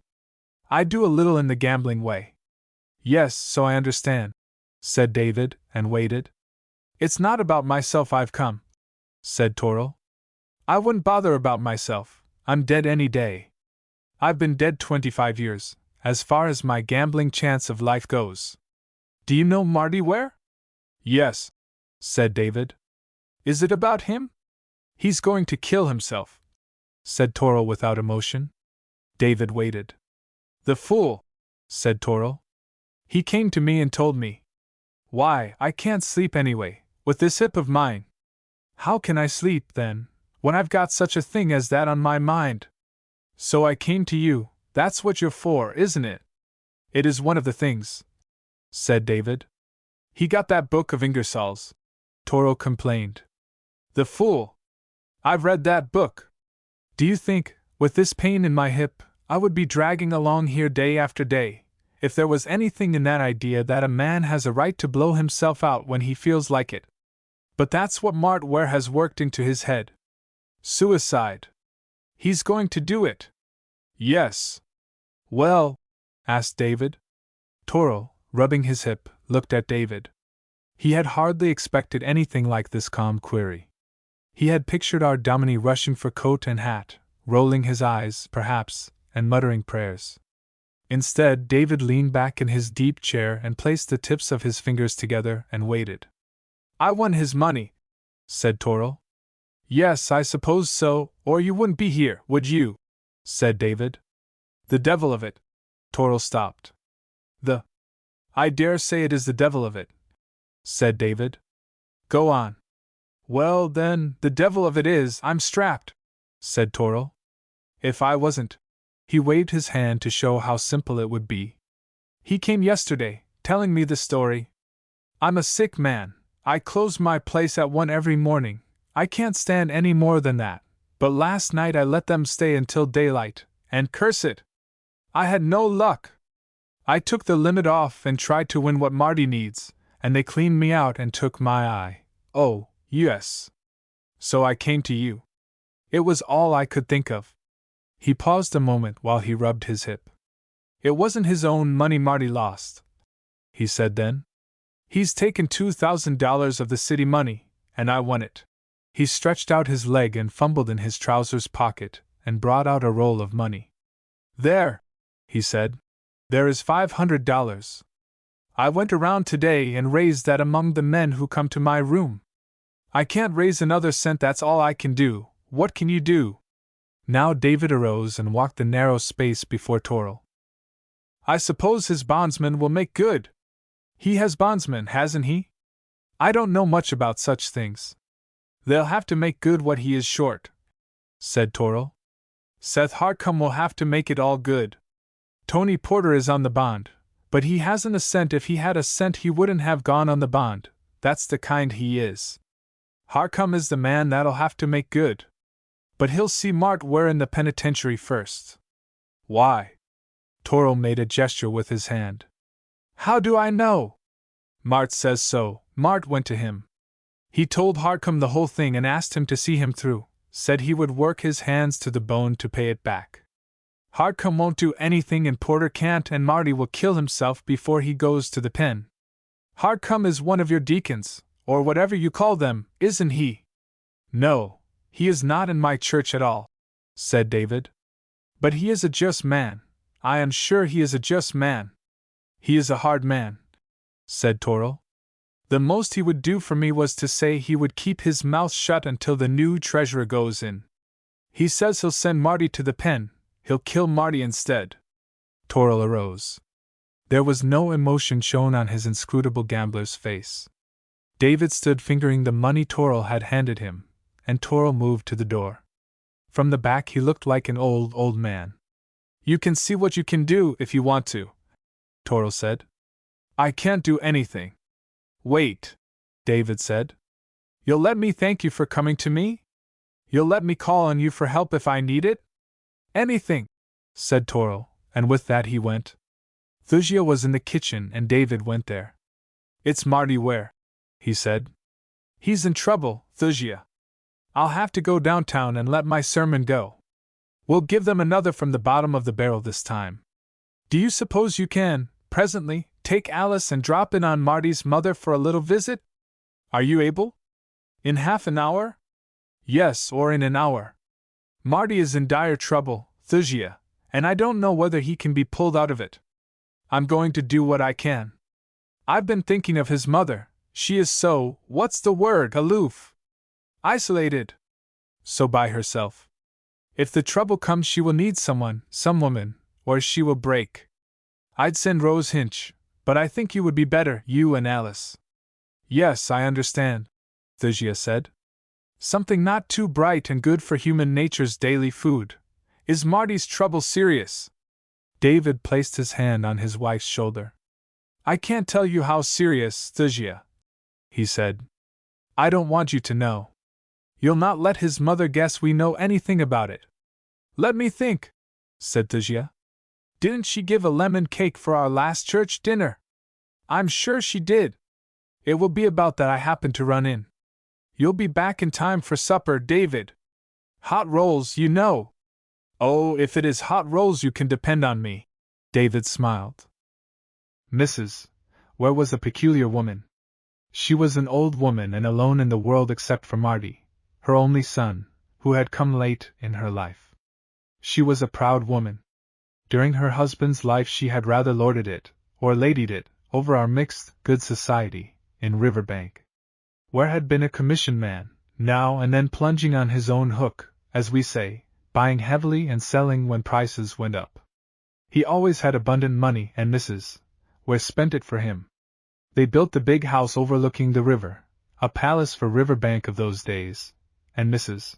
Ware held her head very high, with 4 horses in the stable and a coachman and gardener, and 2 maids and a grand piano and 4 oil paintings. Done by hand. In Europe. And then, when Ware died, there was hardly enough money in the bank to pay for his funeral, no life insurance, and everything mortgaged. Marty was about 14 then, a bright boy. For a year or so Mrs. Ware tried to keep the big house, and then it had to go. Instead of the social queen, spending the largest income in Riverbank, she was almost the poorest of women. She moved out of the big house into a little 3-room white box of a place on a back street that was then a mere track through the weeds. Her white hands had to do all the housework that was done. She had no maid at all, and hardly enough for herself and Marty to eat. No doubt it was a crushing blow, but she could not bear herself in her poverty to those who had known her in her flaunting prosperity. She shut her door, and became a proud, hard recluse. Somehow she managed to get Marty through the high school, and then he went to work. He found some minor position in one of our banks and might have held it, and have worked up into a better position, for he proved to be a natural accountant, but the fast set caught him, and after it was learned that he spent his nights with the cards, the bank let him go. Until he was 21 he skipped from one temporary job to another. Sometimes he was in the freight office, then with a mill, then behind a counter for a few weeks. He had wonderful adaptability, and seemed able to step into a position and take up the work of another man in an instant. He seemed destined to become a permanent, temporary assistant. But he was making more friends all the while, and he had hardly passed his majority when he was elected city treasurer. He seemed to have found his proper niche at last. The salary attached to the treasurership was not large, but it was enough, or would have been if Marty had not gambled. One good black winter suit, and one good black summer suit will last many years in Riverbank, and Marty always seemed properly dressed in black. He was slender, and what we called natty. His hair was as black as night. During his second term he began to show the effects of his nights. His face became paler than it should have been, and some mornings he was so tremulous he took a glass of whiskey to steady his hands. With all this he was immensely popular, and when the chances of the campaign in which he was finally beaten were discussed, Mart, where was the one man no one believed could be beaten? He lost by 20 votes. As David walked down the hill toward Main Street and Seth Hardcome's shoe store, he thought of these things. Mart, where was one man, if there were any, who had been thrown out of office through David's part in the campaign? To that extent he was specifically responsible, in the broader sense that he was his brother's keeper. It was his duty to do all he could to save any man or woman in such trouble as Marty was in. A year or two earlier Seth Hardcome, his tough old body beginning to feel the drafts and changes of temperature of his long, narrow store, had had Belden, the contractor, partition off an office across the rear, and here David found the old man. He was standing at his tall desk, making out half-yearly bills against the coming of the 1st of January, and he pushed his spectacles up into his hair and turned to David with the air of a busy man interrupted. "Well, Dominie!" David put his hand on the back of one of the chairs near the little stove that heated the office. "Can you sit down for a minute or two?" he asked. "Have you time to talk facts and figures, to give me a businessman's good advice?" "Why, yes," said Hardcome. "I guess you ain't going to try to sell me any stocks and bonds, eh? I guess you're one man I don't have to be afraid of that with. Facts and figures, eh? Fire away!" David seated himself and put one knee over the other. The warmth of the stove was grateful after the chill air outside, and he rubbed his palms back and forth against each other. "Do you know, or, if you don't know exactly, can you guess fairly close to it, what the campaign we had last month cost our crowd?" David asked. "County or city?" asked Hardcome. "I guess there wasn't much spent outside the city." "I was thinking of the city," said David. "Well, we raised pretty close to $4,000, said Hardcome. "And we spent more than that. We spent more than $4,000. Halls, fireworks, speakers, printing, costs a lot of money. I guess the other fellows spent 3 times that, so we can't complain. I hear the liquor makers poured a lot of money into Riverbank, and I guess it's so. Wouldn't surprise me at all if they spent 10 or 12,000. To our 4,000, said David. Looking at it that way, you couldn't call our money wasted, could you? Wasted? What you talking about? To clean out these saloons? $4,000 wasted, when we've as good as got the saloons closed by spending it. You don't take count of money that way when it's for a thing like that, do you? Money is money, said David sagely. A half of $4,000 would be a wonderful help to our church. And yours is not too rich, is it? $4,000 would buy the poor how many pairs of shoes? 800. 1,000. Depends on the kind of shoes, said Hardcome with a grim smile. And a lot of good it would do to give them shoes into one hand, when they go right off and spend all they've got, in the saloons, with the other. Ain't they better off with the saloons closed and the money in their pockets to buy their own shoes? Yes, I'll admit that, said David. Is that why we made the fight to close the saloons? So they could buy their own shoes. There are not so many poor in this town, Hardcome. You don't see many suffering for shoes. I thought our campaign had something to do with saving a few souls, a few bodies that were going down into the gutter. So it did, said Hardcome promptly. I didn't start saying how many shoes the campaign money would buy, did I? I seem to remember you said it first. He smiled again, the pleased smile of a man who has got a Dominie in a corner in argument. David smiled too. I believe I did first mention the campaign in terms of shoes, he admitted. I stand corrected. It should be mentioned in terms of souls, human souls, not shoe soles. And, looking at it that way, was it worth the price? Was it worth $4,000? My stars! Exclaimed Hardcome, and stared at David in genuine surprise. I mean just that, insisted David. Was it worth $4,000? How many souls will the campaign actually save? 1, 10, 1,000. Not 1,000. We can't say offhand that every man who stepped into a saloon lost his soul, can we? He might be saved later, and in some other way, at less cost. How many in Riverbank have died in the gutter in the last year? How many have killed themselves because of drink? But, Hardcome began. David raised his hand. Because, he said, next year we may have this all to do over again. Next year we may need another $4,000, and the next year, and the next year. How many men in Riverbank actually die in the gutter each year? Now, there are not many.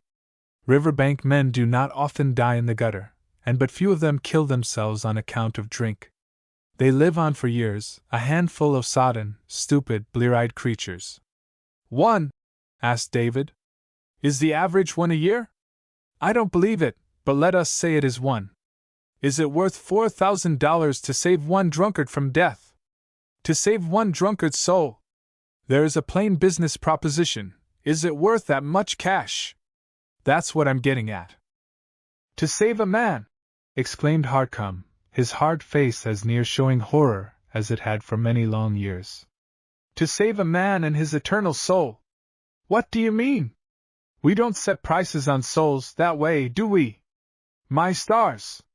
I never heard of such a thing. And from a Dominie! You can't count a soul in cash dollars. What if it is but one soul we drag back from hellfire? What's 4,000, or 5,000, or $10,000 when it comes to a soul? I don't mean your soul or mine, said David. I mean a drunkard's soul, or some soul like that. Is it worthwhile to spend $4,000 to save one soul? Of course it is, snapped Hardcome. Couldn't we, urged David, save more souls, at a lower cost per soul, if we sent the money to foreign missions? I don't know whether we could or we couldn't, cried Hardcome. That's got nothing to do with it. We got to take care of the souls right at home first. I don't care if it costs $10,000 a soul, it's our duty to do it. David arose and turned and faced the shoe merchant. His face was white. His eyes were like gray steel. He had no smile now. Then, if you think souls are worth so much, he asked tensely, why are you sending Marty Ware to eternal death for a miserable $2,000? $2,000? For a miserable $1,500, for here are $500 a benighted gambler dug up to save the boy. Hardcome was on his feet too. He had turned as white as David, or whiter. Are drunkard souls the only souls you prize, Seth Hardcome? Asked David. Don't you know that boy will kill himself if he is exposed and ruined? A fool! Of course he is a fool! You knew he was a gambler, you must have known it, and you let him run his course when you might have brought him up short, threatening to get off his bond. You talk about $10,000 souls, and you will not turn over your hand to save Marty Ware's soul when it will not cost you a cent. It'll cost me $2,000, said Hardcome. That's what it'll cost me. And you call yourself a businessman, laughed David. A businessman? Look. He picked up the roll of banknotes he had thrown on the shoe merchant's desk. This is what a gambler gave to save Marty, he exclaimed. $500! And you talk about it costing you $2,000 to save Marty from suicide. Why, man, your $2,000 is gone. You are his bondsman, the only responsible one, and you'll have to pay whether he is dead and in eternal fire, or alive and to be saved. Your $2,000 is gone, spent, vanished already, and it will not cost you a cent more to save Marty Ware's soul. Here, take this $500. You can save $500 by saving Marty Ware's eternal soul. Hardcome was dazed. He put out his hand and took the money and looked at it unseeingly, turning it over and over in his fingers. Then he looked up at David, and in David's eyes was a twinkle. The Dominie put his hand on the shoeman's arm, and laughed. Did I do that well? He asked. Hardcome did not smile. He turned his head and peered through the glass of the door into the storeroom, doubtless to see where his clerk was and whether he had heard, and then he looked back at David. Sit down, he said, still unsmilingly. David seated himself. Hardcome stood, half leaning against the desk, turning the roll of bills in his hand. You don't know why I went on that boy's bond, he said. His mother slammed a door in my wife's face, or what amounted to that, or worse. His mother was Queen of Riverbank when you came, and for a long while after, so I needn't tell you how high and mighty she was before Ware died. You know, I guess. They came here in '53, and my wife and I came in '51, and I started this shoe business that year. That was on Water Street, in a frame shack where the Riverbank Hotel stands now. I didn't move the store up here until '59. My wife and I lived at the old Morton house until the bugs drove us out, bugs and roaches, and we couldn't stand them, and there were no houses to be had, so for a while we lived back of the store in the shack, getting along the best we could, waiting for houses to be built. The Wares had some money when they came, and Tarville, who was building the house we hoped to rent, sold it to Ware and they moved in. You know how things are in a new town. Anyway, my wife took her calling cards and called on Mrs. Ware. She didn't find the lady at home, and that evening a boy brought my wife's card back to her. He said Mrs. Ware told him to say she wasn't at home, and wouldn't be, to a cobbler. My wife laughed at it, but it made me mad enough. I said I would get even with the Wares, and I meant it. I kept it in mind for years, waiting a chance, but you don't always have a chance. There are some men and women you can't seem to hurt, and the Wares were two of them. He seemed to make plenty of money and keep out of things where I could have done him a bad turn. I got to be a director in the Riverbank National, but he never needed to borrow, so I couldn't hurt him there. His wife was always at the top of things, too. I couldn't hit her. Well, Ware died and everything went. The widow was as poor as a church mouse. I don't know how she got along. She was so poor she couldn't be hurt. She was like the dust you walk on. It's dust, and that's an end of it. It can't be anything less. She shut herself up, and was nothing. My wife was dead, anyway, and I couldn't hurt the widow by flaunting my wife and the position she had in the widow's face.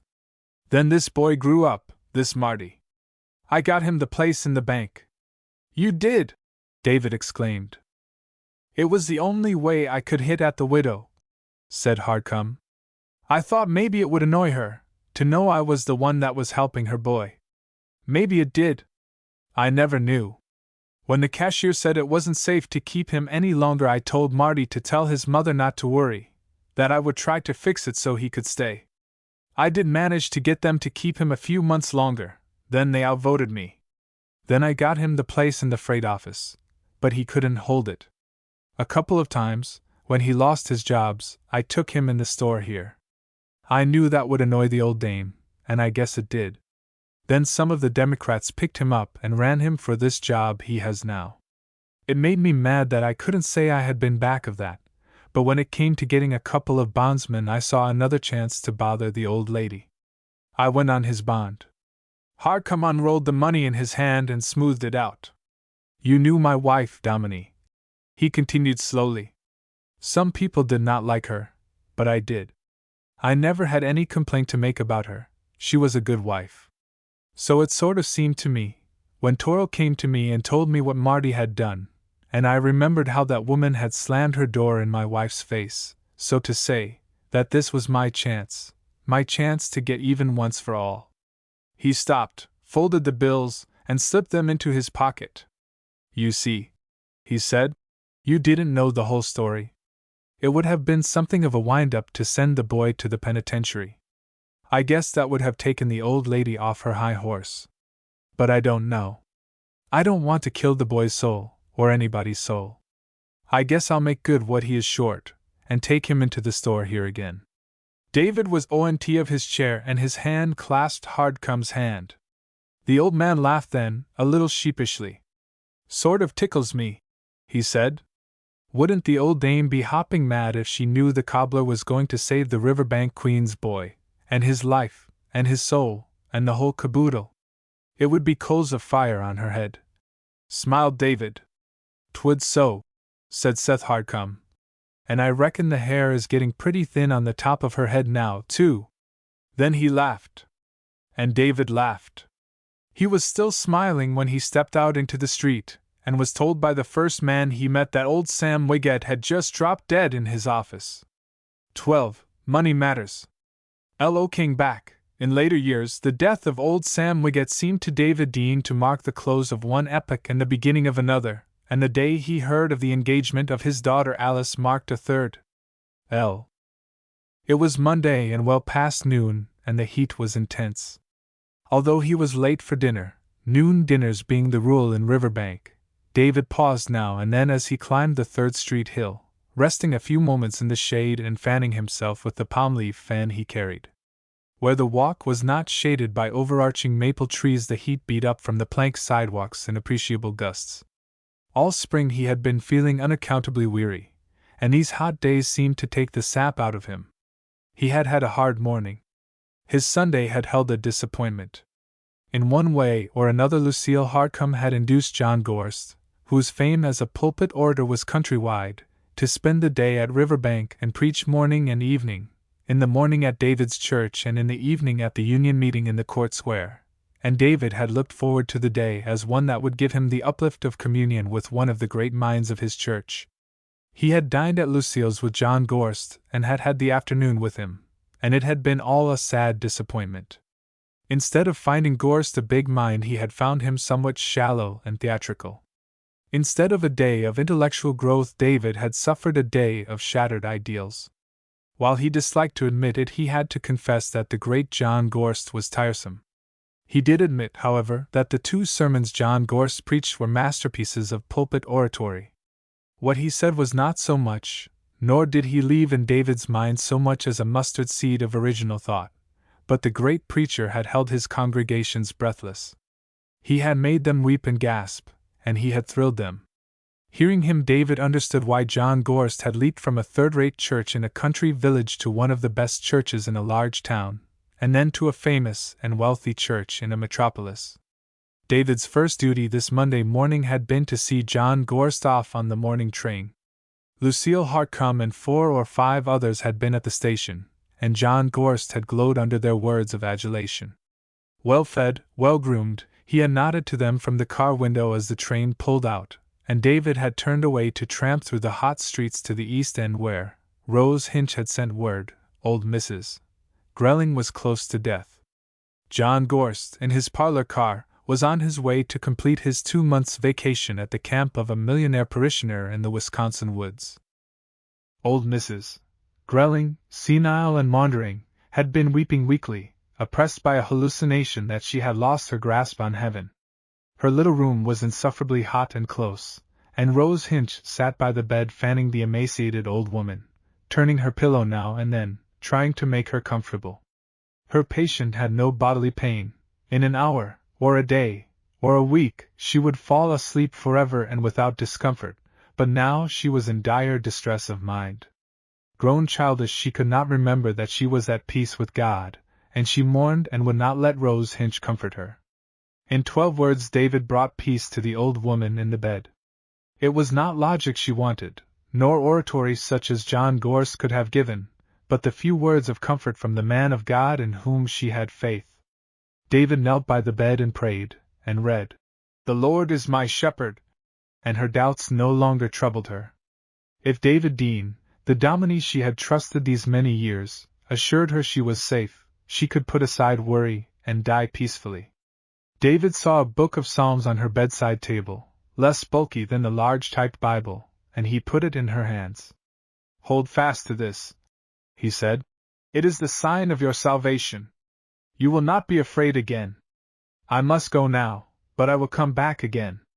He left her clasping the book in both her hands. She died before he saw her again, but Rose Hinch told him she held the book until she died, and that she had no return of the childish fear.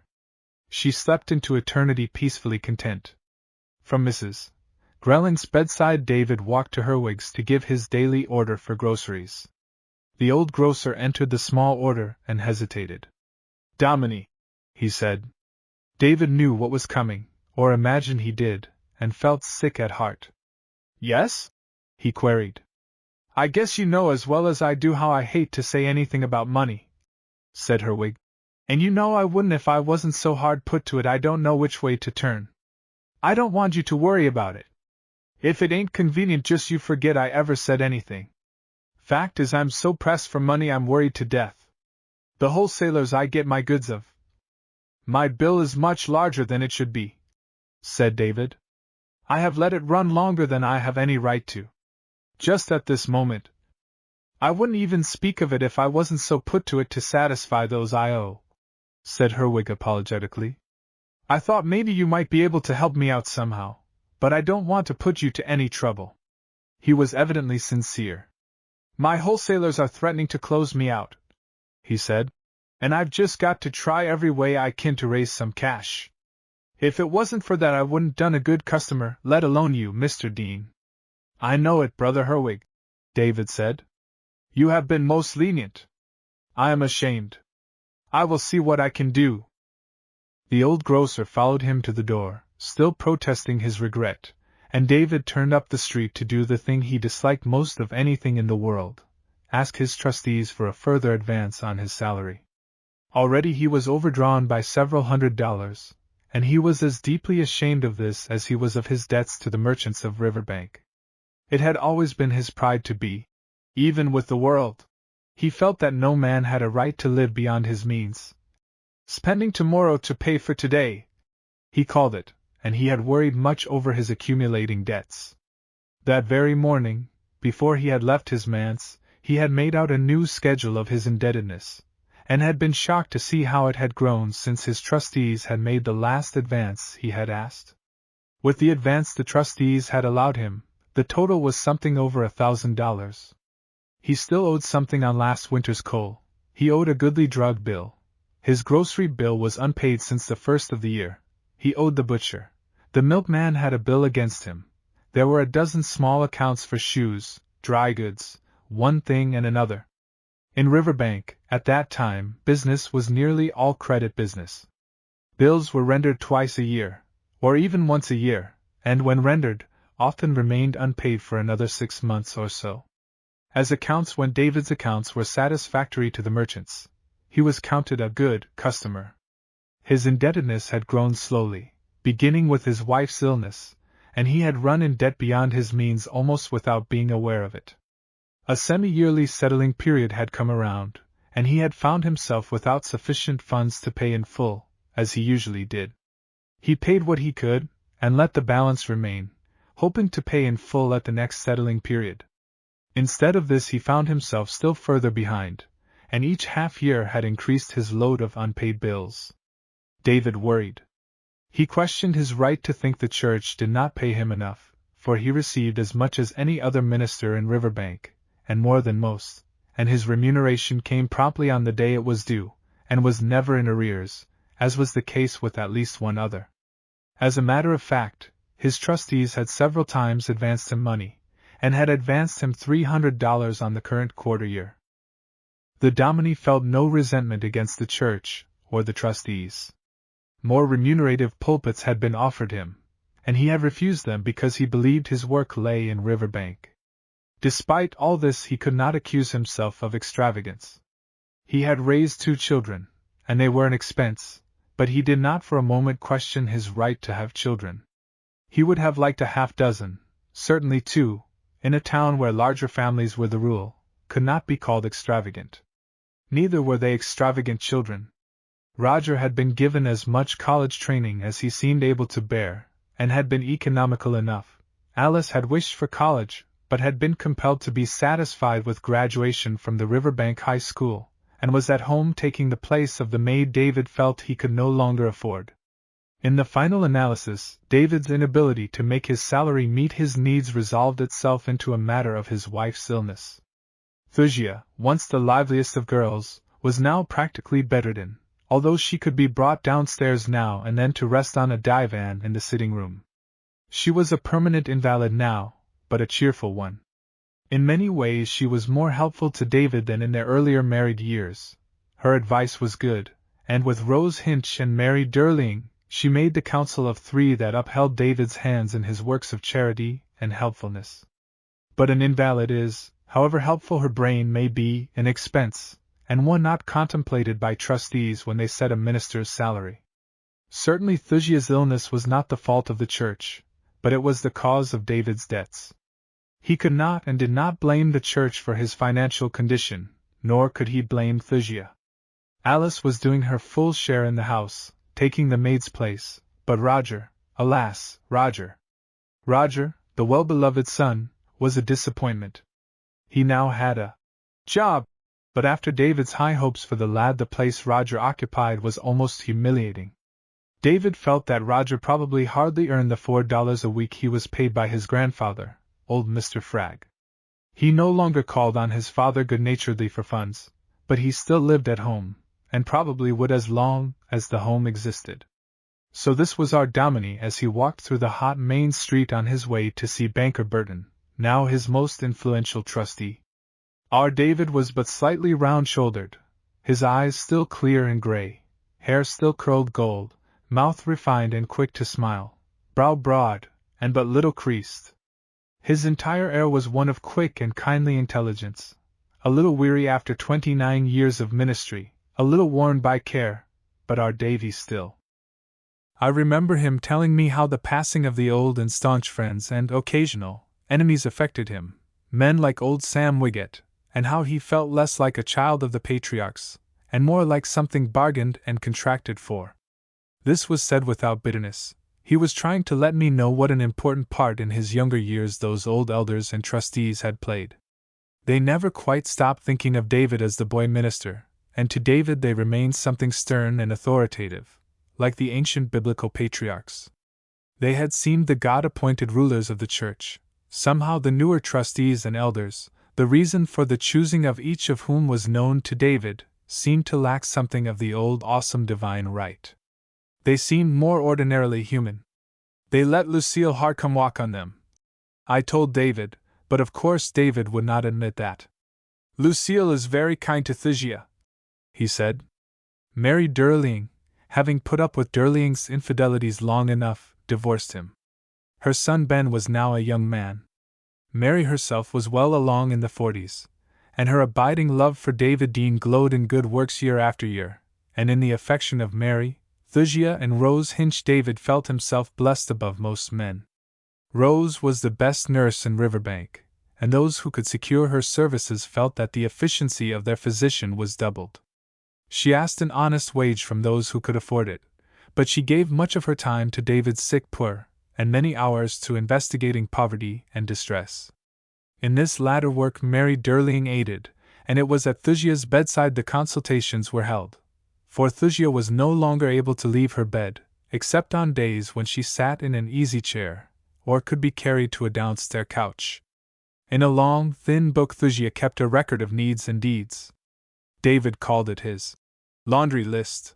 In this were entered the souls and bodies that needed doing over, souls to be scrubbed and bodies to be starched and creases to be ironed out of both. Thysia was a secretary of charities always to be found at home. Charity work soon grows wearisome, but Thysia could make the least interesting cases attractive as she told of them. Each page of her laundry list was a romance. Thysia not only interested herself, but she kept interest alive in others. And Lucille. Lucille tried honestly enough to be useful in the way Rose and Mary were useful.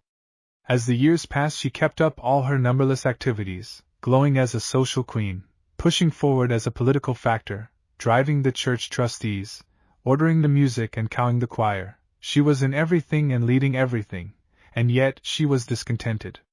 More and more, each year, she came to believe that David Dean was the man of all men whose good opinion she desired, and it annoyed her to think that he valued the quiet services of Mary Durling and Rose Hinch more than anything Lucille had done or, perhaps, could do.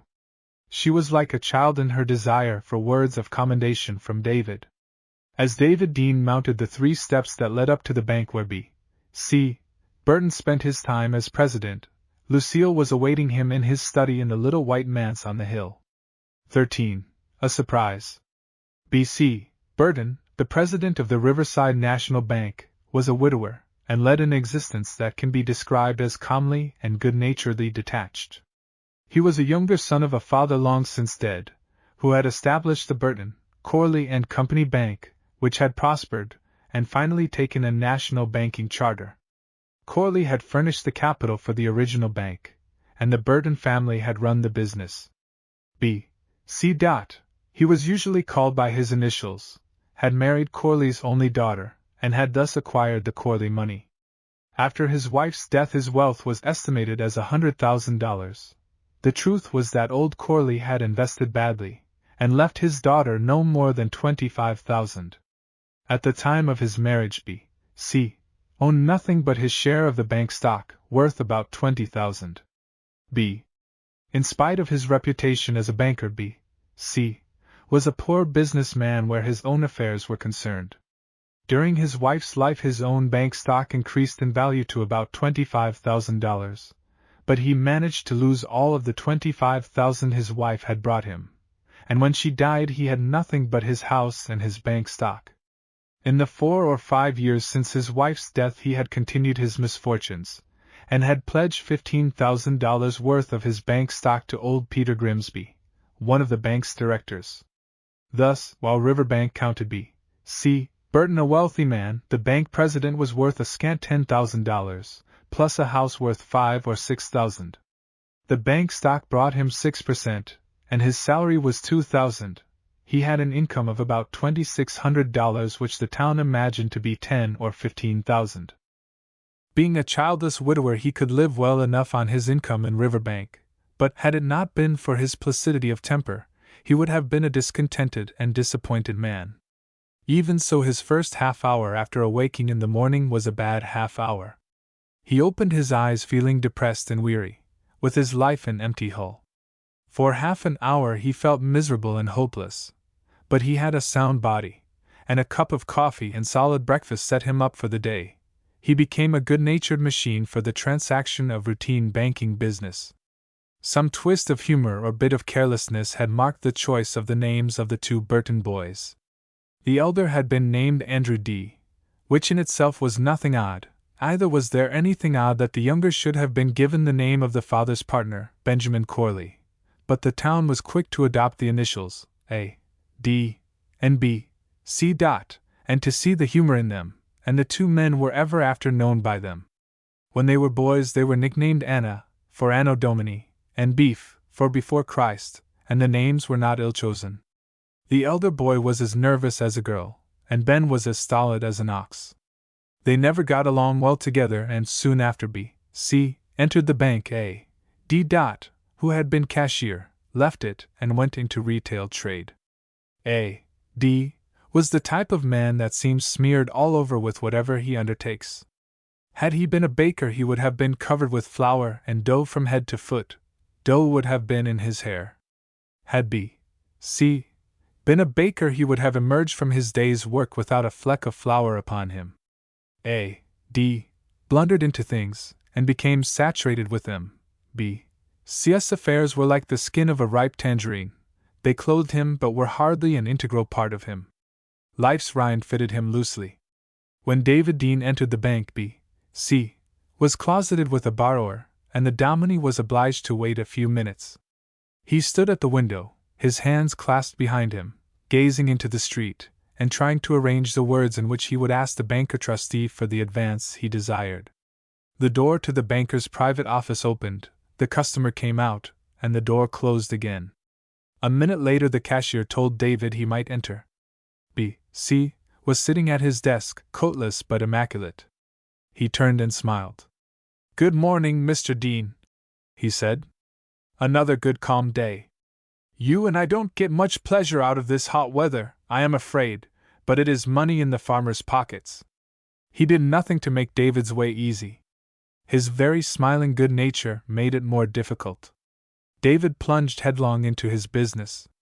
"Mr. Burton, do you think the trustees would grant me a further advance on my salary?" The banker showed no surprise, no resentment. "I dislike to ask it," David continued. "I feel that the trustees have already done all that they should.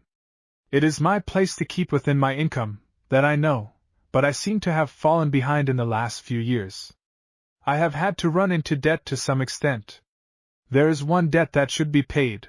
It should be paid immediately, otherwise—" "Don't stand," said B.C., touching a vacant chair with his finger. "Of course you know I am only one of the trustees, Mr. Dean. I should not pretend to give you an answer without consulting the others, but I suppose I was made a trustee because I know something of business. They seem to have left the finances of the church rather completely in my hands. I think I have brought order out of chaos. Here is the balance sheet, brought down to the first of the month. David took the paper and stared at it, but the figures meant nothing to him. He felt already that Burton meant to refuse his request. "Let me see it," B.C. said, and his very method of handing the statement to David and then taking it again for examination was characteristic. "Why, we are in better shape than I thought. This is very good indeed. We are really quite ahead of ourselves. You see, here we have paid $500 on the mortgage a full 6 months before the time the payment was due. And here is payment made for roofing the church, and paid promptly. Usually we keep our bills waiting. Then here is the advance made you. This is a very good statement, Mr. Dean. And now let me see, cash on hand. Well, that item is low, very low. $28.40. You understand that, do you? That is the cash we have available for all purposes." He had not refused David. He had shown him that his request could not be granted. "Of course, then," said David, "the trustees have nothing to advance, even were they so inclined. I thank you quite as much." "Now don't hurry," said B.C.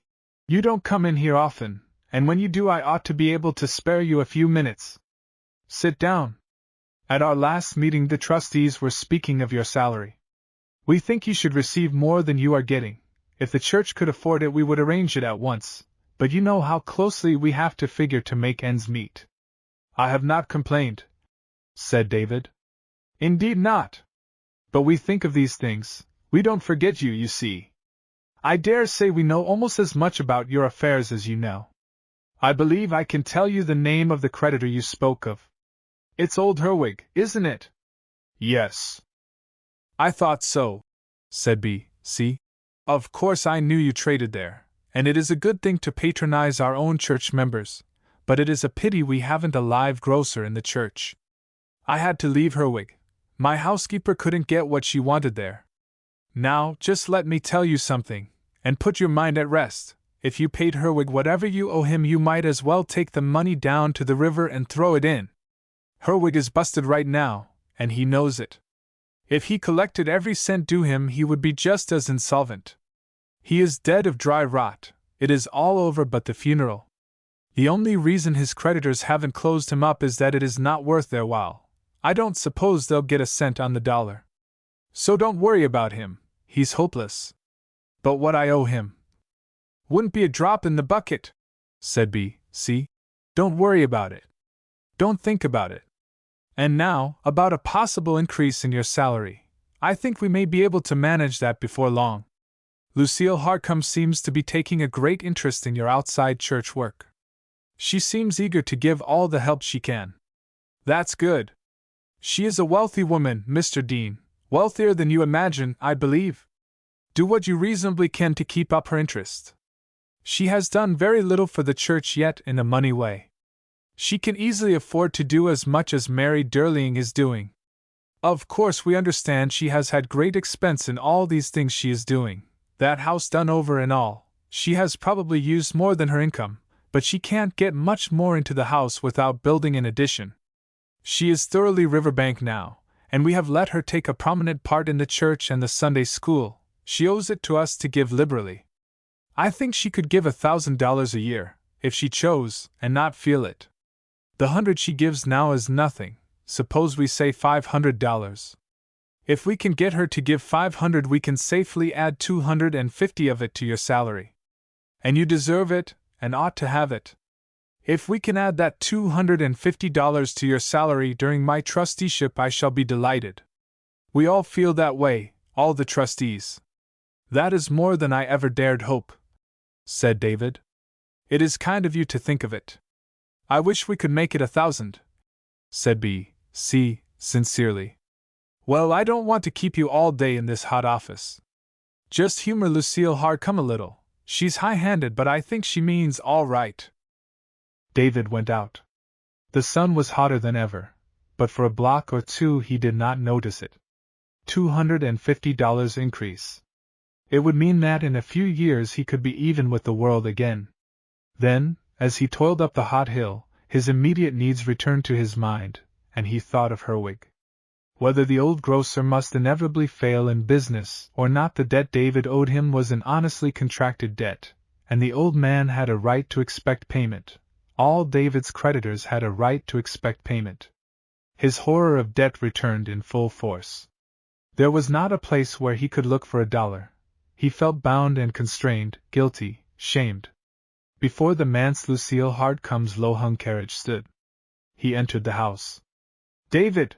called Thusia from the sitting-room, and he hung his hat on the rack and went into her. "Lucille is waiting in the study," said Thusia. "She has been waiting an hour. Alice is with her." "Thusia, what has happened?" he cried, for his wife's face showed she had received a blow. "Oh, David! David!" she exclaimed. "It is Alice! She is engaged!" "Not Alice! Not our Alice!" cried David. "But—" Thusia burst into tears. She reached for his hand, and clung to it. "Oh, David!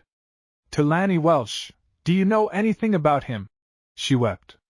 "I don't know anything about him at all, except he was a bartender, and Roger knows him." "Our Alice! Lanny Welsh!" said David. "But nothing of the sort can be allowed, Thusia. It cannot be." "Oh, I hoped you would say that," said Thusia. "But don't wait now. Go to Lucille at once." So David bent and kissed his wife, and walked across the hall to his study. 14. Lucille helps. The shock of his wife's news regarding Alice had the effect of a slap with a cold towel, and momentarily surprised David Dean out of the weary depression into which the heat of the day, his inability to secure an advance on his salary, and the delay in his midday meal had dragged him. A blow of a whip could not have aroused him more. Like many men who live an active mental life, he was accustomed to digging spurs into his jaded brain when and where necessity arose, forcing himself to attack unexpected problems with a vigor that, a moment before, seemed impossible. Neither he nor Thusia had had the slightest intimation that Alice was in love, or in any way in danger of engaging herself to Lanny Welsh. The event, as David saw it, would be most unfortunate.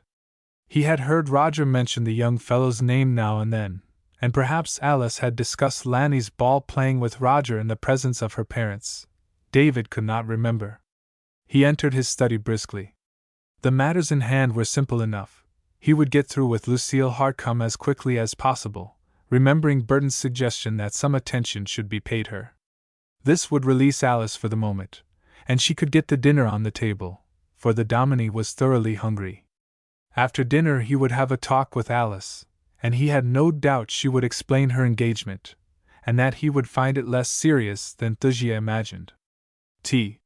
When David entered the study, Alice, who had been curled up in his easy chair, unwound herself and prepared for flight.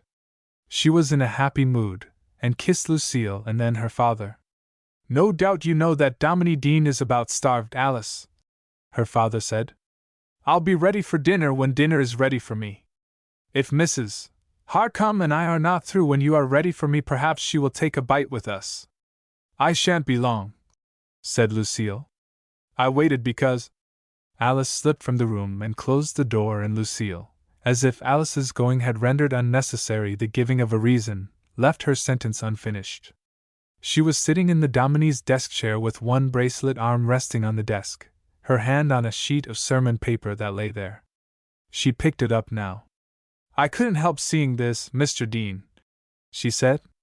"Thusia was asleep when I came, and Alice brought me in here and left me when she went about her dinner getting. I saw it without intending to." David colored. The paper contained a schedule of his debts, scribbled down that morning. He held out his hand. "It was not meant to be seen," he said. "I should have put it in the drawer." Lucille ignored the hand. "It was because I saw it I waited," she said. "This is what has been worrying you." "Worrying me?" "Of course I have noticed it," she said. "You have been so different the last month or two. I knew you had something on your mind, and I knew dear Thusia was no worse. You must not worry. You are too important. We all depend on you too much to have you worrying about such things. Please wait. I know how stingy the church is with you. Yes, stingy is the word, and Mr. Burton with no thought but to pay the church debt, whether you starve or not. These finance trustees. But the church is not stingy, Mrs. Harcum, indeed it is not. I have been careless. Nonsense! On your salary? With a sick wife and 2 children and all the expenses of a house. Well, you shall not worry about it any longer. I'll take care of this, Mr. Dean. She folded the paper and put it in her purse. But I can't let you do this, said David. Do you mean you intend to pay for me? I can't permit that, of course.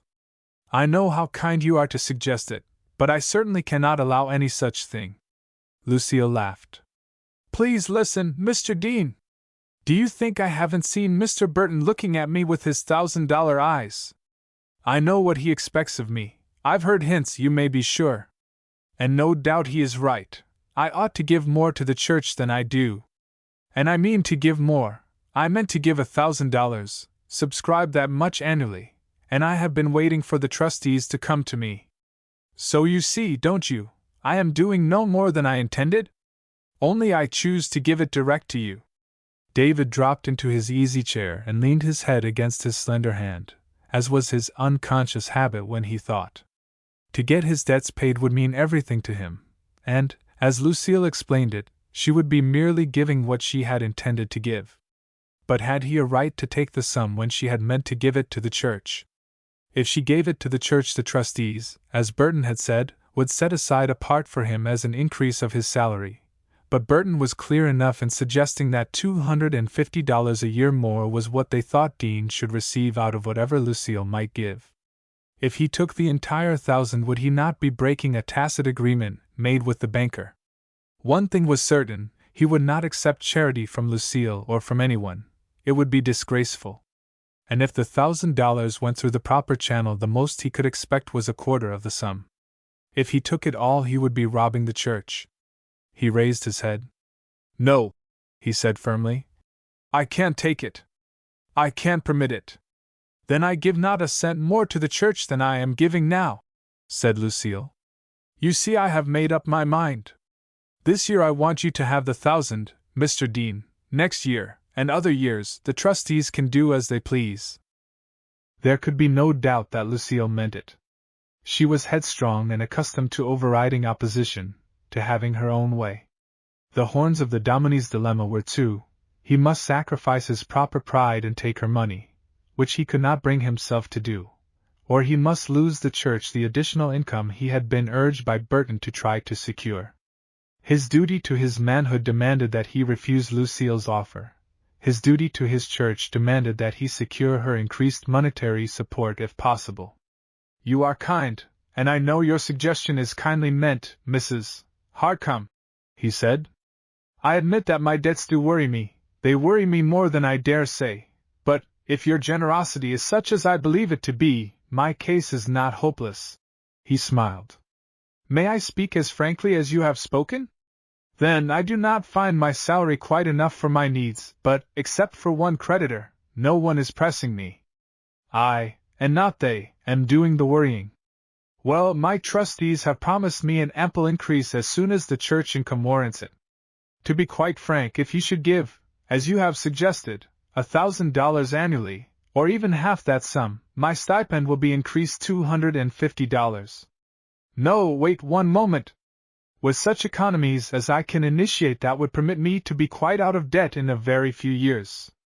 If I were in your place, said Lucille frankly, I would prefer to get out of debt today. But I repeat, said David, I cannot take the money. Very well, said Lucille haughtily, and she opened her purse and placed the schedule of debts on the Dominie's desk. She arose, and David also. I'll tell you plainly, Mr. Dean, that I think you are foolish. Not foolish, but perhaps reluctant to accept personal charity, said Dean. Lucille was not stupid, but she looked into his eyes some time before she spoke. Oh, it is that way, is it? She said cheerfully. Yes, I understand. But that is quite beside the point I had in mind. I did not want you to feel that at all. Of course you would feel that. It is quite right. But we can arrange all that very easily, Mr. Dean. We can make it a loan. There is no reason why you should not accept a loan as well as any other man.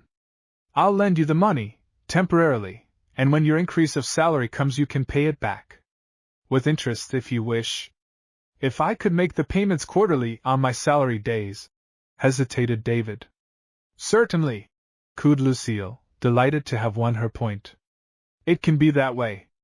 I should like the transaction to be regular, a note with interest. 7% is usual, I believe. Certainly.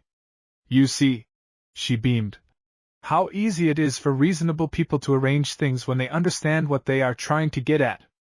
And now I must go, you are starved. I will come again this afternoon. I will bring you the money and the note. You see we are quite businesslike, Mr. Dean. Well, I have to be, I manage my own affairs. I'll just run in a moment to see Thusia before I go. And I almost forgot it, congratulations. Congratulations? Alice. She told me. I am so glad. David did not know, on the spur of the moment, what to say. Before he could formulate words, Lucille, jingling her bracelets and rustling her silks, had swept voluminously from the room. 15. Lanny. Oh, in those days when Thusia was able to be downstairs, Alice set a small dinner table in the sitting room so that she might enjoy the company of her husband and children. When David entered the sitting room, Lucille had departed, and Roger was there, waiting for his belated dinner. Luckily his labors were not of sufficient importance to require prompt hours. His dinner hour sometimes lasted the best half of the afternoon. As David entered the room, Alice ran to him, and threw her arms around him. He could do no less than embrace her, for anything else would have been like a slap in the face. He kissed her, but his face was grave. Oh! Father! Mother told you? Alice said, still holding him. Aren't you surprised? Why? She pouted. You don't look a bit happy. But I know why. You don't know Lanny. They don't know him, do they, Pop? Her brother, who had already taken his place at the small table, fidgeted. He was hungry. He's all right, he said. Lanny's fine. Somehow the young Roger's approval did not carry far with David. I think, he said, we are all hungry. We will have our food, and discuss Alice's affairs later. I know I am too hungry to want to talk. And you aren't even going to congratulate me, pouted Alice playfully. The Dominie cut short further talk by saying grace, following it by the operation of serving food from the dishes that were grouped around his plate, and then, How is your grandfather, Roger? Fine as a fiddle, father. And I say, we are going to play Derlingport this Saturday. We've arranged a series of 3 games, unless one or the other of us wins the first 2. We play the first here, and the second in Derlingport. Honestly, I am glad to play a 9 I'm a bit afraid of. This licking the spots off the Grangers is getting monotonous. Derlingport has a pitcher that knows his business, what's. But I'll chance Lanny against him any day. I should think so, said Alice. Oh, you, said Roger. Because he has curly hair? A lot you know about pitchers. Well, I'm going to learn, said Alice. David broke the thread of the conversation. Thusia, he said, I have arranged to clear up the bills we owe. David, his wife exclaimed, her pale cheeks coloring with pleasure. Did the trustees grant the advance on your salary? No, hardly that, he answered. I saw Burton, but there is no money available. He was very kind. The trustees are going to give me an increase of salary, $250 more. It will be a great help. You see, with the increase, I can pay off the loan I am contracting in 2 or 3 years. Thusia looked frightened. A loan? Are you borrowing money, David? Lucille Hardcome offered it. She practically forced me to accept it, Thusia. It was all I could do to keep her from forcing it on me as a gift. That I would not hear of course. How much are you borrowing? Asked Thusia, with an intake of breath. It will be about $1,000, 1,000 I think. She could hand you 10,000 and not feel it, from what I hear. said Roger. Thusia, you don't approve? Asked David. Oh, I wish it could have been anyone but Lucille, said Thusia. It seems so, but I know so little of money matters. You would do what was best, of course, David. It will be a great blessing to feel we are not making the tradesmen wait for what is honestly theirs. I should have consulted you, David said, entirely without irony, for he did consult her on most matters of importance. It is not too late to decline even now. I have not signed the note. She is to bring the money this afternoon. But if I refuse... He related his conversation with Lucille, as well as he could recall it. I hardly see how you could refuse, Thusia admitted. If she was angered, she would do something to show her displeasure. Deep as she is in the church affairs, I hardly feel that she is with us heart and soul yet. She always seems like an outsider taking an interest because, I shouldn't say it, she likes the prominence. That is why I wish you could have had the money from another. I'm sure Mary would have lent it. And of all the women I know, said David, Mary is the last I should wish to borrow from. Had I my choice, I would choose an entire outsider. The more completely it is a business transaction, the more pleased I am. No more was said then. Roger hurried away, not because his job called him, but because, as catcher of his nine, it was his duty to keep in practice, and some members of the nine might be on the levee willing to pitch to him. Alice still waited. Will you let me speak with your mother a while, daughter? David said. Then we will call you. Shall I take the dishes out first? Asked Alice. Yes. Thusia raised herself a little on her pillows when Alice had quitted the room, and David drew a chair to the side of her couch. For a few moments they were silent. How did it happen? David asked finally. David, you must not think unkindly of her. Alice is such a child, such a dear girl. She has no worldliness. How should she have with you and me for her parents? I think I am to blame if she has chosen wrongly. I am afraid I have neglected her, David. What an idea, Thusia! That is preposterous. Of course, I do not think unkindly of her, but I do think she has chosen foolishly, as girls sometimes will. Yes, but I mean what I say, David. I am tied here, of course, but I have given her so much freedom. I have trusted to her instinct to choose suitable companions, when I should have remembered how careless and foolish I was when I was her age. What nonsense, dear! Said David. If anyone is to blame, it is myself. How could you do any more than you have done, kept close here as you are? How serious is it, Thusia? I have hardly had time to decide. I am afraid it is very serious. She was all ecstasy and happiness until she saw I was not as happy as she was. I am afraid I let her see it too plainly. We must not let her think we are angry with her, David. She is very much in love with him. Oh, she praised him as a girl will praise a lover, her first lover. I suppose she met him through Roger, said David thoughtfully. No, Thusia said. I imagine Alice rather scorns Roger's ball-playing friends. I think Lanny Welsh called something after her one evening when she was passing the Eagle office, passing the alley there. He thought she was some other girl, I suppose. She was furious. She thought it was the rudest thing she had ever known, but the next time she passed he stopped her and apologized. She thinks it was noble of him. After that he tipped his hat whenever she passed, and she nodded to him. Then Roger introduced them. Lanny Welsh asked him to, I suppose? Now they are engaged. David rested his head on his hand, and was silent. Thusia watched his face. It is unfortunate, most unfortunate, he said wearily. David, do you know anything about him? Thusia asked. Only hearsay, he answered. Has he been a bartender? I have heard that. You know what his father is, little better than a blackmailer. David, what can we do? Asked Thusia. I don't know, he answered. No doubt she would give him up if we asked it. I'm not so sure of that, said Thusia. She is a good girl, but you do not realize how she loves the boy, or thinks she loves him. She might think we were unjust to him. What she implied David knew. Alice was, above all else, loyal. The very intimation that Lanny Welsh lacked friends might strengthen her partisanship, for she was like her father in having always a kindly feeling for the underdog.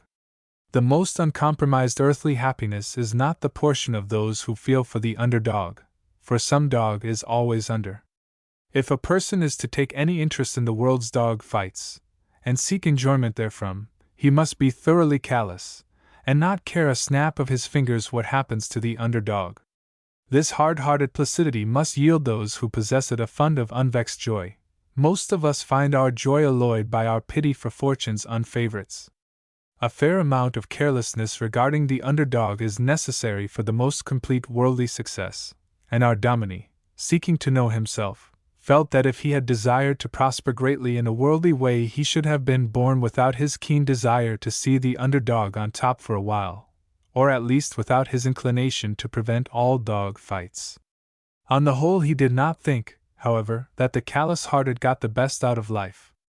The tough tympanum of a bass drum yields one sound, and the tom-tom may be a fine instrument for war or joy dances, but a delicately attuned violin quivers with more varied vibrations, and even the minor chords must satisfy some of its fibers. In the museum of eternity the tom-tom may have a place as a curiosity, as the musical instrument of a crude people, but even a child can imagine its one note. The fingers of the virtuoso tingle to touch the glass-enclosed violin, and the imagination pleasures in the thought of the notes of joy and sorrow it has given forth in its day. Youth, as Alice, when born and brought up with a pity for the despised, is apt to carry the good quality over the line so far that it becomes unreasonable. There is such a thing as innate devilishness that deserves chastisement. Some of the things other men scorn deserve our scorn also, some men and women, too. But a girl in love, as Alice was, or thought she was, is not a very reasonable being. With her love as a certainty, she scorns the past and sees perfection in the future. Young lovers are all egotists to the extent of thinking, if I chose him he must be good at heart, and no doubt, his past weakness was because he had not known me.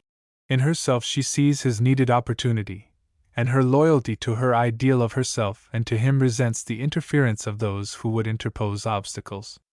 Alice, being by nature loyal, and by nature and training inclined to pity, might easily be driven to a blind and gently berserk, but none the less everlasting, battle for Lanny Welsh by the very opposition that sought to win her away from him.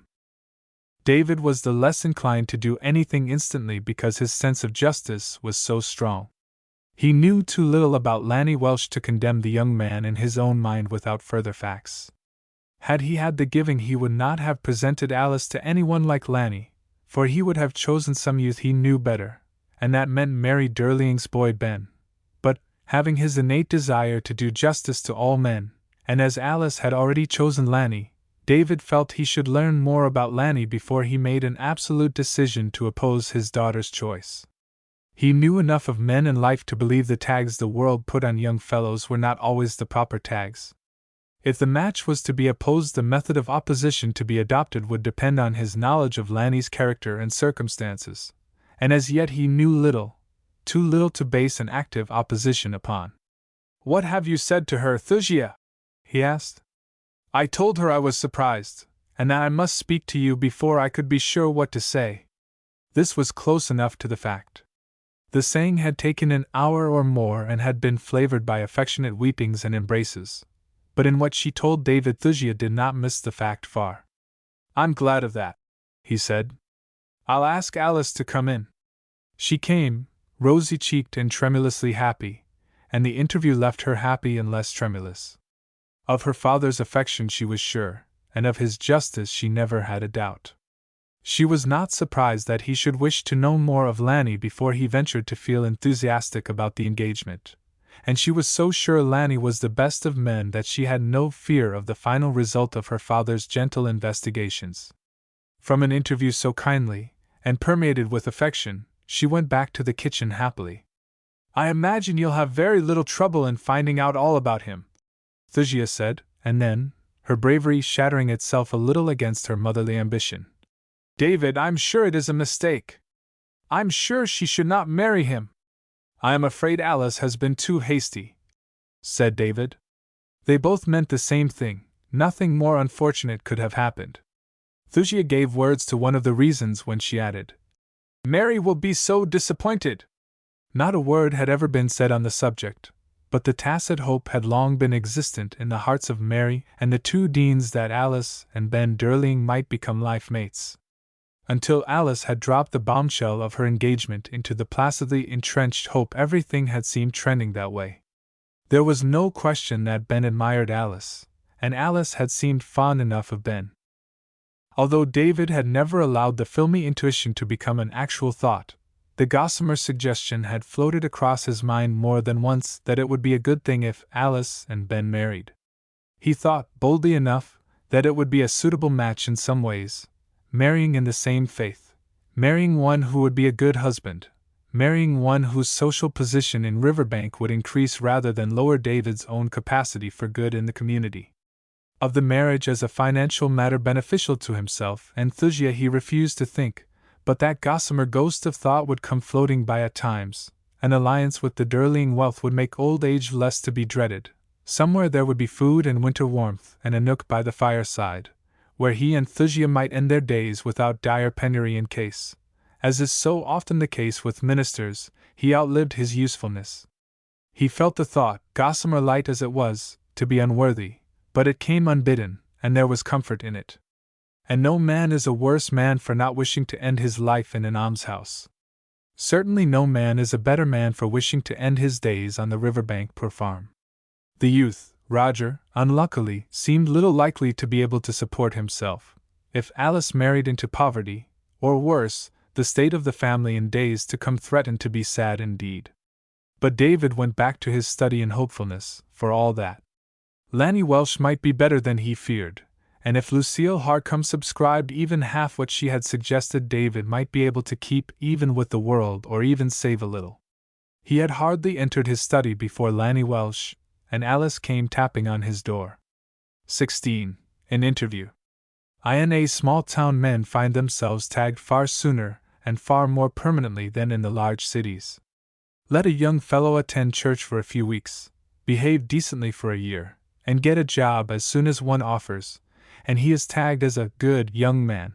Thereafter it requires quite a little rascality to convince people he is otherwise. The small town is like a pack of cards. The rank of the components being once established, it is vain for them to attempt other values. Let young Bud Smith start out as a jack of all trades, and he is expected to remain one. And when he attempts steady work of one kind, his efforts are talked about as something phenomenal. If Bill Jones, the contractor, gives Bud a job, it is considered a bit of eccentricity on Jones' part. What reason can a man have for taking on a jack of all trades as a steady carpenter? It might be just as well to be a little careful in making contracts with Jones. It looks as if he was a little too easygoing. Thus Jones gets his tag, and Bud Smith does not lose his. They cling. Something of this sort had happened to Lanny Welsh. His father, old P.K. Welsh, was an old-time character in Riverbank. For years he had been a familiar figure, trudging about town with his stooped shoulders, his long and greasy black coat and his long and pointed beard. His head was a little too large for his body, and his eyes, seen through his spectacles, were apparently too large for his face. They were blue. His hair often hung down upon his collar. Once a year or so he had it cut, and when he had it cut short enough to last a while. The change was as noticeable as if a large building had been torn down from one of the prominent Main Street comers. In the side pockets of old P.K. Welsh's coat were always bundles of folded newspapers. His pockets bulged with them. He was a newspaper man. Day after day and year after year, old P.K. Welsh trudged up and down the two business streets of Riverbank, from 8 in the morning until 4 or 5 in the afternoon, and so he had trudged for years. Thursday was an exception, for on Thursday he published, running off the 100 or 200 copies of the Declarator that constituted his edition. The paper was a weekly, 5 cents a copy, $1 a year, and the total income from subscriptions was probably never more than $100. This did not pay for his paper and ink, and he tried to make up the difference in advertising income, but as an advertising medium the Declarator was not worth the paper on which it was printed, and everyone knew it. He spent his life nagging the merchants into throwing him crumbs of petty patronage. His credit was nil, he never had any cash, he gave all his advertising in exchange for trade. When he sallied forth in the morning he carried a list of the groceries his wife needed, getting them for her men, nagging some grocer until he agreed to send up the groceries in exchange for a few inches of unwanted advertising space in the Declarator. Old P.K. grew wise in wiles. He knew the hour when Beamer's drivers came back to the store with their orders for the day, when Beamer and all his clerks would be madly measuring and tying and filling baskets. That was when old P.K. would appear. To get rid of him the grocer would often scribble down his order, and figure the bill as sufficiently repaid by the time saved through getting rid of old P.K. so easily. The Declarator itself was an example of a good idea gone wrong through stress of necessity. The sheet was small, 4 pages, often filled with plate matter, and the original matter was set in the most amateurish manner. The old type from which it was set was worn until some of the letters were mere smudges of black. From time to time old P.K., being in funds, would buy a few pounds of cast-off type from the Eagle, and this mixed with his worn supply, gave the paper a bizarre, hit-and-miss appearance. Old P.K. did not bother about reading proof. The paper came out with all the errors, with letters of one font mixed with letters of another font, and with some paragraphs set in large type and some in small. It was the column headed Briefs, however, that tagged the Declarator. It was known that old P.K. had come from somewhere in Kansas, and it was understood that he had known John Brown, the famous John Brown, whose soul goes marching on in the ballad. Welsh came to Riverbank in the years following the war, and started his little paper in opposition to the Eagle, which was then scarcely larger. Riverbank was once more democratic. The Declarator was violently Republican and violently pro-Negro. Across the first page, just under the title, P.K., ran the motto, "All men, white or black, are equal." He knew his Bible by heart and scattered biblical quotations through his pages, each chosen because of its sting. There were but a dozen or 20 Negroes in the town, and the Negro question did not worry anyone, and P.K. Welsh's loyalty was an asset. Although the Republicans were in a helpless minority, they were glad to have an organ, and the Declarator did fairly well. Time passed, and the Eagle blossomed from a weekly into a daily. It contracted for telegraph news of the outside world. A group of Republicans started the Daily Star, staunchly but sanely Republican, and the Declarator slumped into the position of an unneeded, unwanted sheet. A few of the old-time, grit-encrusted Republicans, who believed every Democrat was destined for hellfire, still took the Declarator. The other subscribers dropped it. Old P.K. grew bitter. His subscription book became his list of friends and enemies. Those whose names once appeared on the list, or had ever appeared on it, and who cancelled their subscriptions, became the recipients of his hatred. Welsh brooded over them and waited. Sooner or later he spat venom at them in the column headed Briefs. To anyone not acquainted with Welsh the Declarator appeared to be a blackmail sheet. It was not. Old P.K. was firm in the belief that he was doing God's work and that the Declarator was meant to be God's instrument. He quoted scripture in his columns to declare that those who were not with him were against him, and that those who were against him were against God. One by one he took up propaganda that he believed righteous, and took them up with all the violence of a fanatic. He was the first man in Riverbank to cry aloud for prohibition, but he was also the first to shriek anti-Catholicism. He held up good, old Father Moran as an antichrist, and pleaded that he be driven from town. He was continually advocating violence in words that today would have landed him in prison. With his abusive briefs and his inflammatory editorials he became, in a small way, a nuisance to the town. With his nagging for advertisements he became a nuisance to the merchants. His wife was a simple-minded, easy-going creature, wrinkled and with a brown wig enclosed in a hair net. The wig looked less like a head covering than some sort of brown hair pudding. On the whole, ridiculous as the wig was, it was better than nothing, for Mrs. Welsh was as bald as a billiard ball. These were the parents of Lanny Welsh, They might well have served as an excuse for worthlessness in the boy, but this may be said for Riverbank. It does not damn the child because of the parents.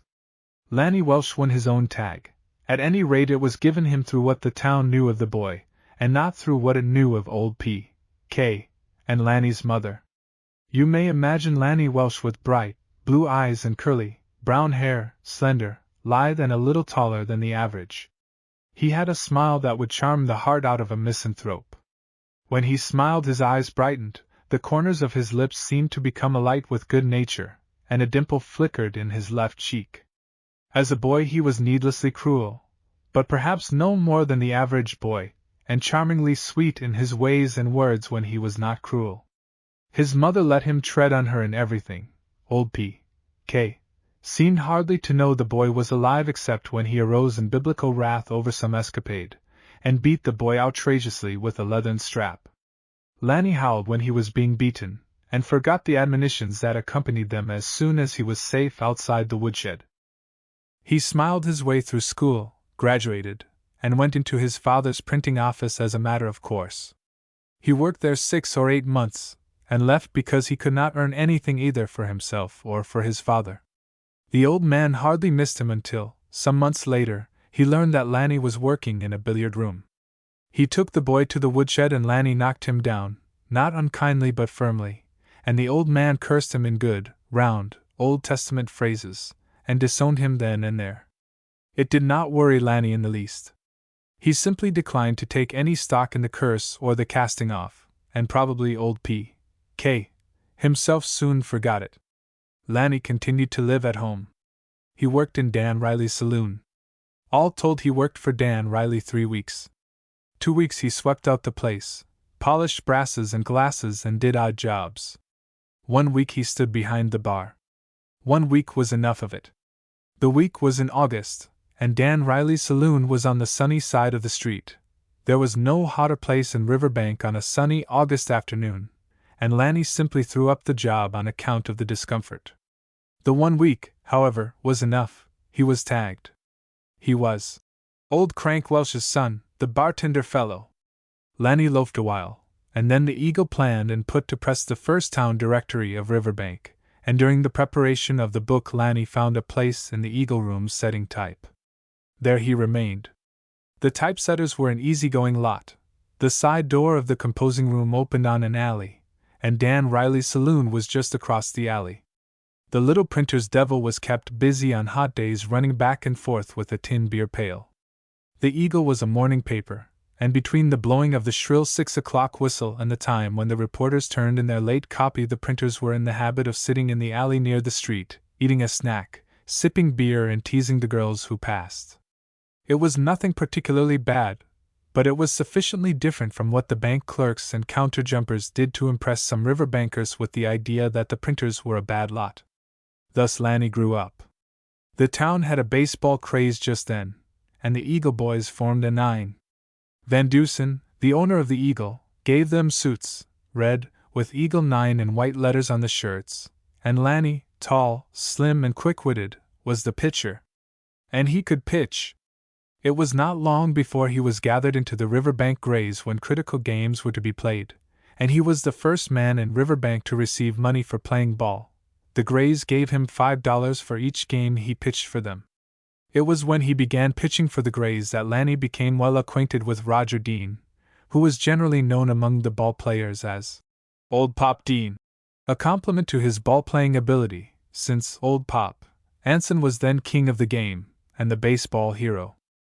Young Roger had been meant for the church, and David and Thusia had dreamed of seeing him fill a pulpit, but he seemed destined to be an idler. The money David had saved with infinite pains to provide a college education was thrown away. The boy departed for college with blessings enough to carry him through, but he was a born idler, good-natured and lovable, but an idler, and long before his course was completed it was known that he had come home, and before long, it was known he was not going back. The more kindly people said he preferred a business career to the ministry, others said he was too lazy. He was not a bad boy and had never been. As a young man he had no bad habits or desires, he had no ambition. Had David been a farmer, Roger would have been a model son, On a farm he would have milked the cows for his father, cut the grain for his father, done a man's work for his father.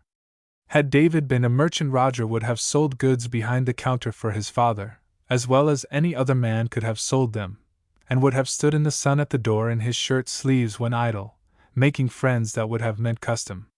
But in a minister's work there are no cows to milk for father, and no goods to sell for father. A minister's son must be bitten by ambition, or his place in the world is hard to find.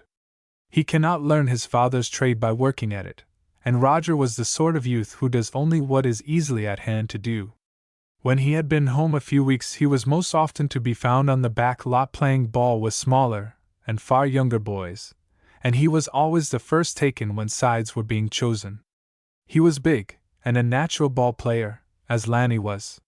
His place was behind the bat, catching, but he was equally good when at the bat. The curve, and down shoot, and up shoot, were just coming into the game, but they held no mysteries for Roger. He hit them all. Henry Fragg, Thusia's father, now an old man, had given up the agency for the packet company he had long held, and now had a small coal office on the levee. He took Roger in with him, giving him the utmost the business could afford, a meager $4 weekly, more than Roger was worth in the business, which was dead in the summer, and Roger transferred his ball playing to the levee, where bigger youths played a more spirited game. Before the end of that season Roger was wearing a baseball suit, one of the dozen presented by Jacob Cohen, the clothier, in consideration of permission to have the shirts bear the words Jacob Cohen Riverbank Grays, and Roger was a member of the Nine, and its catcher. Thereafter, he gave more time than usual to baseball. In the rather puritanical community, a minister's son playing ball was at first something of a shock, but Roger did not play on Sunday, and the Grays would not play without Roger when the game promised to be close, so the result was less Sunday ball. Roger received the credit, and baseball came to be less frowned on.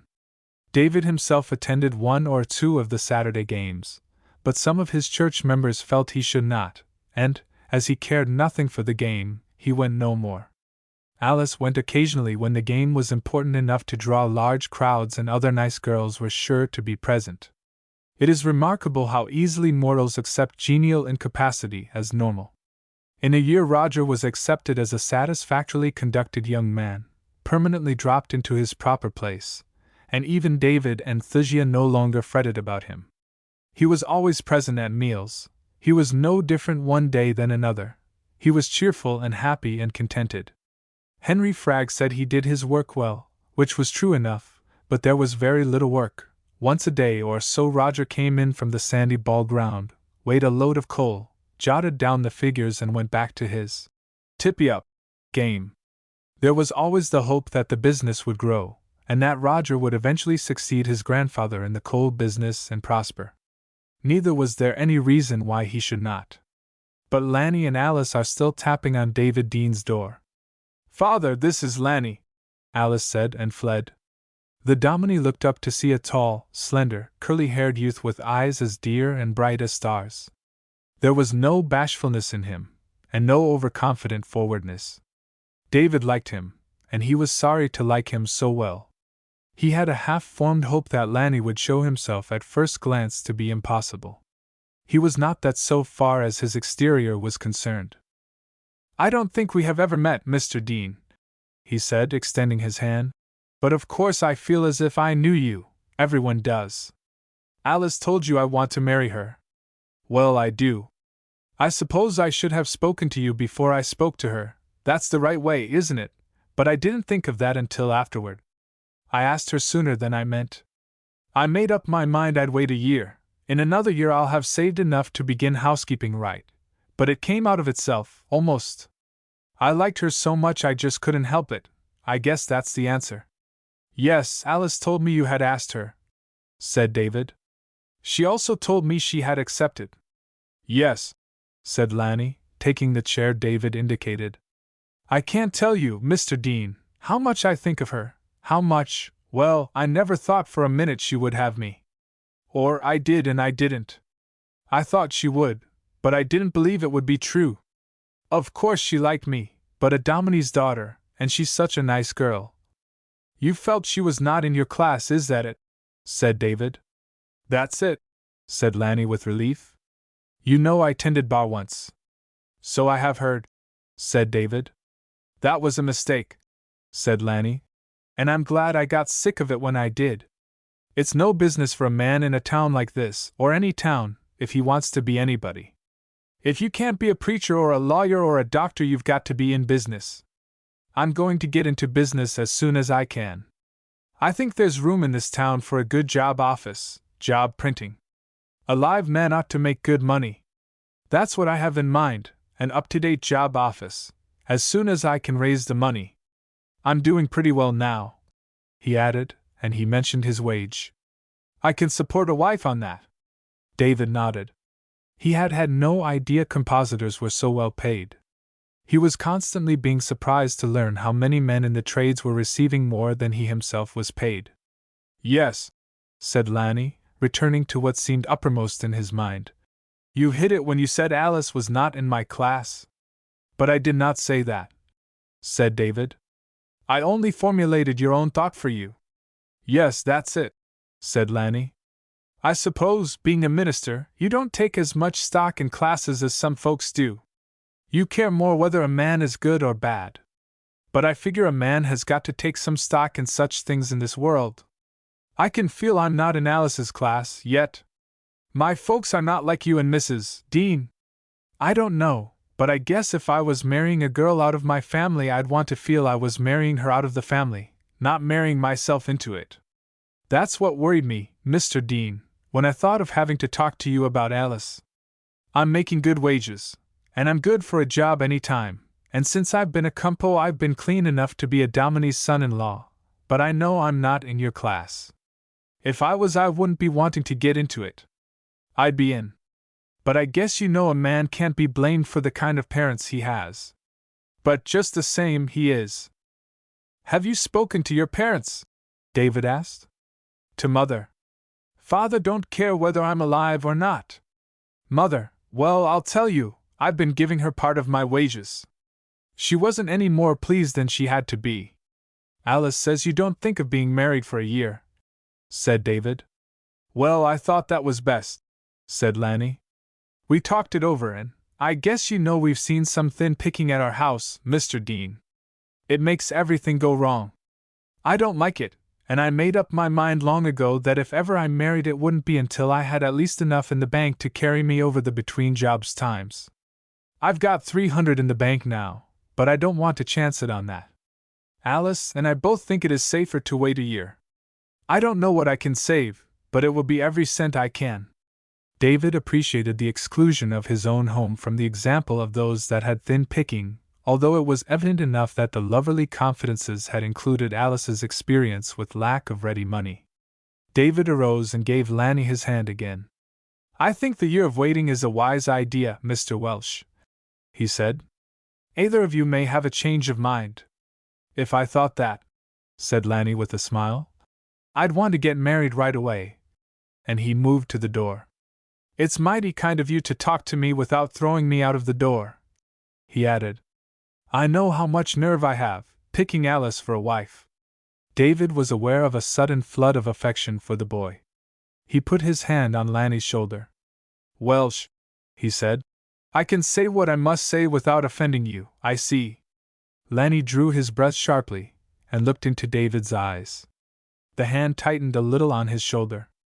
It stilled the fear that the Dominie was about to tell him he could not have Alice, and his eyes smiled, for if Alice was not refused him outright, no task would be too difficult to undertake, whatever it might be her father was about to propound. We don't know you yet, said David. You understand that, of course, it is all so unexpected. I'll say frankly, my boy, that I like you, and that Alice likes you and has chosen you means much. You have not asked me for her out and out, but that is what you meant, of course. Will you let me reserve my word temporarily? Well, that's right, said Lanny. You ought to look me up and find out something about me before you give me anything as precious as Alice. If she was mine, I wouldn't give her to anyone, no matter how good he was. I'll tell you, Mr. Dean, I don't pretend to be good enough for her. I don't expect you to find that I am, but I hope you don't find that I'm too bad for her. And might it not be as well, said David, that the engagement be not widely heralded at present? Lanny's face fell. I've told Mother, he said. There is no telling who she has told by now. I cannot object to your having told your mother, said David. But let us tell no others for the present. Unless you wish to tell your father, he added. Then, goodbye, Mr. Welsh. You understand you will be welcome here any time. David hastened the departure because he saw Lucille Hardcome's low-hung carriage at his gate, and Lucille descending from it in state. Outside the door Lanny met Alice, and to her query he said, He was fine, Alice. He's a fine man. All he wants is time to look me up a little. The idea!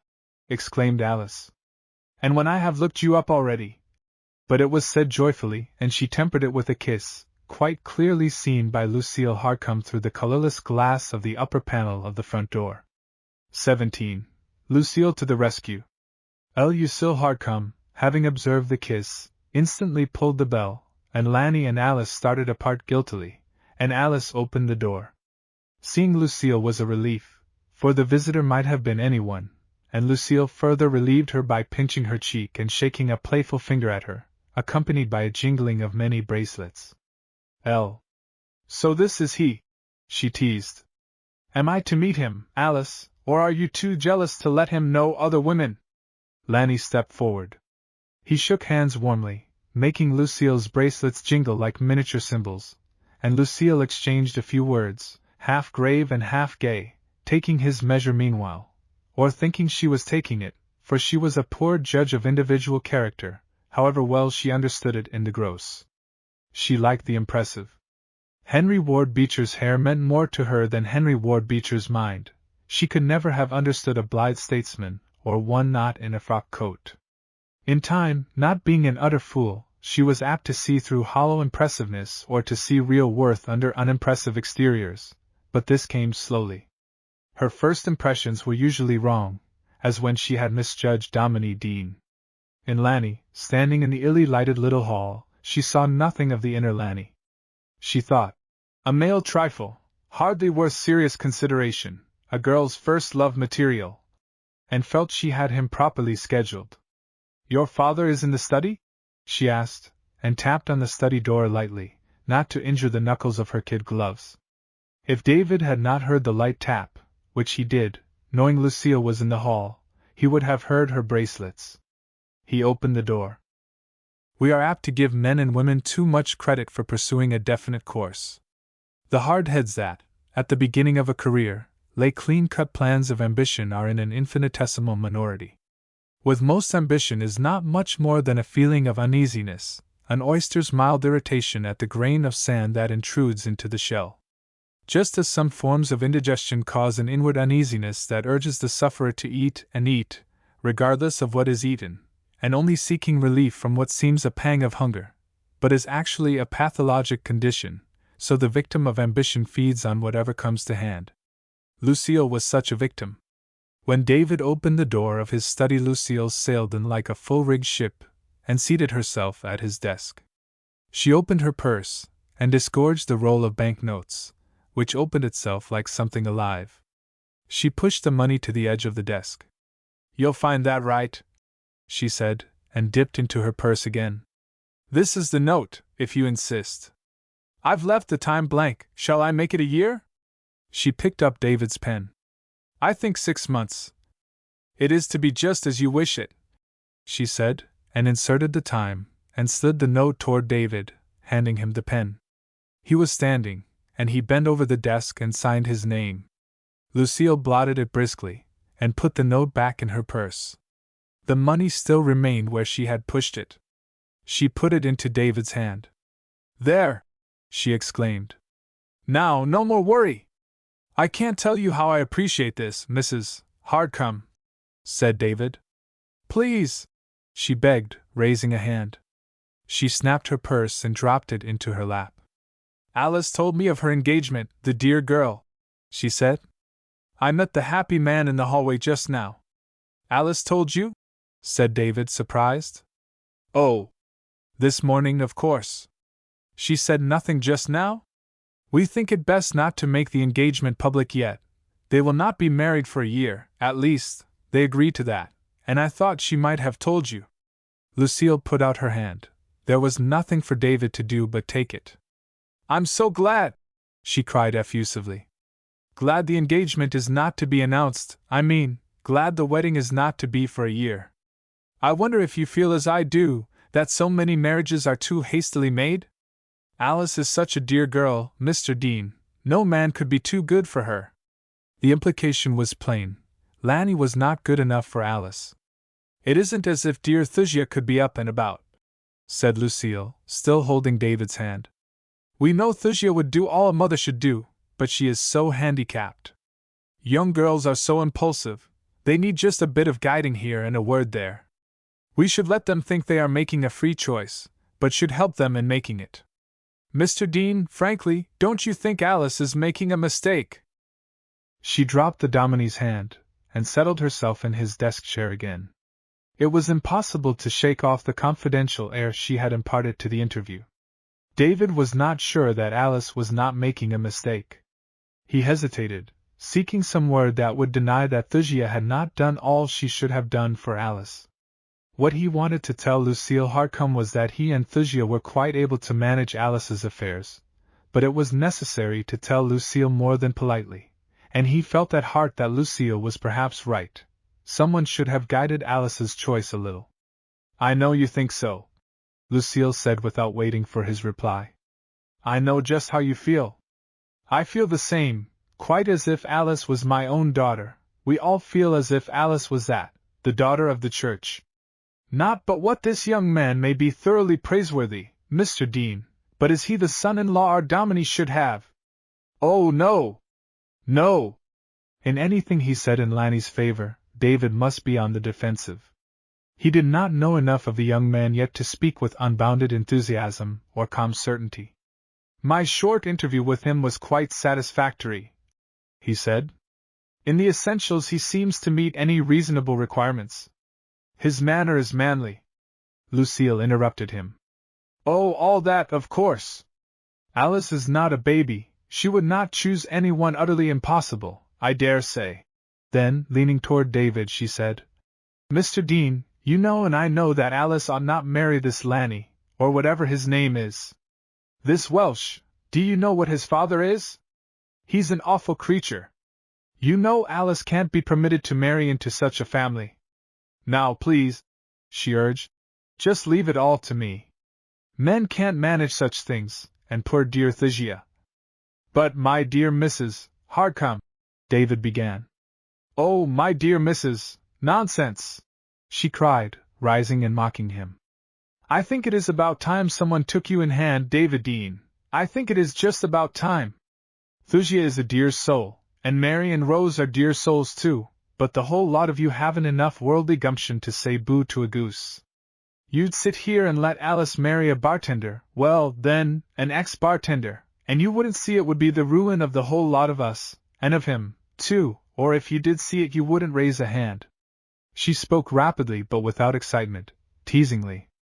Mr. Dean, she continued in a more serious tone, I am worldly and I know the world.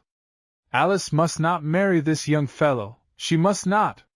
And she is not going to. But Mrs. Hartcombe, cried David, thoroughly frightened. I cannot let you interfere in what is so completely a family matter. David Dean, will you please stop Mrs. Hartcoming me? My name is Lucille quite as much as Mrs. Derling's is Mary, and you are not going to frighten me away by calling me Mrs. Hartcombe. No, she said. Will you leave Alice to me? I will not, said David. I must beg you not to interfere in any way. I understand Alice, Thusia understands her. We are not, perhaps, he said with a smile, as lacking in worldly wisdom as you imagine. Lucille shook her head and laughed. Incorrigible, she exclaimed. You'll never understand how much you need someone like me. A business manager? Shall I call it that? Then it is all settled. I am to see that Alice does not make this mistake. No, cried David, but she was at the door. It is all settled, she triumphed. Mrs. Hard come. All settled. She laughed, and went out and closed the door. David put his hand on the knob and hesitated. After all was said, Lucille was right, no doubt. The marriage would be more than annoying. He himself was too prone to consider character as cancelling worldly objections. There was one thing about Lucille Harcum, she usually had her way. She was a manager. Lucille had gone from David to Thusia. David waited until she had left the house. He found Thusia more complacent than he had expected to find her. Lucille's visits sometimes annoyed her. I feel so relieved, David, she said. Lucille has been here and spoken about Alice. There was so little I could do, tied down as I am, and Ruth could hardly help, and of course Mary would hesitate, feeling as she does about Alice and Ben. Lucille is just the person we needed. Thusia. And I thought, of all the women in Riverbank, she was the one we would want to have keep hands off. But you see, said Thusia cheerfully, she is going to keep her hands off, in a way. She is going to be my hands. David had his own idea of Lucille's being anyone's hands but her own, but he said nothing then. He had the money in his pocket with which to pay his debts, and he was eager to settle with Herwig. He kissed Thusia and went out. 18. Mr. Fragg worries. As David entered Herwig's store, P.K. Welsh was leaving it. He was the same greasy, unkempt figure as usual, his pockets stuffed full of copies of the Declarator and Exchanges, his bent shoulders carrying his head low, and his bushy brows drawn into a frown. He pushed by the Dominie as if not seeing him. David turned, but the old man was already in the street, crossing it, and David went into the store. He had had a momentary impulse to stop P.K. and speak of the engagement, but he decided that telling his father was Lanny's affair. He went back to where Herwig sat at his desk. The grocer was working on his books, with a pile of bills and statements before him. That man Welsh is a town nuisance, he said. Can't drive him away with a club, been pestering me an hour. He did not say how he had finally driven Welsh away. P.K. had wanted $1 worth of sugar, and had set his mind on getting it from Herwig in exchange for advertising. Herwig had told him he couldn't afford to give $1 worth of sugar for advertising or anything else. He couldn't afford to give a cent's worth. He showed P.K. the bills he owed, and the bills owed to him. It happened that David's statement was the top of the pile. He ought to pay you, P.K. had snarled. Man getting a salary like his, big church, rich congregation. What right has he to owe money? Well, he owes me, said Herwig. Everybody owes me. Credit is the curse of this town. I can't get money in, and I can't pay my bills, and if I don't I'm going to be shut up. $1 worth of sugar won't. Oh, go away! I tell you no, and I mean no! Get out! P.K. had gone. Going he had seen the Dominie plainly enough, and bitter hatred had been in his glance. Lanny had not told him of the engagement, but his wife had, and that alone was enough to anger the embittered old man. On the street his anger grew. Why had the Dominie not stopped him and said something about the engagement? Too stuck up, and with an unpaid grocer's bill. He went mumbling down the street, coaxing his ill humor. I'm glad to say I've been able to raise some money, David said, and we will just settle that bill without further delay. And right glad I am to be able to do so, Mr. Herwig. The amount is? It will be a help, a great help, said Herwig gratefully. Thank you. When a man is pressed on all sides. He was distraught with worry, it was easy to see. That Welsh pesters the life out of me. I can't afford to advertise in his vile sheet, it's blackmail, money wasted, thrown away. He ought to be run out of town, tarred and feathered. Brought up a good-for-nothing, bartending son. Let me see, yes, this is the right change, said David hastily. You might send me, or I think I'll let Mrs. Dean give her order to the boy tomorrow, as usual. He hurried from the store. He did not know why hearing Herwig talk about Lanny annoyed him so. When he was on the street he felt ashamed of having fled without saying a word in defense of Lanny. He turned to go back and did not go. Instead, he went the rounds of his creditors, paying bills. It was after banking hours, but the door of the bank stood open and he went in.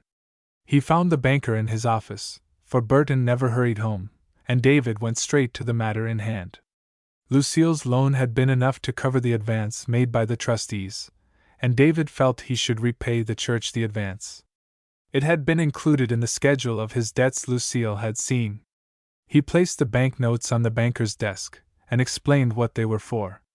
B.G. took them and counted them. "You know there is no necessity for this, Dominie," he said. "It was understood the money should be deducted from your next salary payment."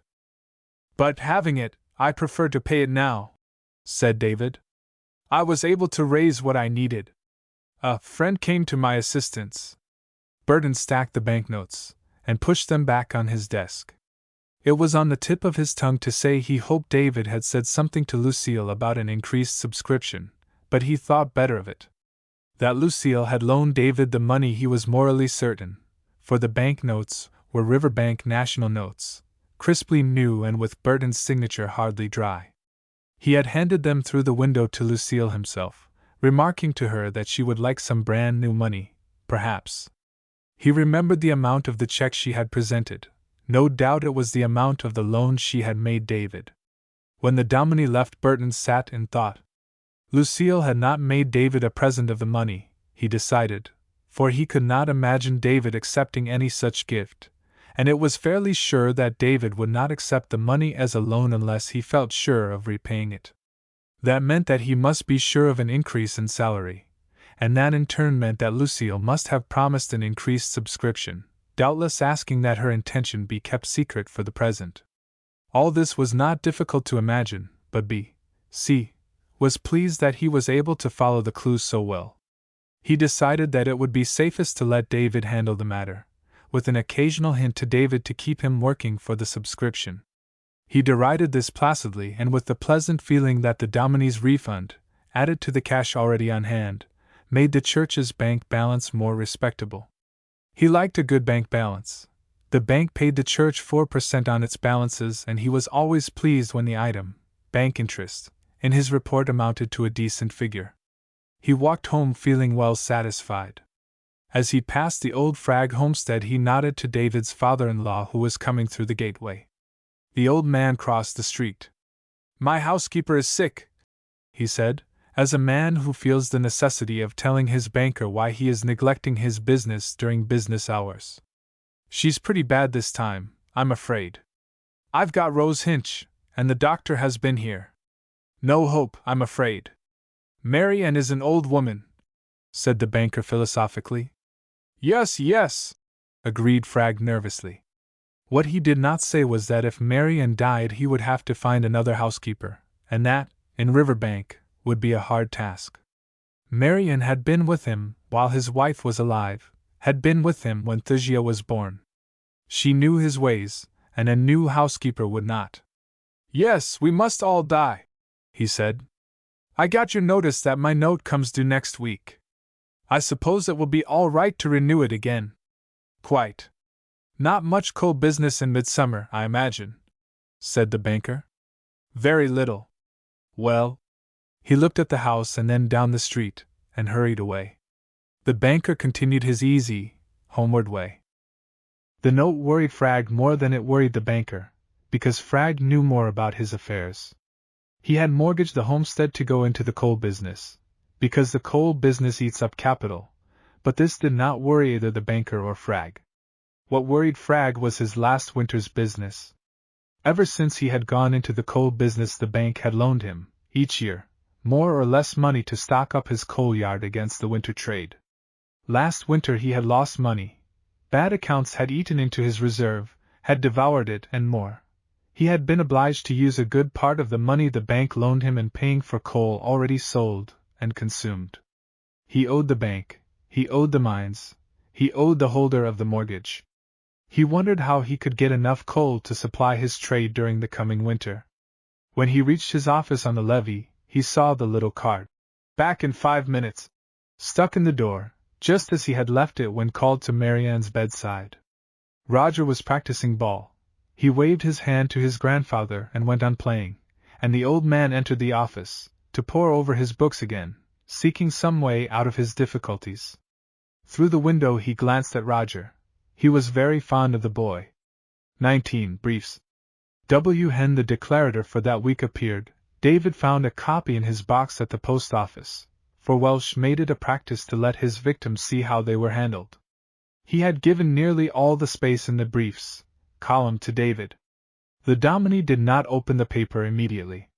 He had a couple of letters to read, and 1 or 2 denominational papers to glance through, and he was well up the hill before he tore the wrapper from the declarator, and looked into it. As he read he stopped short, and stood until he had read every word in the column. Then he tore the sheet to bits, and threw it into the gutter. His first thought was that Thusia must not see the paper, or hear how Welsh had attacked him in it. The attack was less harmful than venomous. It was a tirade against the spiritual deadbeat, for so he chose to dub David, mentioning no name, but pointing clearly enough at the Dominie. Choice bits. W.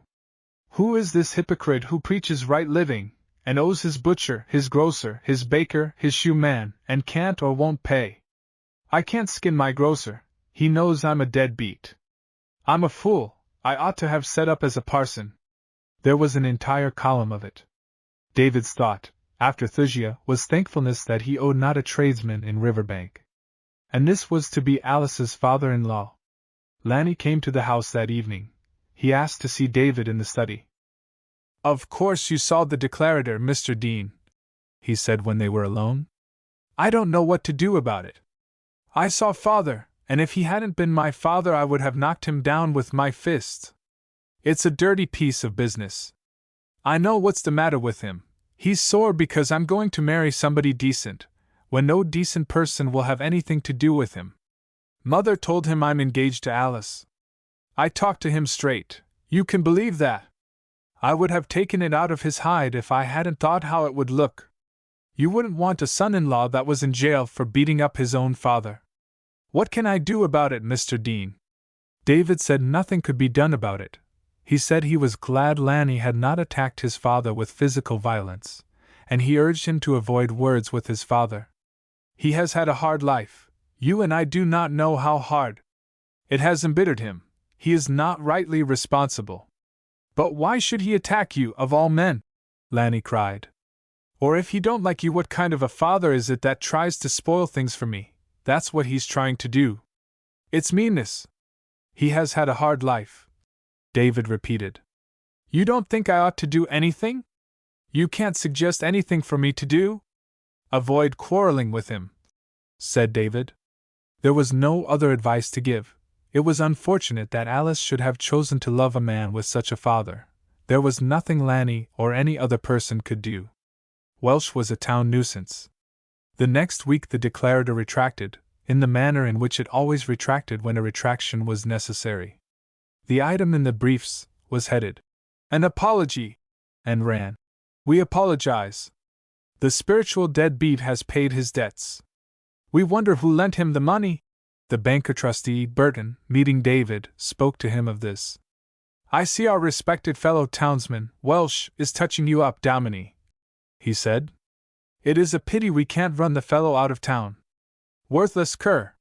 He gave me his attention last year. I put an ad in his paper and he shut up. What do you suppose ever started him against you? He is an embittered man. His hand is against the whole world." "That's probably so," agreed the banker. "A sort of Donnerbrook fair. If you see a head, hit it.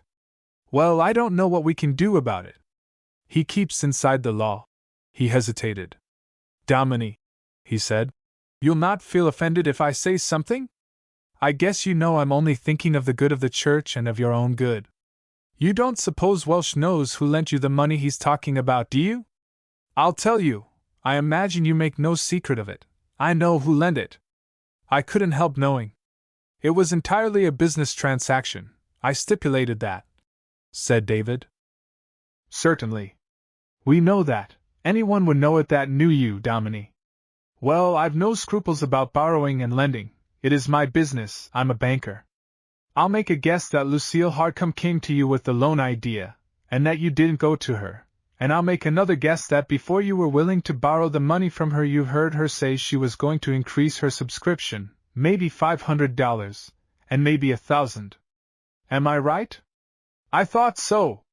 Because it wouldn't be like you to borrow unless you saw where you could pay it back, and I told you that if Lucille raised her subscription you'd get your share. It's all right. The only thing, you won't mind if I say it? I can imagine what it is, said David. Yes. If this man Welsh knows what he is talking about, if he isn't just guessing, he can be very nasty about it. I can't imagine why he is picking on you, but if he wants to keep it up, and knows you borrowed money from Lucille Hardcombe, he can make it, well, he'll make it sound as if there was something wrong about it. He'll twist some false meaning into it, invalid wife and gay widow and money passing. I hate to say this, but people are always looking for a chance to jump on a minister, some people are, that is. I don't know how we can get at Welsh, he's so low he's threat-proof. I was going to suggest that you let me put in an application for a loan at our bank, say for the amount you borrowed from Lucille Hardcombe. Borrow the money from us and pay her, and then let us get after Welsh. David thought a moment. It might offend her, he said. She was extremely insistent. I might almost say she predicated her possible increase of subscription on my accepting the loan.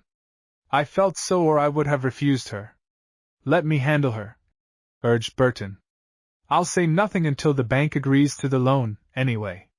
You'll let me make the application for you? David agreed. It was, if the bank was willing, the wisest course, or so it seemed at the moment.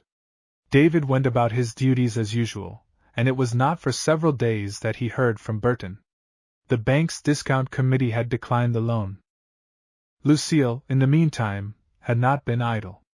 She set herself the task of saving Alice from Lanny Welsh, and she went about it in a manner that would have done credit to an experienced diplomat. One of the men she had tried hardest to induce to become a frequenter of the salon she had attempted to create was Van Dusen, the owner of the Eagle, and in a certain satirically smiling way he admired Lucille.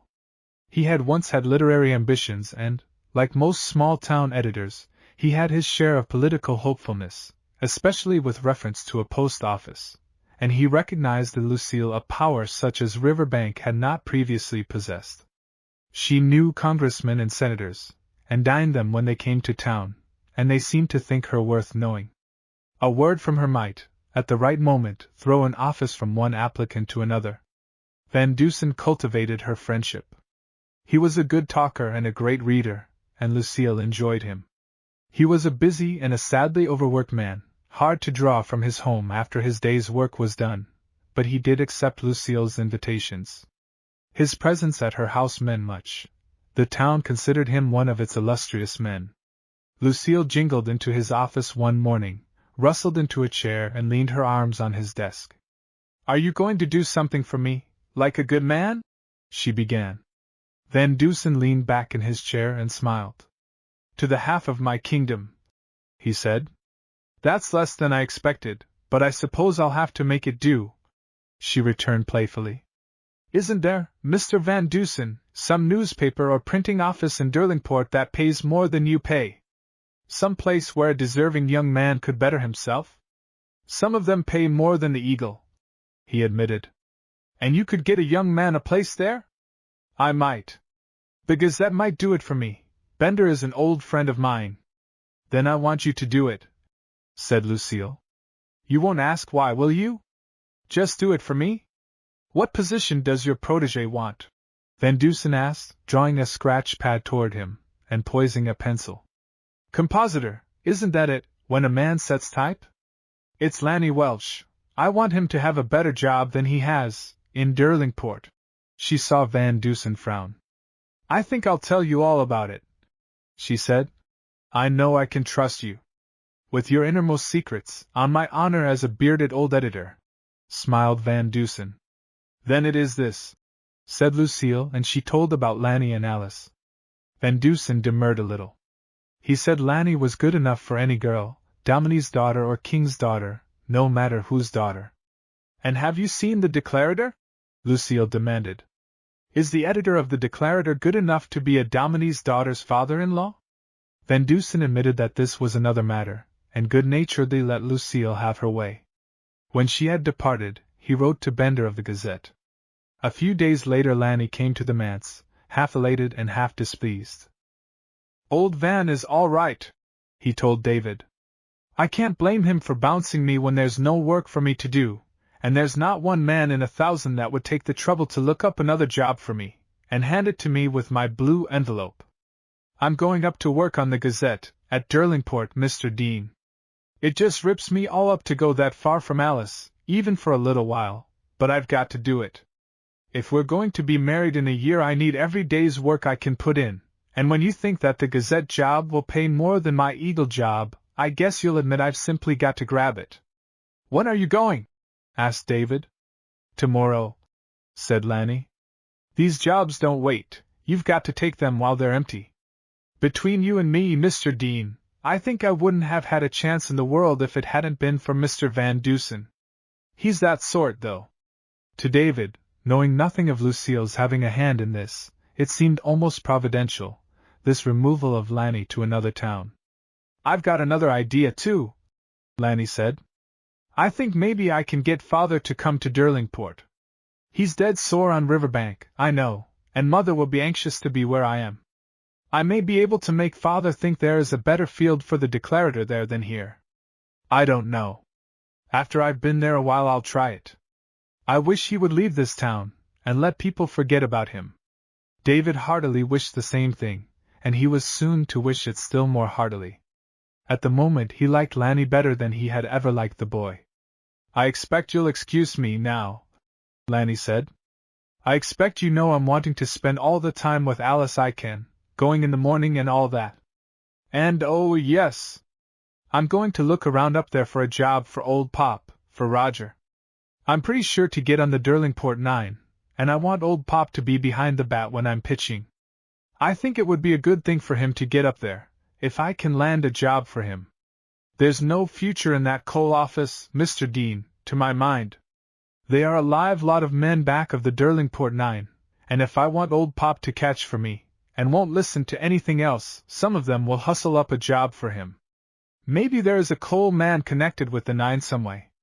I don't know, but in a big place like Derlingport there's always room for anybody as clean and straight as Roger." David was touched. He saw, in imagination, a new Roger winning his own way, spurred on by the brisker business life of the bigger town, bettered by the temporary breaking of home ties, inoculated with Lanny's enthusiasm. Roger spoke of the chance Lanny might get him, and spoke of it voluntarily and enthusiastically. It would be a great thing for him, he said. Grandfather Fragg was all right, of course, but there was nothing in the way of a future in his coal business. He said he hated to take money from him when he knew the business was running behind every day. "Is it as bad as that, Roger?" David asked. "Every bit, Father," Roger replied. "I don't see how he's going to pull through the winter and keep the business going. Isn't there anything you can do?" "Do? It isn't a case of do, it's a case of money. He didn't have enough capital to start with, and he hasn't any left. Brown and Son have got all the business. I could get some of it away from them, but Grandfather can't supply the coal. He can't buy it. He hasn't the money to do a big business on, and a small coal business is a losing proposition. The profit is too small. You've got to do big business or you might as well quit." The talk left David with a new source of worry. Thuzia's father was showing his infirmities more plainly each day, if he lost his coal business, and David knew the loss of the Fragg home was to be included in that loss. The old man would have but one place to turn to, David's home. It would mean another mouth to feed, perhaps another invalid to care for and support. XX. Lanny is away. 2 weeks in succession, after going to Derlingport, Lanny spent Sunday in Riverbank, and Alice enjoyed the visits immensely. Their brief separation gave zest to the mere being together again. The 3rd Sunday Lanny did not come down, but wrote a long letter. The Derlingport 9 had jumped at the chance of securing him as a pitcher. They were to give him $10 a game. He was mighty sorry, he wrote, that the 9's schedule included Sunday games, but every $10 he could pick up in that way made their wedding day come just so much nearer. He guessed, he said, that it would be all right for him to play the Sunday games in Derlingport, and in other towns than Riverbank. If Derlingport played any Sunday games in Riverbank, they could get another pitcher for the games. He mentioned Roger. He had talked to the bosses of the Nine, and they were willing to find a job for old Pop, and would do so if Roger would sign up for the season, or what remained of it, but Lanny wrote that he supposed the Sunday game business would shut Roger out of that. Alice volunteered to let David and Thasia read the letter. It was the first out-and-out love letter she had ever received, but they declined, feeling that to do so would be to take an unfair advantage of Alice's dutifulness, and she read them such portions as were not pure love-making. The letter came Saturday. Alice was not greatly disappointed that Lanny was not coming down, for he had suggested that he might not come. She went to church Sunday morning, and Ben Derling walked home with her. The Presbyterian Sabbath school was held in the afternoon, and about the time Lanny was warming up for the first inning of the Derlingport Marburg ball game, Alice was leading her class and singing the closing song.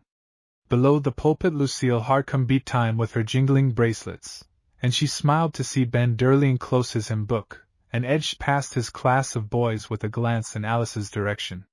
He hurried out as soon as the benediction was said, and Lucille rightly guessed that he meant to wait for Alice in the lobby, but Lucille captured Alice before she could escape. "If you are not needed at home, Alice," she said, "you must come with me. I have the most interesting photographs. Dozens of them, pictures of Europe. My carriage will be here directly." The photographs were not new. Lucille had made a flight through Europe as soon as her husband was dead. It was her first use of the money she inherited, and she had bought the photographs then. It was before the days of picture postcards. For 6 months after her return she had inflicted the photographs on all her friends and acquaintances, and had then tired of them. They had reposed peacefully in a box ever since, and might have remained there forever, had she not invited Ben Derling to her house. Lucille played a harp, a great gilded affair, and she asked Ben, who was a fair violinist, to try a duet, suggesting that they might make part of a program when she gave a concert for the church fund. Ben went willingly enough, and played as well as he could, and enjoyed the evening immensely. He found Lucille but an indifferent harpist, but willing to let him make suggestions. She asked him what he thought of a series of musical evenings, and he took to the idea enthusiastically. This was Wednesday. Lucille's real reason for asking Ben to her house had been to study him a little more closely than she had had opportunity to do before. She mentioned Alice, and Ben was enthusiastic enough to satisfy Lucille that he liked Alice well. If Alice would be willing to try out a few things with him, piano-violin duets, it would be a pleasing part of the musical evenings, he said. Lucille thought so too. They talked music, and Lucille happened to mention that she had first heard the harp in Paris, and Ben said he had not taken time to hear any music when he was in Europe. It was the first Lucille had heard of Ben's European tour, and she left him in her parlor while she hunted up the photographs. She was not quite sure where they were. As she rummaged for them she thought Ben over, and almost decided he would not do as a substitute for Lanny Wsh.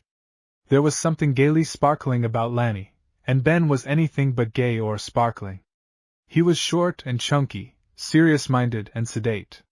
Some ancestor had given him a little greasy knob of a nose, but this was his most unpleasant feature. It is easiest, perhaps, to describe him as a thoroughly bathed young man, smelling of perfumed soap, and with yellowish hair, ever smooth and glistening from recent applications of a well-soaked hairbrush. He had no bad habits unless, in one so young, incessant application to business is a bad habit. He had taken his place in his grandfather's office the week the old man died. Already, from bending over a desk, he was a little rounded in the shoulders. His violin and his Sunday school class were his only relaxations. He was a good boy, and a good son, but Lucille was afraid he was not likely to appeal to the romantic taste of a girl like Alice. When she discovered the photographs she was inclined to leave them where they were, and tell Ben she could not find them, and let the musical evenings be forgotten. The picture that happened to be on top was one that pictured some city or cathedral of which Van Dusen had spoken when last in her home, and more for Van Dusen than for Ben. She gathered the pictures in her arms, and carried them downstairs. Ben seized them eagerly. His trip abroad had been the one great upflaring of his life. He had gone with a party, and had raced from place to place, but he had a memory that was infallible. His eyes brightened as he saw the photographs. He talked. He talked well. He made the pictures live. He was in his element. He would have made an admirable stereopticon lecturer had business not claimed him.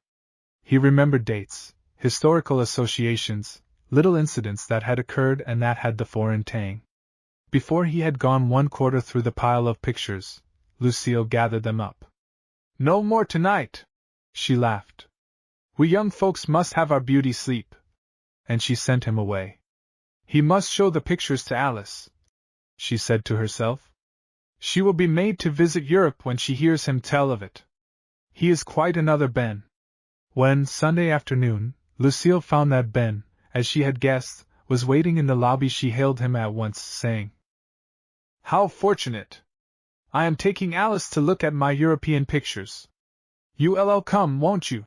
Ben was eager.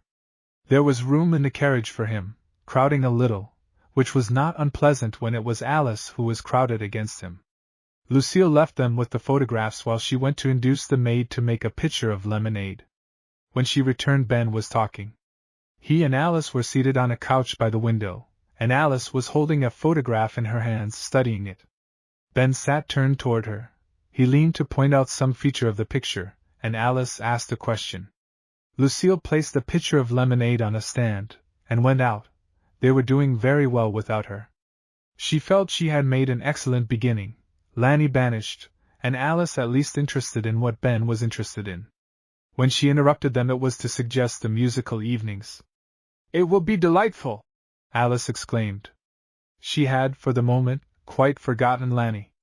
The moment had, in fact, stretched to something like 2 hours. Ben walked home with her. 21. A failure.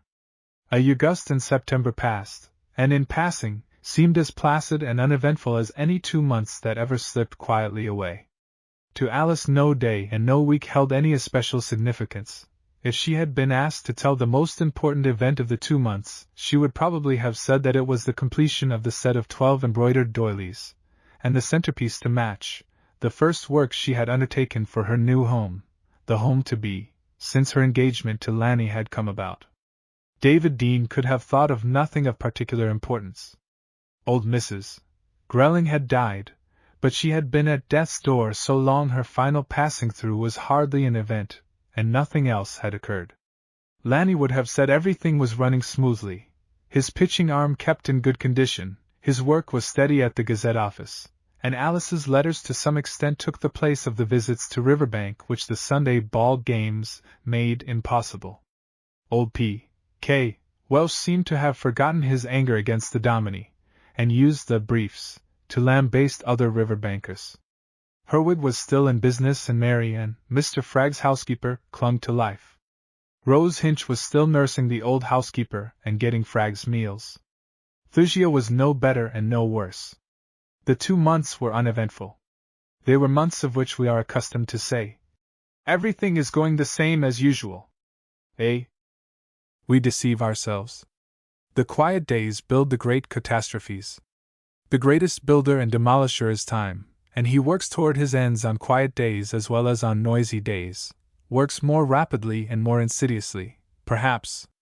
If time does nothing else to us on quiet days, he makes us a day older each day.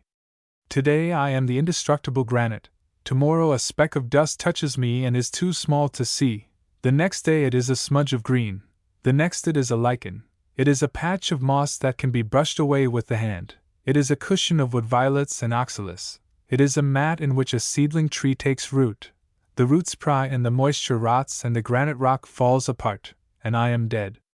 The 2 months that passed so quietly and happily for Alice Dean were equally happy months for Ben Durling. He was never the youth to make of courtship a hurrah and a race. He hardly considered he was courting Alice. He was seeing her oftener than he had seen her, and enjoying it. Alice was but filling in the days and evenings as pleasantly as possible during Lanny's absence. If Ben had been the eager instigator of their meetings, Alice would have drawn back, but Ben instigated nothing. Lucille Hardcombe stood between them, and was the reason they met.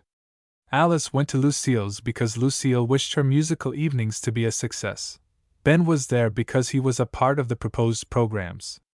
The two young people were musicians, not susceptible male and female, and they met as musicians, interested in a common desire to assist Lucille. By the end of the 2 months, Alice had greater respect and liking for Ben than she had ever imagined possible. She had thought him a dull boy; she found him solid, sincere, and more than comfortable. By the end of the 2 months, Ben, not aware that Alice was pledged, had decided that she was the girl he wished, but no hurry, to have as a wife. Lucille was pleased but impatient. Mary Durling, seeing how things were going, was pleased but not impatient. Alice was unaware of any change in her feeling for Lanny. She wrote him letters that were as loving as love letters should be, and Lanny wrote with equal regularity. He wrote daily. Toward the end of September, Alice was not quite as eager in her reading of his letters, mainly because their mere arrival was satisfactory evidence that Lanny still loved her. She wrote a little less frequently. There was not enough news to make letters necessary, except as expressions of affection. Without knowing it, she was reluctant to express her affection as unrestrainedly as at first. She let one of Lanny's letters remain unopened a full day. Once she passed old P.K. Welsh on the street. He did not notice her, probably did not know she was Alice Dean, but Alice felt an irritation. It was too bad Lanny had such a father. Without anything having happened, the end of the 2 months found this difference in Alice, whereas, at the beginning of August she was in love with Lanny, and eager for the wedding. At the end of September she was in love with him, and not eager for the wedding. Probably if Lanny had made a few trips to Riverbank just then, it would have made all the difference possible. He was magnetic. He was not a magnetic correspondent. The unimportant 2 months had for David Dean several vastly important littlenesses. Lucille, preliminary to her evenings, asked David to run in and hear how well her amateurs were progressing, and she asked Mary Durling, too. She had in mind a trial of the effect of a family grouping, as if the presence of Mary and David would be an unwitting approval of growing intimacy of Ben and Alice. David, always music-hungry, enjoyed the evenings of practice. Mary did not care much for music, and cared a little less for Lucille. She made excuses. After one evening she declined and went to the manse instead. She enjoyed being with Thusia. At the far end of Lucille's rather spacious parlor David and Lucille sat, while Ben and Alice tried their music. Lucille talked of everything that might interest David.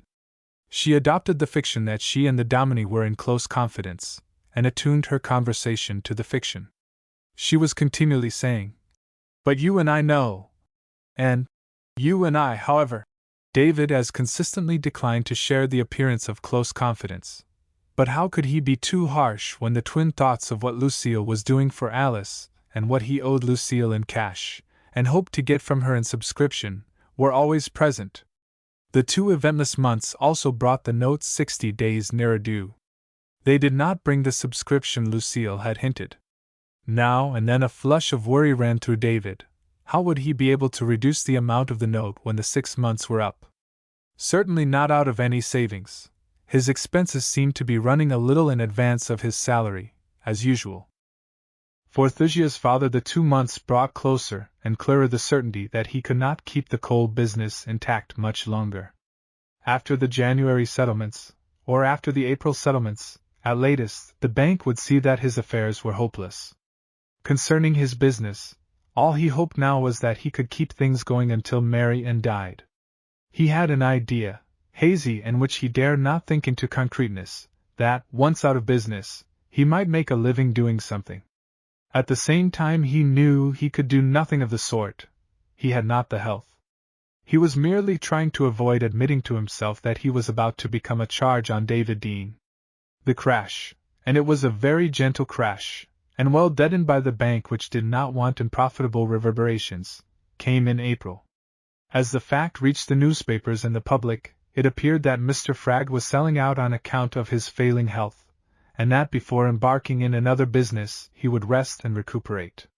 His books showed that when everything was turned into cash he would still be indebted to the bank, and the coal mines or factors, something over $4,000. The house was gone, of course. Marian had died in December, and Mr. Fragg had not tried to replace her. For several months he had been boarding. It was evident to him and to David that the old man could not board much longer. There was no money to pay the board bills. There was one room vacant at the manse, the room that had been fixed up for a maid, under the roof, used now as a storage place since Alice did the work of the dismissed maid. Here old Mr. Fragg took the few belongings the room would accommodate. For many years after this the old man was often seen in Riverbank. Bad days he was unable to go out, on bright days he walked slowly downtown. He had his friends, merchants who were glad, or at least willing, to have him sit in their offices, and with them he spent the days. Now and then Thusia gave him a little money, $1 or $2, all that could be afforded, and so his life ran to a close. He would have been quite happy if he could have paid his own way. Love and kindness enveloped him in David's home. He was the dearly loved grandfather. He would have been quite happy, without paying his way, if he had not known how hard it was for even David to live on his salary. He worried about that constantly. 22. A tragedy. I knew David Dean so well and for so many years that I may see a tragedy in what may, after all, be merely an ordinary human life. As I think of him, from the time I first knew him, on through our many years of friendship, I cannot recall that he ever had a greater ambition than to serve his church and his town faithfully. He had a man's desire for happiness, and for the blessings of wife and children, and that they might live without penury, but he was always too full of the wish to be of service to waste thought on himself. Love and care and such little luxuries as the shut and invalid must have he lavished on Thusia, but the lavishment of the luxuries was in the spirit, and not in the quantity. It was lavishness to spend even a few cents for daintier fruit than usual, when David's income and expenses were considered. Thusia did not suffer for luxuries, to tell the truth, for Mary and the church ladies sometimes almost overwhelmed her with them, but the occasional special attention from David was, as all wives will appreciate, most necessary. The Riverbank Presbyterians considered themselves exceedingly fortunate in having David Dean. The rapid succession of Methodist pastors, with the inevitable ups and downs of character and ability, and the explosions of enthusiasm or of anger at each change, made David's long tenure seem a double blessing. His sermons satisfied, his good works were recognized by the entire community, his faith was firm and warming. He was well loved. When Lucille Hardcombe finally recognized his worth, there did not remain a member of the congregation who wished to change. It may be put more positively, the entire congregation would have dreaded a change had the thought of one been possible. A few of the members, Burton among them, may have recognized that David, to put it brutally, was a bargain. He could not be replaced for the money he cost. The other members were content in the thought that their Dominie was paid a little more than any minister in Riverbank, nor was it their affair that the other ministers were grossly underpaid. Certainly there was always competition enough for the Methodist pastorate, and hundreds of young men would have been glad to succeed David. When the 6 months, the term of the note David had given Lucille Hardcombe, elapsed, he was unable to make any reduction in its amount. Casting up his accounts, he found he was not quite able to meet his bills. A new load of debt was accumulating. He went to her with the interest money, feeling all the distress of a debtor, and she laughed at him.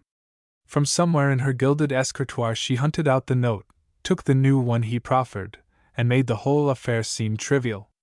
He mentioned the subscription she had half, or wholly, promised, and she reassured him. Some houses she owned somewhere were not rented at the moment. She did not like to promise what she could not perform or could only perform with difficulty. It would be all right. Mr. Burton understood. She had explained it to him. She made it seem a matter of business, with the unrented houses and her talk of taxes, and David was no businessman. It was not for him to press matters too strongly if Lucille and Burton had come to an understanding. She turned the conversation to Alice and Ben. "Lanny Welsh hasn't been down at all, has he?" she asked. "Yes, once or twice," David said. Alice says he is buying a shop in Derlingport. Has bought it. It is one reason he cannot come down. Lucille looked full into David's eyes. Tell me, she smiled. Don't I deserve to know the whole? Has she said anything? Yes, said David. She has said something. She doesn't know what to do. She came to me for advice. I told her to trust her own heart. Lucille laughed gleefully. These girls! She exclaimed. Well, you told her exactly the right thing. Mr. Dean, she is in love with Ben. She is in love with both of them, of course, or she is in love with love, as a young girl should be, and she doesn't know behind which mask, Ben's or Lanny's, love is hiding. She will never marry Lanny. You are so sure? You wouldn't know the Ben I have made, said Lucille. Ben does not know. 6 months ago he had no more of the lover in him than a machine has. If any youth was left, it was drying up while he clawed over his business affairs. I think, she laughed, if I ever needed a profession I would take up lover-making. What do you think Ben has done? David did not hazard a guess. Bought a shotgun. Lucille laughed. Ben Durling going in for sport. I'd have him learning to dance if dancing was proper. I believe I am really clever, Mr. Dean. I saw just what Ben lacked, and I had George Tennyson come here. He plays a flute as horribly as anyone can, and I made him talk ducks and quail, until Ben's muscles twitched. If Alice had been a man, she would be a duck hunter. David smiled now. She would, he admitted. So Ben is spending half his spare time banging at a paper target with George, and he brings the targets to show to Alice. He has bought a shanty boat with George. It's romance. Danger. Manliness. She laughed again. David smiled, looking full at her with his gray eyes, amusement sparkling in them. He had a little forelock curl that always lay on his forehead. Lucille thought what a boy he was, and then, what a lover he would be, quite another sort from Ben Durling. She drew a deep breath, frightened by the daring thought that flashed across her mind. At no time, I am sure, was Lucille Harcum in love with David. The pursuit she began, or it would be better to call it a lively siege, was no more than a wanton trial of her powers. She was a born schemer, an insatiable intrigante, lacking, in Riverbank, since she was now social queen and church dictator, opportunity for the exercise of her ability. It is doubtful whether she ever knew what she wanted with David Dean. There are cooks and chambermaids who glory in their mashes, and tell them over with gusto. They collect mashes, as numismatists collect coins, and display the finer specimens with great pride. It may be that Lucille thought it would be a fine thing to make the finest man she knew fall in love with her. The proof of her power would be all the greater because he was a minister and married, and seemingly proof against her and all other women. Thusia was an invalid, and it may have flashed across Lucille's brain that Thusia might not live forever. It is more likely that she did not think of a time when David might be free to marry again. She doubtless thought it would be interesting, and in harmony with her character as social queen, to make a conquest of David, and have him dangling. There is no way of telling what she thought or what she wanted beyond what we know. She came to courting him so openly that it made talk. Lucille had sufficient conceit to think that no man could withstand her if she gave her heart to a conquest. She did not hurry matters. She had all the rest of her life, and all the rest of David's, in which to play the game. For a year or two she was satisfied to think that David admired her secretly, that he was struggling with himself, and trying to conceal what he felt, as a man in his position should. Instead, he was unaware that Lucille was trying to do anything unusual. She had her ways and her manners, she was flamboyant and fleshily impressive. That she should coo like a dove-like cow might well be but another of her manifestations. David really had no idea what she was getting at, or that she was getting at anything except, by seeming to be on close terms with the Dominie, strengthening her dominance in the church. She had enveloped the elders and the trustees, and now she seemed to wish to envelop the Dominie, after which she would grin like the cat that swallowed the canary. David, having a backbone, stiffened it, And it was then Lucille discovered she had teased herself into a state where a conquest of David seemed a necessity to her life's happiness. Long before she reached this point, she had the satisfaction of knowing that Alice had broken with Lanny, and was engaged to Ben Durling. The break with Lanny came less than a year after Lanny went to Derlingport, and was not sharp and angry but slow and gentle, like the separation of a piece of water-soaked cardboard into parts. Distance and time worked for Lucille. Propinquity worked for Ben Durling. 30 miles and 11 months were too great for Lanny's personal charm to extend without losing vigor, and Lucille groomed Ben, mentally and otherwise, and brought out his best. There was no doubt that Ben would make the best husband for Alice. He was a born husband. No matter what man any girl picked, it was safe to say Ben would make a better husband than the man chosen.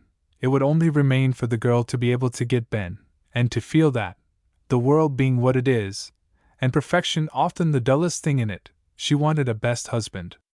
Alice, aided by Lucille, decided that she did want Ben.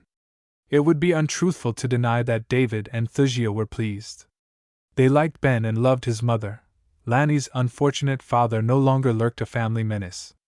With these and other considerations came, unasked but warming, the thought that the future would not hold poverty for all concerned. It was well that Alice need not add her poverty to David's and Thusia's, for Roger, well beloved as he was, seemed destined to be helpless in money affairs. The George Tennyson who had been used to tempt Ben Durling to so much sportiness as lay in duck hunting kept a small gun and sporting goods shop, a novelty in Riverbank, and Roger had found a berth there. His ball-playing made him a local hero, and he did draw trade, and George gave him $5 a week. This was to be more when the business could afford it, which would be never. No time had been set for Alice's wedding. Ben was never in a hurry, and there seemed no reason why the wedding should be hastened. If Ben was slow in other things, he was equally slow in changing his mind, and, having once asked Alice to marry him, he would marry her, even if she made him wait 10 years. Except for their worry over money matters, for Lucille meant to withhold her increased subscription as long as the withholding made the trustees, and especially Burton, fawn a little. David and Thusia were quite happy. The engagement had brought Mary Durling closer than ever, and Rose Hinch was always dearer when young love was in the air. She had missed love in her youth, since David was not for her, but her joy in the young love of others was as great as if it had been her own. The day was early in the spring, and the hour was late in the afternoon. David, just in from some call, had thrown his coat on the hall rack, and entered the study. He was tired, and dropped into his big easy-chair half inclined to steal a wink or two before supper. In the sitting-room Thusia and Mary Durling, Alice and Rose Hinch, were sewing and talking. "I'll tell you one thing," he heard Alice say. "I'm not going to spoil my beautiful blue eyes sewing in this light." He heard a match scrape, and a strip of yellow light appeared on his worn carpet. Against it Alice's profile, oddly distorted, showed in silhouette. Mary's voice, asking if Alice saw her scissors, and Alice's reply, came faintly. He closed his eyes. The jangling of the doorbell awakened him. "Never mind, I'll use Rose's," he heard Mary say, so brief had been his drowsing, and Alice went to the door. "Yes, Mrs. Durling is here," he heard Alice say in reply to a question he could not catch. "Will you come in?" Evidently not. Alice went into the sitting room. "Someone to see you, Aunt Mary," she said, for so she called Mary. "He won't come in." Mary went to the door. David heard her querying, "Yes," and the mumbling voice of the man at the door, and Mary's rapid questions and the answers she received. He reached the door in time to put an arm around her as she crumpled down. She had grown stout in the latter years and her weight was too much for him. He lowered her to the lowest hall step and called, "Rose!" Rose Hinch came, trailing a length of some white material. She cast it aside, and dropped to her knees beside Mary. "What is it?" she asked, looking up at David. "I think she fainted," he said. "Ben is dead, is drowned." "Ah!" cried Rose in horror and sympathy, and put her hand on Mary's heart. "And Roger," said David. "Roger, too." 23. Scandal. Teehee bodies were recovered, had been recovered before George Tennyson started on the long trip back to Riverbank. It seemed that Ben could not swim, and when the skiff turned over he grasped Roger, and they both went down. The river was covered with floating ice. Tennyson, according to his own account, did what he could, but if the two came up it must have been to find the floating ice between them and the air.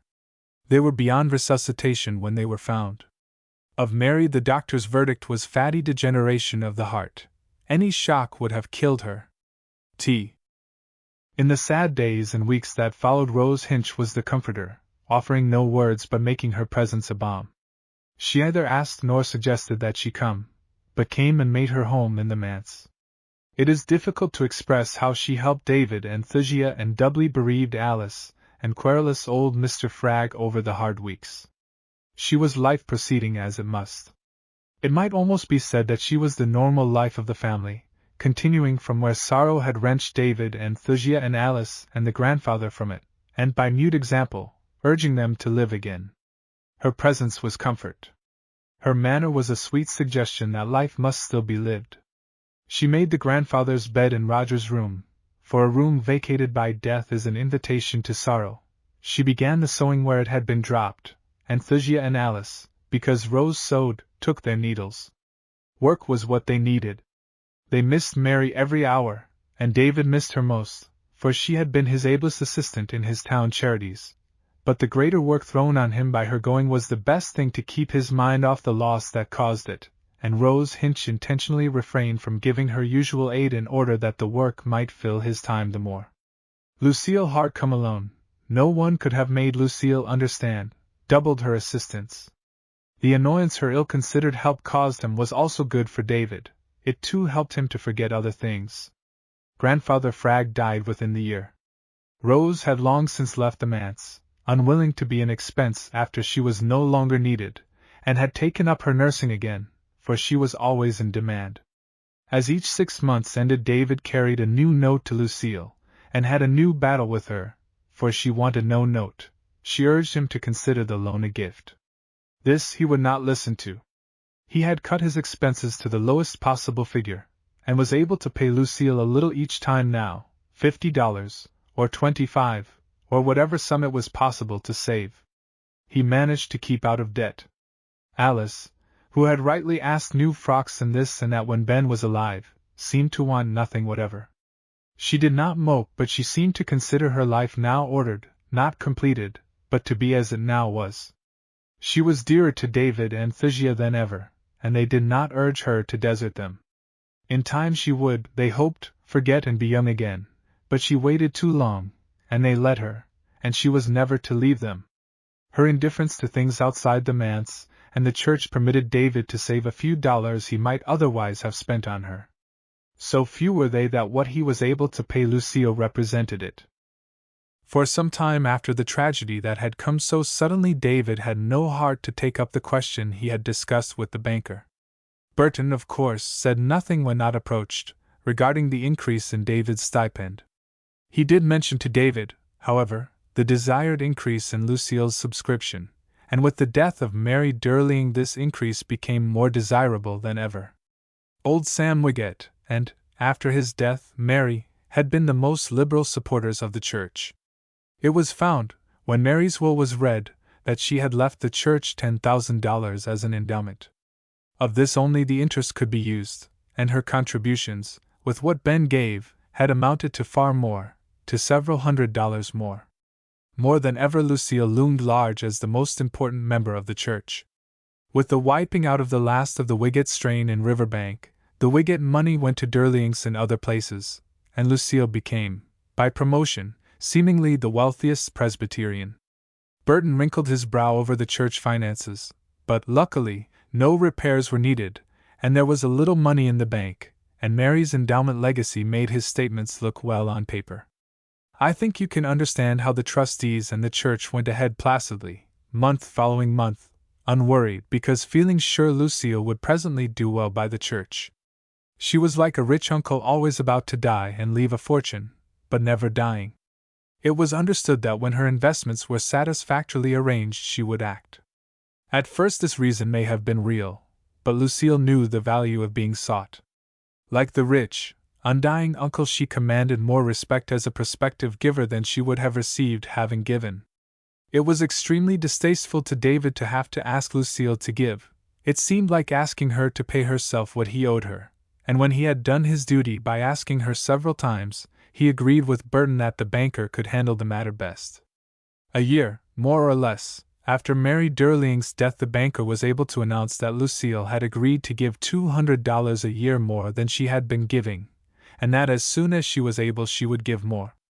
She spoke of the $200 as a trifle. It brought the church income to about where it had been before Mary Durling's death.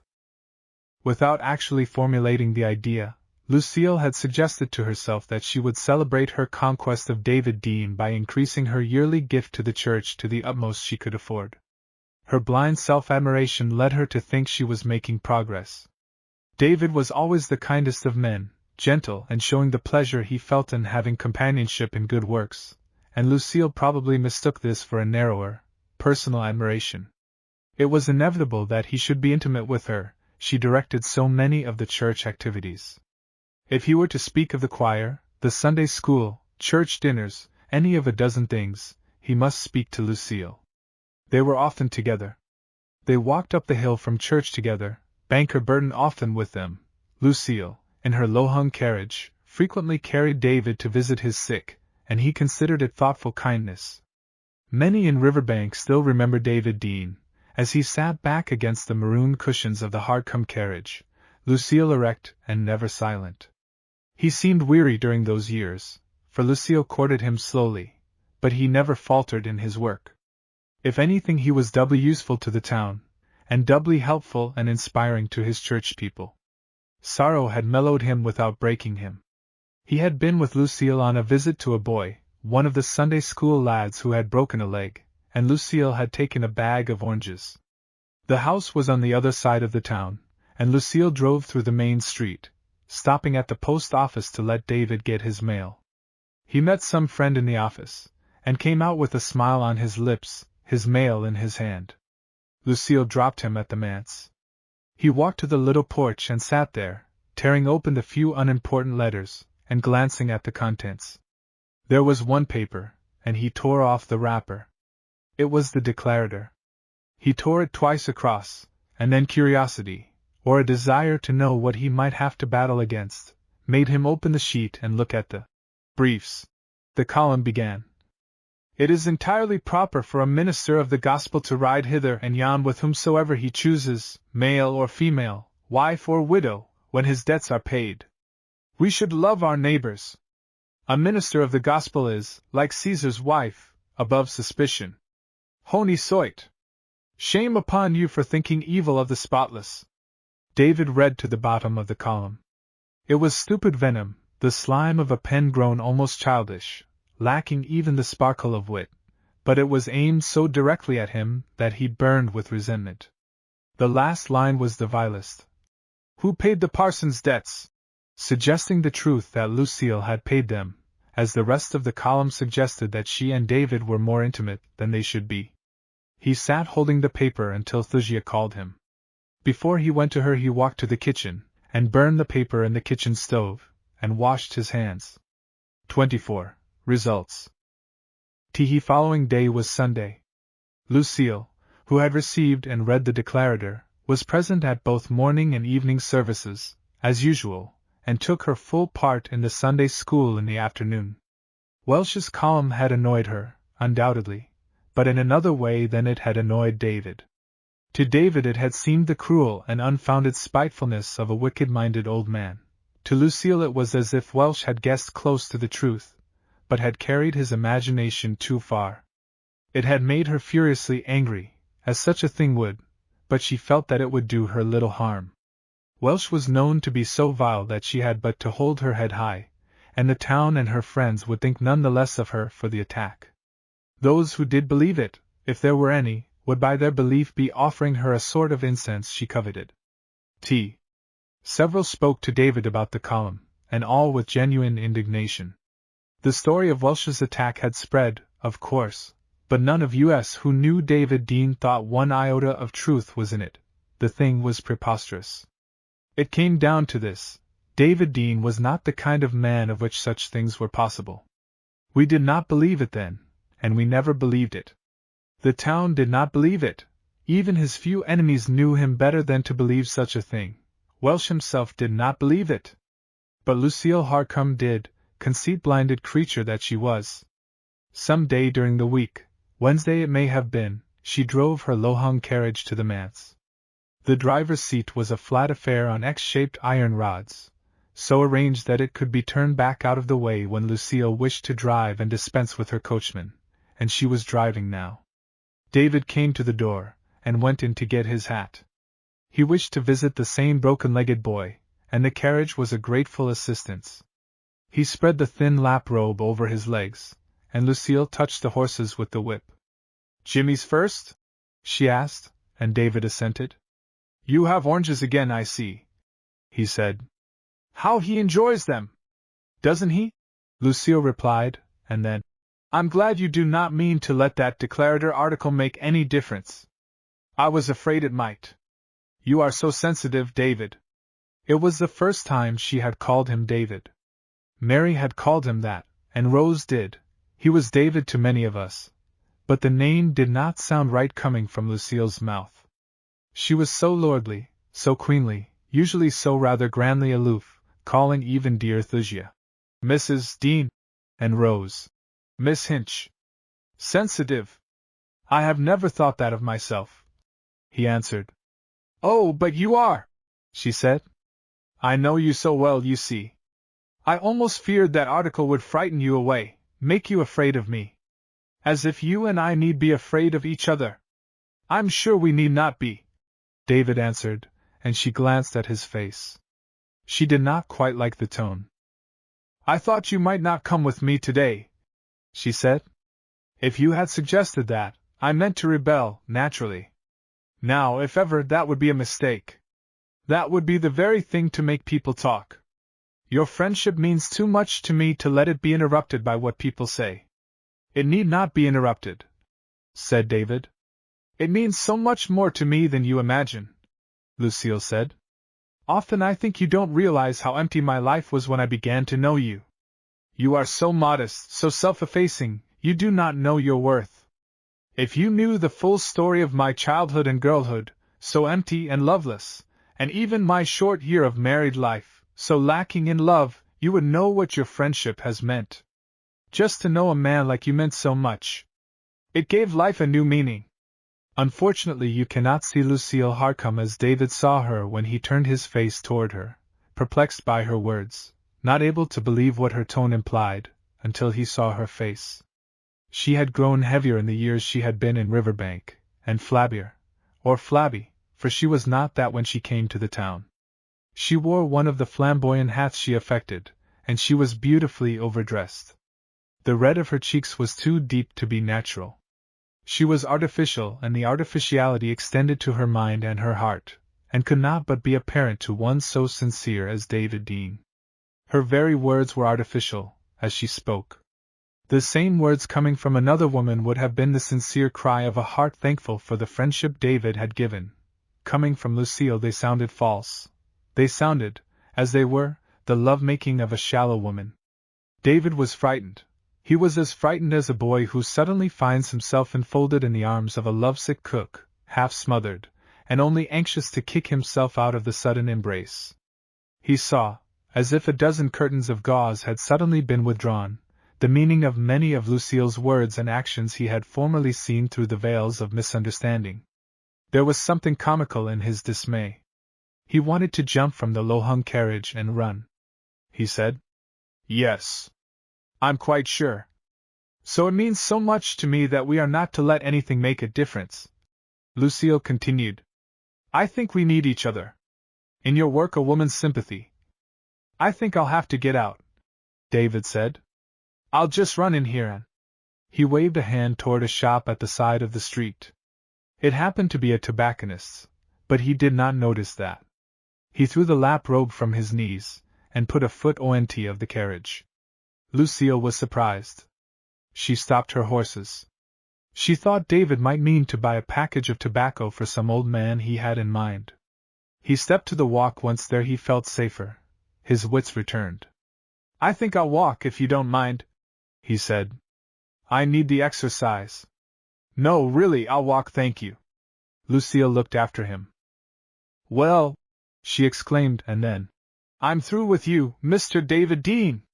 She thought she was haughtily indifferent, but at heart she was furiously angry.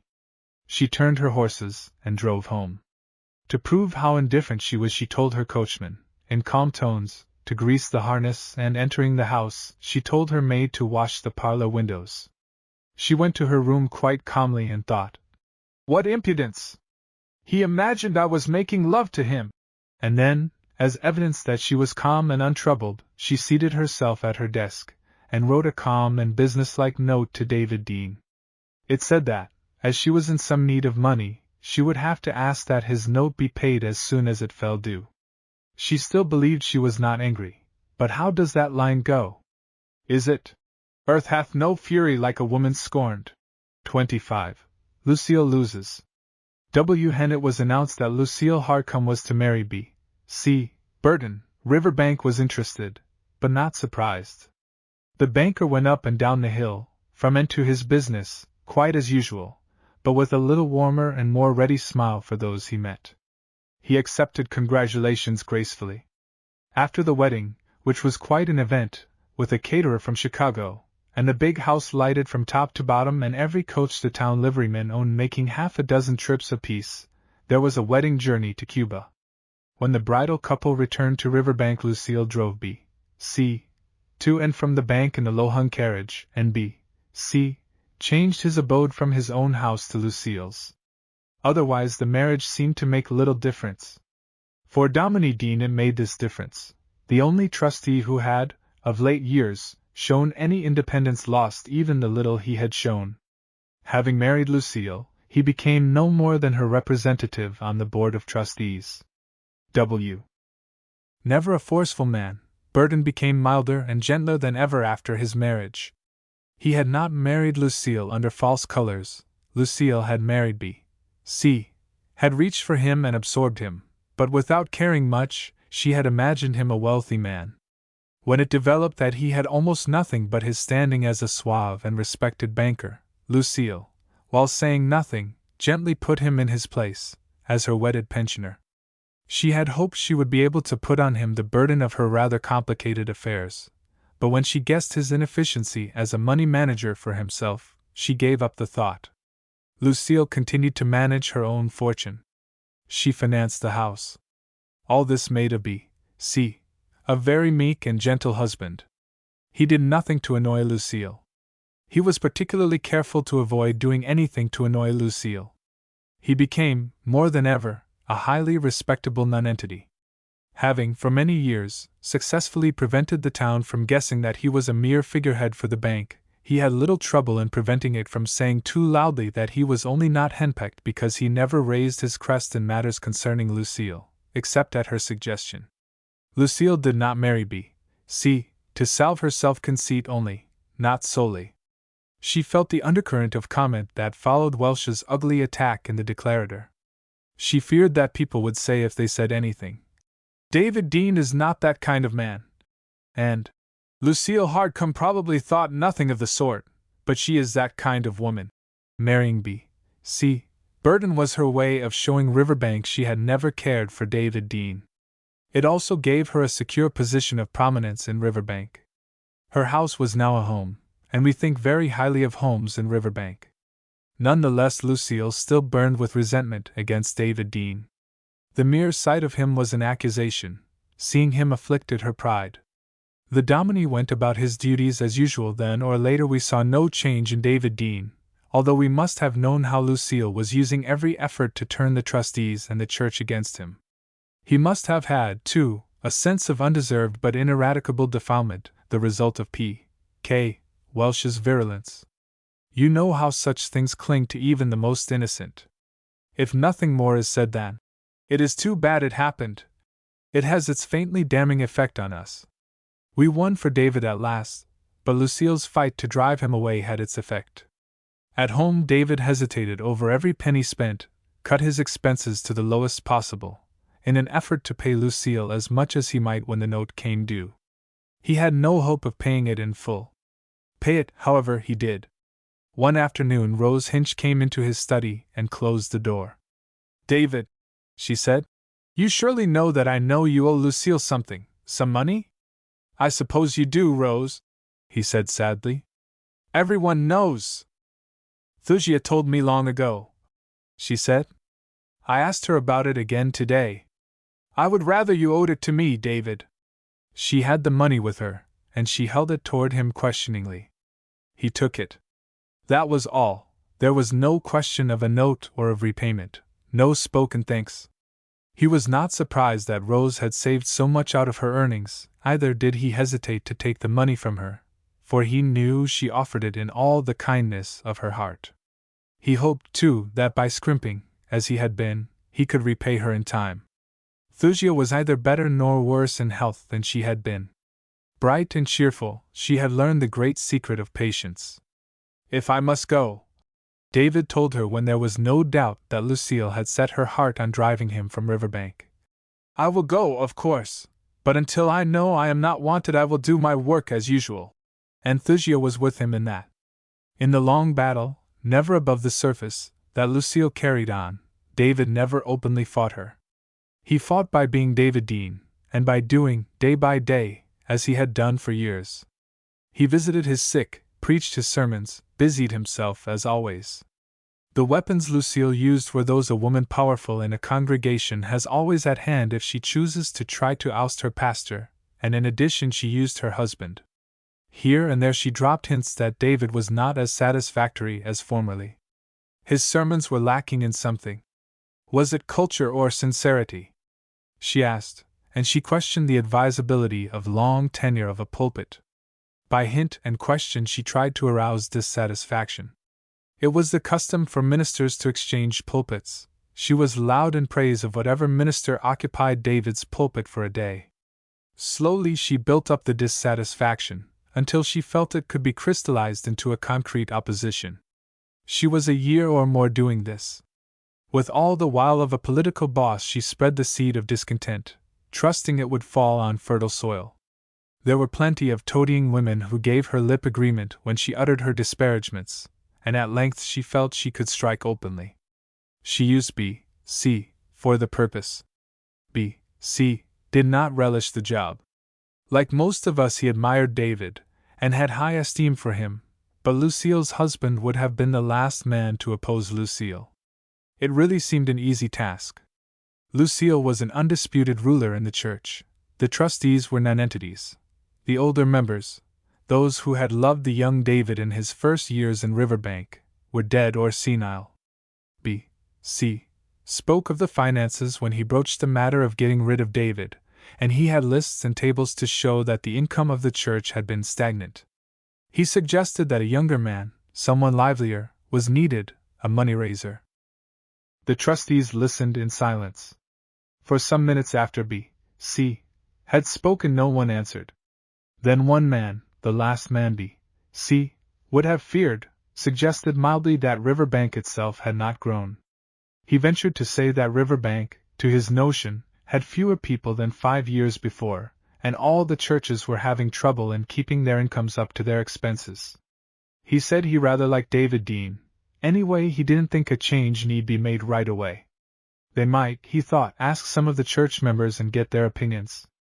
He said he did not believe they could get a man equal to David for the same money. B.C. was taken aback. If he had spoken at once he might have held his control of the board, but he stopped to think of Lucille and what she would wish him to say, and the daring trustee spoke again. "Seems to me," he said, "the trouble is not with the Dominie. Seems to me we trustees ought to try to get more money from some of the members who can afford to give more." He had not aimed at B.C. and Lucille, but B.C. colored. One shame that lurked in his heart was that Lucille had never kept her promise to give more to the church, and that he did not dare ask her to give more now. "I can assure you," he said, "I do not feel like giving more, if you mean me, while Dean remains." "Oh, I didn't mean anyone in particular," the trustee said. I wasn't thinking of you, B. C. The fact remained embedded in the brains of the trustees that Lucille and B. C. would give no more unless David was sent away. This leaked, as such things will, and those of us who loved David were properly incensed. Some of us were tired enough of Lucille's high-handed rulership, and we said openly what we thought of her, carrying it to the point of making herself dictator of the pulpit, to dismiss and call at her will. There was a vast amount of whisper and low-toned wordiness, subsurface complaint and counter-complaint. There was no open flare-up such as had marked the earlier dissensions in the church, but Lucille and her closest friends could not but feel the resentment and her growing unpopularity. A winter rain brought her a fortunate cold, and she turned the Sunday school singing over to one of the younger women. She never took it up again. The same excuse served to allow her to drop out of the management of the church music. Her cold, actually or from policy, hung on for the greater part of that winter, preventing her from attending church. With the next election of trustees, B. C. refused re-election, pleading an increase of work at the bank, and when next Lucille went to church she sat under the Episcopalian minister. Several of her friends followed her. Few as they were, their going made a sad hole in the church income, and, with the closing of the mills and river bank seemingly about to sink into a sort of deserted village condition, there followed years in which the trustees were hard put to it to keep things going. Before the inevitable reduction in David's salary came, he was able to pay Rose Hinch, and that, in the later years, was one of the things he was thankful for. 26. Our David. I get back to Riverbank but seldom. I have just returned from one of my infrequent visits there, the first in many years. First I had my business to attend to. Later, at the office of the lawyer and on the street, I met many of those I had known when I lived in Riverbank. The faces of most puzzled me, being not quite remembered. My memory had to struggle to recognize them, as if it saw the faces through a ground glass on which it had to breathe before they became clear. Many seemed glad to see me again, and that was a great pleasure to me. It was almost like a game of hidden faces, but with faces of living men and women to be guessed. This all happened in the first hour or so after I had finished my business, and rapidly, and then I turned from one of these resurrected faces to find a young girl standing waiting to speak to me. You don't remember me, she said with a smile, because she saw my puzzled face. I was a baby when you went away. Dora Graham. You wouldn't remember me. Mac Graham is my father. I dared to speak to you because father has spoken of you so often, of you and Mr. Dean. Oh, I do remember Mac, I exclaimed. I must see him if I can before I go. Please, she said. It would mean so much to him. She was not too well dressed. She reminded me of Alice Dean in the days when Lanny was courting her, making the bravest show she could with her cheap, neat hat and neat, inexpensive garments. I guessed that Mac Graham was not one of the town's new rich men. I'll see him if I have to stay over a day, I told her. And our Dominie Dean, you can tell me how to get to his house. I'm just from there, she said. Are you going to see him? He will be so pleased. He spoke about you. You know he is very poor? It's pitiful. It makes my heart ache every time I go there. But I thought, I said, about his being made pastor emeritus? Yes, they did that for him. Father made them do that, when they were going to drop him out of the church as they always used to drop the old men. Father fought for that. We were so proud of Father, Mother and I. He was like a rock, like a mountain of rock about it. They were afraid of him. But the money was nothing, almost nothing. How much? I asked, but she did not know that. She only knew that it must be very little. The new Dominie would not come for what had been paid David. There had not been much to spare for a discarded and worn-out old man. I walked up the hill and over the hill and down the other side, to where the cheap little cottages stand in a row facing the deserted brickyard which will, some day, be town lots. I found David on the little porch, sitting in the sun, and he arose as I entered the gate, and stood waiting to grasp my hand, although he could not yet see me distinctly enough to recognize me. His eyes were failing, he told me. He was very feeble, but as gently cheerful as ever, still striving to keep an even mind under all circumstances. Alice came out when she heard us talking. She looked older, in worry, than her father. It was evident they were very poor. I went up to see Thusia. I did not mind the narrow stairs nor the low-ceiled room in which I found her, for a home and happiness may be anywhere, but I felt a hot, personal shame that anything quite so mean should be the reward of our David. It was harder to speak cheerfully with Thusia than with David. I would not have known her, so little of her was there left, the blue veins standing out under the skin of her shrunken hands, and her face not at all that of the Thusia I had known when I was a child. I talked of myself and of my family and of my little successes, and all the while I felt that she must see through me, and that she must know I was chattering to hide the pain I felt at seeing these dear friends so changed, and so deep in poverty. In this I was mistaken. Her only thought was gratitude that I had found time to come to them, and pleasure to know all was well with me. "You'll come when you come to Riverbank again," she said when I had to leave her. "It has done me so much good to see you. Now go down and give David the rest of your visit." She raised her hand for me to take in farewell. "God has been very good to us," she said. When I went down, Alice had brought her sewing to the porch, and had carried out a chair for me, such a shabby chair, and Rose Hinch was there. She hurriedly hid a paper parcel behind her skirt when she arose to greet me, but it toppled over and a raw potato rolled out. I pretended to be unaware of it. I knew then that our David still had one friend, and guest who reminded the older church members that David and Thusia might some days go hungry, unless they received such alms as were given to the very poor. I sat for an hour, talking with David and Rose and Alice, and for an hour tried to forget that this poverty was David's reward for a life spent in serving God and his people, and then Rose and I left, and I walked over the hill with her. We talked of David, and when I told her I was going to see Mac Graham she said she would go with me. The small real estate office, on a second floor, was not as shabby as I had expected, nor was Mac Graham as shabby. "Big family, that's all the matter with me," he told me cheerfully. "I want you to come up to dinner if you can and meet my brood. So you've been up to see our David? How is he today?" "Mac," I said, "can't something be done? Can't someone here start something? I know how a place gets in a rut, how we forget the things we have with us day by day. If you could go away, as I went, and come back to see our David as he is now, poor, discarded, neglected." "Rose, what do you mean, neglecting our David?" Mac asked, almost gaily. Rose smiled sadly. "Well, I'll tell you," Mac said, reaching for an envelope on his desk. "Our church is changed. Most of the old people are gone now. I felt the way you did about it. It was a pity our David wasn't a horse instead of a man. Then we could have shot him when we had worn him out and were through with him.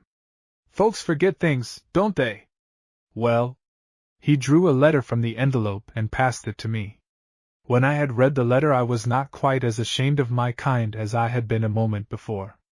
The letter did not promise much.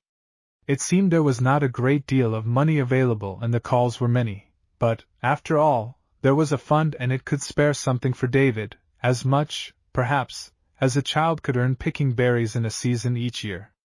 But it would mean all the difference between penury and dread of the poorhouse on the one hand and safety on the other to David. I thought how glad David would be and how grateful. I handed the letter to Rose Hinch. She read it in silence, and when she looked up there were tears in her eyes. "I am so glad for Thusia," she said. "She has worried so for fear David might have to go to the poorhouse, alone. She has been afraid to die. David would have been so lonely in the poorhouse." "Well, it is great anyway," said Mac more noisily than necessary. "So come up to the house to dinner. You too, Rose. We'll give our Dominie the letter. We'll have him come to dinner, too, and Alice, and we'll celebrate." Rose smiled, as she used to smile in the days when I first knew her. "No, Mac," she said.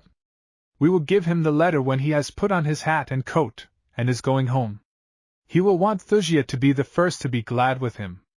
So that was how it was done.